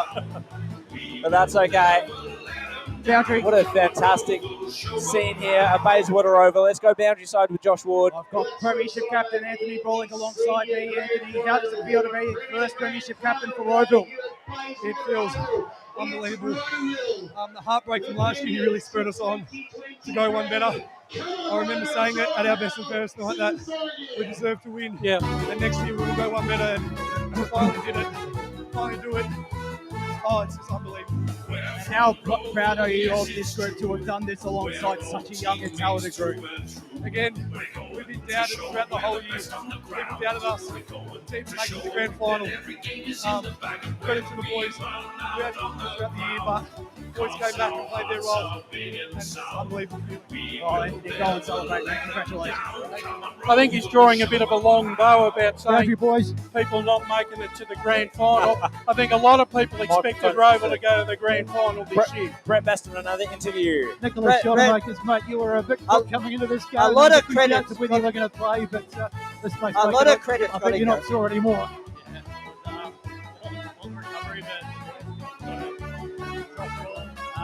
Just gave me even more confidence coming in, and to celebrate it with all them was just incredible. You got a nice little shiner there. It must have been. It was a really tough game, wasn't it? It was just hard. The ground just gets bigger every quarter, but it just makes it all the sweeter, I think. What was that heat like in the early stages of the game? Because it was pretty warm out there, wasn't it? The heat, yeah, it does take a bit out of you, but like quick rotations, we've trained for it. We've been training on big ground, so we're ready. We knew what it was going to be like. 15 members of the side from the beaten grand final side last year, so you had that belief. You knew what happened last year. You didn't want to go through it again. And this is really a redemption story, isn't it? Can you go definitely? We've been here. We knew what it took. We didn't have it last year, and we got one better this year. Good on you, mate. Go and celebrate. Thanks very much, Brett. Fantastic scenes here, obviously, at Bayswater Oval as we're getting ready for the presentations pretty soon. I don't think we have too much time left on the coverage, so it might just be the presentations and then a bit of a wrap up on the year. Even if Kalkowski had kicked that goal, there wouldn't have been enough time. Wouldn't have been enough time. I think we're going to go through to 5:30 today, guys. Oh, are we? Yep. And there's ifs and buts because, if Cole Cloud could have kicked that one, if Wine could have kicked that one, if Kolkowski could have kicked that one, both sides had their And the chance. one thing that Rowville did extremely well all afternoon is they made sure that Vermont never got in front on the scoreboard. Exactly right, Brett. They had the answers every single time. And look, a lot of credit's got to go to Rowville because they went out and they got Ben Wise. Now, he's been here 3 years. The first year, sure, that was interrupted because of COVID. They were heading for relegation in his first year. But now he's got them to 2 grand finals and he's won one. So, look, you go down there and the players are playing for him. Absolutely, fantastic. That's what you want to see. I think if looking back at some key moments, Vermont down very early in that rotation with Greenwood out of the midfield, that really hurt them. It did indeed. But that's not taking anything away from the Rowville midfield because they were sensational. I just thought that Vermont, for a lot of the afternoon, didn't position themselves well enough to take advantage of not only their own ruck. Boundary. Let's go down boundary side. I've got Curtis Flakemore alongside me. Curtis, what does it feel like to be a premiership player for Rowville? It's a dream come true. Seriously. I've been here since under 8, watching the boys come down. And to finally win one with this club, I couldn't be happier. And to do it alongside players that you might have played juniors alongside, that must have been pretty sweet. There's about 12 boys that I've played all my juniors with here. And it's just so good to be with them. We're all best mates. We're all so close. And it's just unbelievable. I'll go and celebrate, mate. Congratulations, Curtis. Appreciate it. Played well today, Curtis Flakemore. Thanks to Josh Ward for that one. Look, I think overall, it was always in the back of my mind, right, that when you looked at Rowville's development compared to Vermont's development, that Rowville were 12 months ahead, plus the fact of losing the grand final last year, and that does spur you on, right? And the fact that, look, Vermont, they didn't play their best football today. They fumbled a lot, but they weren't allowed to have clean ball. They weren't allowed to hit their targets because of the pressure that Rowville have put them right around the ground throughout the contest. Boundary boys. Brett Beston on the boundary line. A very, very emotional Cooper McDonald, mate. You just can't believe it, can you? Oh, mate. I'm speechless. 2 years in the making this was, and, the heartbreak from last year, this year just means, just the world, obviously you can see, just means the world to the whole Rowville community. And I couldn't be prouder of the boys. Like, the amount of fucking work we've done to get back here, it's unbelievable, mate. You came off in that last quarter. You were pretty sore and banged up, but you managed to get yourself right and showed a bit of ticker to get back out there. Yeah, I hurt my knee early in the second quarter, and to be honest, I couldn't really change direction or move that well for the rest of the day. But if I didn't dig deep, I'd be doing the boys wrong. So had to get back out. There was a few guys that dug deep. Nick Shonemaker's coming back into the side. He was banged up as well. There was a few of you, but you just found a way. Yeah, mate. Shuey's as tough as they come. He broke his leg against this mob, a few weeks ago, and the amount of work he's done to get back here, help us win the flag, it's just phenomenal. We just got a bunch of blokes who care more about the team than themselves. So, I couldn't be prouder of the boys. I really couldn't. Good on you, mate. Go and celebrate. Some great spirit out there shown by both the sides there. You don't see this too often in grand finals, but the amount of respect between these two sides, right, I think it went up a notch today. And look, either side really over the year would have been a worthy winner. And you said pre-match too, Brad. It's a great rivalry now between Rowville and Vermont, and the same as Rowville and Noble Park. These top sides, every time you play, you're in for a contest. And this is why we cover EFNL football every week. So the rivalries that that exist in our competition, but to see quality games. And look, on paper, the game itself today, it didn't live up to the great heights of free-flowing football, but it was pressure intense all afternoon. Both sides had their chances to nail the game at certain parts of the contest, but Rowville, just with that a little bit more experience and the fact that the fact that they lost last year, that was burning from within. They weren't going to lose that grand final this year. And I think probably in essence, that key moment in the third quarter when Anthony Brolick kicked that goal after that tackle, right? I think that really did give the impetus for the rest of that quarter. I understand what you're saying, Brash, because look, sure, Vermont could have got back in after that, but that goal, that was the turning point of the game. Yep. After that, Rowville knew they had that belief that they weren't going to lose this game. And it was fitting the man to do it as well, Anthony. That's right. It's either, put it this way, it's either, if I'm given the vote for the best player on the ground, it's either him or Eichhoff. Yeah, Jesse Eichhoff, Because I think Eichhoff's job on Kalkowski, who has kicked 57 goals this year, and basically held Kalkowski to the way I look at it with those two players, as said, Brolick, you had a lot of ball, but a lot of that was given to him by shower makers. Okay, you've got to finish it off, and Brolick did. But Eichhoff, every time he went for the ball, being a backman on a player like he was on, that is pressure every contest. Absolutely. Yep. One man band down there to try and take Boundary boys, really quickly.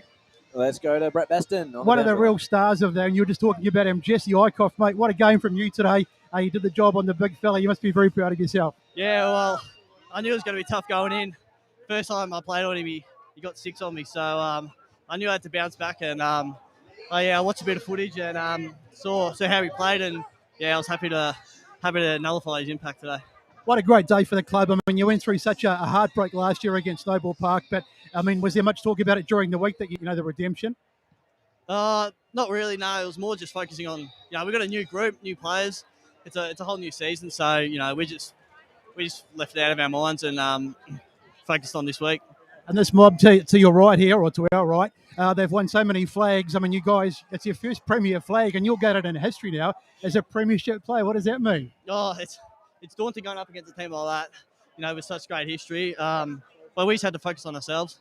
We got through training unscathed and, worked on what we need to work on from the semi-final. And, we got over the line, which is unreal. Can you do it again next year? Ladies and gentlemen, what a fitting way to Good on you, mate. Well played. Congratulations. League season for 2023. A round of applause for both our combatants in today's grand final. Now we're listening to Dyson Baker. Now we come to the rewards. The ceremonies. Commiserations, of course, to the Vermont Football Club. Gallant in defeat. A round of applause for the Eagles for their efforts this afternoon. There'll probably be a few supporters happy that Vermont didn't win, and that's okay. Ladies and gentlemen, to start the presentation proceedings, I'd like to call up EFNL Chairman of the Board, Paul Barlow, to present the Cliff Tompkins Medal and also the Blue Ribbon Medal to the player adjudged best on ground in today's grand final. From Rowville, number 34, Jesse Eichhoff. Yep. Well deserved. Yep, definitely.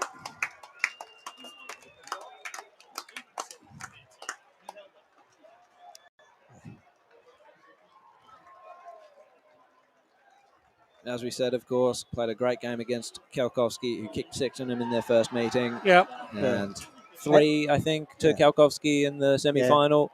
Yeah, and as he alluded to, Kalkowski kicked 6 on him last time, so that was great. With number 1, Jai Kolklo. Did some important... He's an important player. He keeps the ball in the forward line, and as I said earlier, he's one of the fiercest tacklers in Premier Division football. Did some important things throughout the contest. Number 2, Lachlan Wine. I thought he had his colours lowered today. It wasn't his best day. But he's a premiership player. He did kick 1 in the last quarter, so that counts. A player of his Number caliber. 4, Joshua Clark. A player of Wine's caliber, sorry to take Clark's moment, has a target on his back. Yeah. Clarky, I love the Number way 5, he gets the Curtis ball and he gets Blakemore. meterage and then those huge left foot kicks. Curtis probably was more used as a he block. went down back in that second I quarter. think he was sort of the spare parts man today. Number 7, Lachlan McDonald. Well, no one would have, from Vermont would have expected him to start in the forward pocket. No. And he's chipped in on the day with 2 goals as well. His first 3 quarters were excellent. Number 8, Tyler Edwards. Thought he did all okay. Back into the side from the VFL. He did his job. Okay in the midfield. Number 9, Brock Colclough. Yeah, Brock. I like the way Brock goes about his footy. You know, Jai's tough as well, but Brock is the, I've always said Number 10, Lachlan Stapleton. I thought Stapleton was very, very good throughout the day. He was good. He took some heavy knocks and kept coming back. Number 12, Kane Young. Yeah, had some good play down back. Didn't see much of him though. No, but he did his job for the team.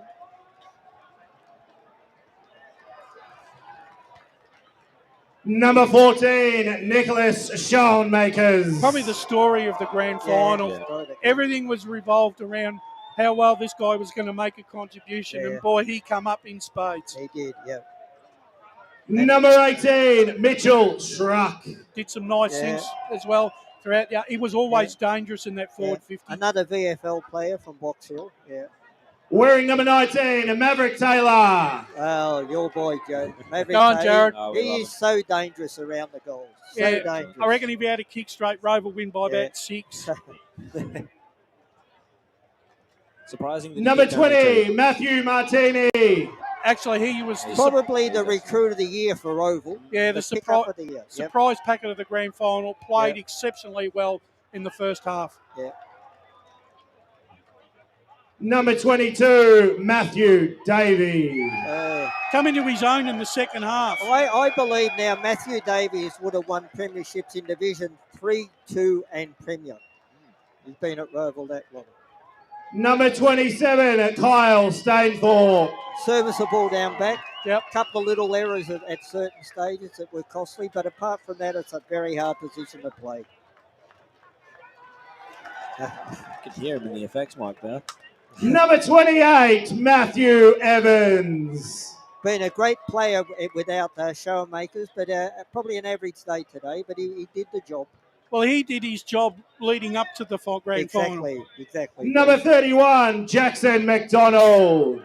I thought he didn't have a lot of touches, but the touches he did have, he made them count. Very serviceable, yeah.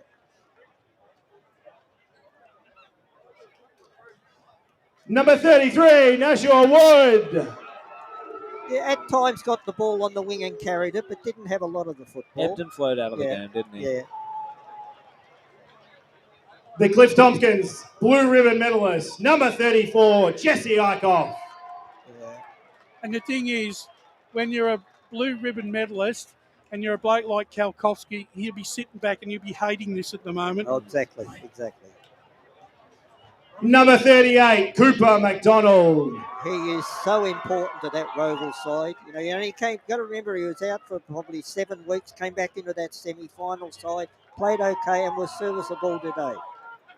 And number 50, Callum Verrill. Was okay. Yeah. Done the job. He was better in their game against Vermont in round 11. Yeah. The runner, Matt Trainer. Yeah. Unfortunately, out of the side. Out of the side. But still gets a premiership medal for his trouble. And he did play 17 games this year, Matty Trainer. Yeah. Well, assistant coach, Andy Scott. I don't know much about Andy Scott. Ray, what do you know about I don't know much about it. I don't know where he come from either. I don't know, Bruce. Well, he's an assistant coach in the premiership side. Yeah, that's right. That helps assistant him get a job coach, elsewhere. Marcus McDonald. Well, Marcus, he had mixed feelings because he played at Bayswater, he played at Vermont, and he coached. Assistant coach James Gwilt. Jimmy Gwilt played at St Kilda, now coach Noble Park, now coach at Rowville. Essendon. Essendon, yeah. He's a backline coach, You can see the premiership captain, number 3, Anthony Brolick.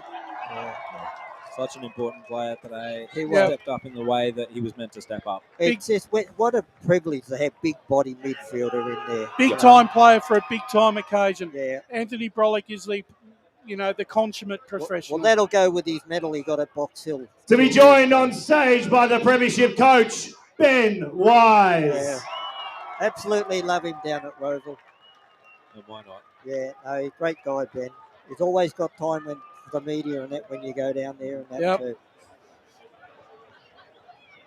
A great player in his own right. Yes, he was a very good player, Baldwin. Very Ben, I'll good let you say a halfback few words. flanker. Yeah. Well, firstly, to Vermont Parks, you're an amazing club. You've got an amazing side on your hands there. Just keep working. We were there 12 months ago, and just keep the dream alive, boys, because it can come true. So well done. You're a class outfit.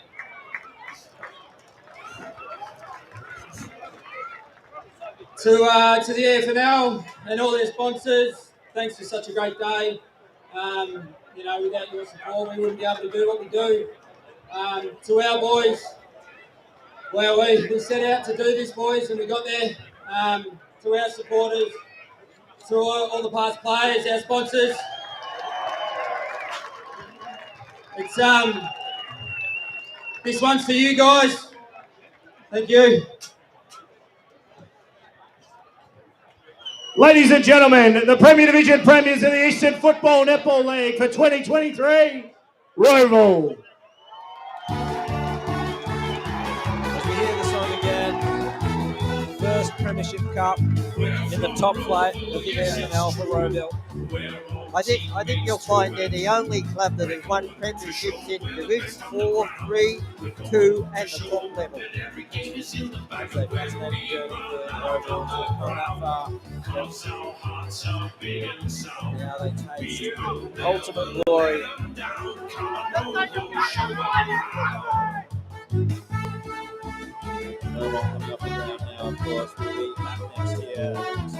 Will be a force to be reckoned with. Rash, you have to feel for Adam Parker as well. He's done a wonderful job, with what he's done with that young Vermont side as well. Oh, he has, but the thing is, look, no one, I guess, look, at the start of the year, right, a lot of people and a lot of true judges didn't even have Vermont playing in the top 6. And look, to be honest, their success is also right because no one expected them to be here today. No, they didn't, Rash. And they've achieved something themselves. They didn't come away with the prize, but what they've got to do now, they look what Rowville did. They runners up. Next year, it could be theirs. So That's they've right. just got to work hard and keep doing what they're doing, and they'll be all right. They'll be better for this experience. So it is. Ray's going off on the balcony. Ray, of course, celebrating with a couple of the... He's given it a bit of Ted Whitten there. Dear. Photos taken as the Rowville players all up on the dais there. Premiership medals around the necks. Well earned. I reckon Ray's talking to air. Who are you talking to, Ray? Oh, dear. And so we have another 10 minutes to go here on this broadcast.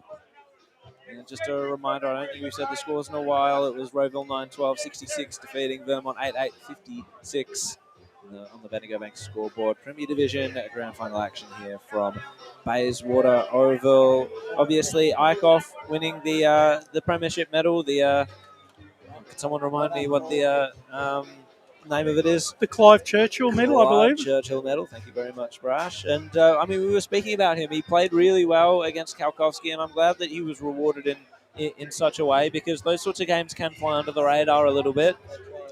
In that last quarter, when Kalkowski had that 2 metre, right, and it was only him and Eichhoff, and Kalkowski had a chance, right, to outmanoeuvre Eichhoff. Eichhoff stuck to his guns and forced him to the boundary and laid a beautiful tackle. And probably 2, maybe even 3 intercept marks Yeah. in the last quarter too. So he was fantastic. Those intercept marks were definitely important. Ray needs to turn his microphone on. Yeah, we'll That's all right. speak into it. Yeah, sorry. And we've also been joined up here on the right. in the box by the boys from the boundary line, Brett Beston and Josh Ward. Guys, how did you see this one at ground level? Because it would have looked different at ground level than it did up here because of the amount of pressure that was exerted. It was by just both phenomenal. teams. I must admit, when it got to half time, I'm sitting there thinking, this is the worst game I've ever, because it must have been, it was quite an ugly game for probably the first half, but then the second half and in that third quarter, it just really opened up. And it was just brilliant to watch. And the young rival side, they got on top of the ground, and it's just a great day for the club and a fantastic redemption story. Just all the best to them. It was a great win. Well, one thing I noticed is that the play was mostly on the far side, which made it hard for us and best. Made it very difficult. But no, I just thought it did start to open up it was literally palpable, the tension down on ground level for the third and fourth quarters, and just it then opened up. I had a feeling it would open up in that final quarter, given there were so many tired bodies as well. You two guys have been on the boundary in other games, but there's nothing like being on the boundary at Bayswater on grand final 100%. night. And I tell you what, the tension. And there was a bit of, not fisticuffs, but there was a bit of pushing and shoving. And that was between you two. So and the scenes after. Nothing like on the balcony, though. And there was the scenes afterward as well. It was quite spectacular to see, just the emotion coming from all the rivals. It was only that Lee Green stood between me and Brasham on the balcony too, mate. There was a little tense moment in that Brolick tackle. Where And I'm still sticking to me guns. I must admit, there was a bit of nice umpiring by Ray up here. At one stage, I hear, ball! I'll tell you one thing. What you were sort of missing behind us all that time was Megan egging on a draw. For the last 15 minutes, she's come over and she says, "Look at the score! Look at the score! If they get 2 points, it's a draw. If they get 4 points, it's a draw." Yeah. I can't blame her. Extra time grand final would have been tiring. Yeah, very tiring. The perfect ending to this season. Now, I don't know. I would have been prepared to come back next week. I'll tell you what, Ray, I'm not coming back next week. I've got plans, got bookings. I don't know. I've been down there, so I don't know what the conversation has been. But have we touched on Jesse Eichhoff and the performance he has? Yes. Well, I just want to put my 2 cents in. Yeah, that was fantastic, and that's a big turnaround from the game that we saw against Vermont at Vermont, where Kelkowski kicked 6. Yep. He was outstanding, and if you that's look right. at the role he did, that's right. That's a great win. There was a lot of players that had a lot more. Brolick had a lot more of the ball, but as I said, Brolick was spoon-fed from showmakers in the ruck. Okay, you got to finish the work off. But Eichhoff, every possession Eichhoff, playing on the back line is under pressure. And let's just touch on Nick Showmakers again. Just that performance was They absolutely took the phenomenal. gamble and it paid off. I was down there on Tuesday alongside Dylan and Blake, and just he looked really good. He looked like he was raring to go for this grand final. I had my doubts just because he'd been out for so long, but the way he stood up in ruck against Hawkins and a very well-listed ruckman in Nick Minchin as well was a phenomenal effort. It's not very often you get a defender winning the best on. It's generally the midfielders. But, I mean, we just can't say enough about Jesse Eichhoff. I mean, he was the difference between the two sides. And we've got the Foo Fighters pumping out. Yeah, beauty, what an atmosphere. Yes, John O'Byrne's been on the music all afternoon. The announcements, done a fantastic job. That was just hyped up, wasn't it? Sweet Caroline was playing at half time. Fantastic here at Bayswater Oval. And we wanted a close game, and we finally got one for a Premier Division Grand Final. There's been some blowouts. We got it today, and 2 great sides. Rowville, first ever premiership in the top level. I want to say a couple of thank yous. We're going off air in 4 minutes. So, firstly, thank Lee Green, Megan Green, well done, Kate Lee. Green, the entire filming crew. Have a look. If you've watched the broadcast, you would see how many different angles we've got. I can give you the names if you want. It's, go through them. It's Damon, Lachlan, 2 Lachlans, Megan and Matt on switching and graphics in the back, John and Josh on the actual camera switching, Zach, Lincoln, Kent on the portable down out and about and in the crowd, and we've got Pete on the drone. And Katie in the background at home, making sure everything's up and running and giving letting us us know the updates, numbers. how many we've got. Yep, and it's been fantastic. Absolutely. There's a lot of us here. I'll try and go through some names. Trent Callan today, Christopher Curtis, who's behind us at the moment, doing some socials. Dylan Smith and Blake Tennant right now are down at the rooms, I think, catching the song, or they're not out there yet, but they're probably doing some interviews, so they're busy. They've done a fantastic job. John O'Ven, as we just mentioned, on the mics with the music. doing the announcements you would have heard in the breaks as well. He might be actually just jumping on there to do another one right now as we speak. Paul Uconi in the Stats Centre, fantastic job every week. Well done, Fantastic Paul. year. Yeah. Absolutely, the great insight we get from the game from you.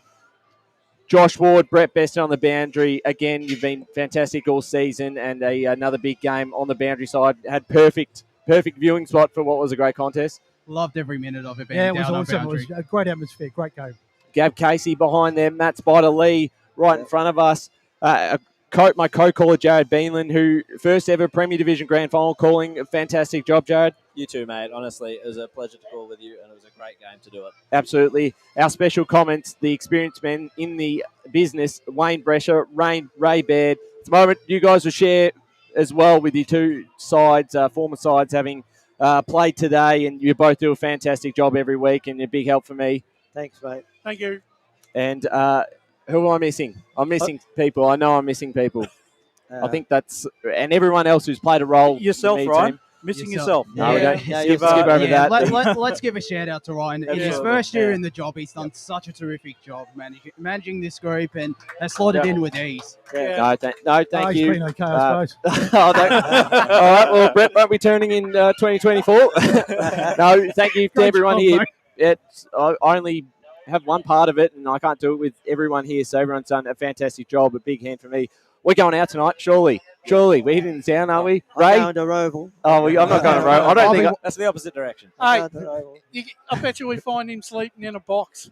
Well, he's it's still on. It's still on. He's hosting our breakup tomorrow, so he better be okay to host. Or he might be out with the kangaroos. No, they don't like that when you bring that up. I know. A fantastic game here today. Wrapping it up, it was Rowville 9-12-66 defeating Vermont 8-8-56. Their first ever premiership at the top level. I want to thank you all as well who's listening, not just today, this afternoon on YouTube, Facebook, Radio Eastern 98.1 FM, but across the season as well. I have to put this across. Rowville is the only club that have won premiers in 4th, 3rd, 2nd, and the top division. Wow. They're the only club in the Eastern Footy League. They've done it all now.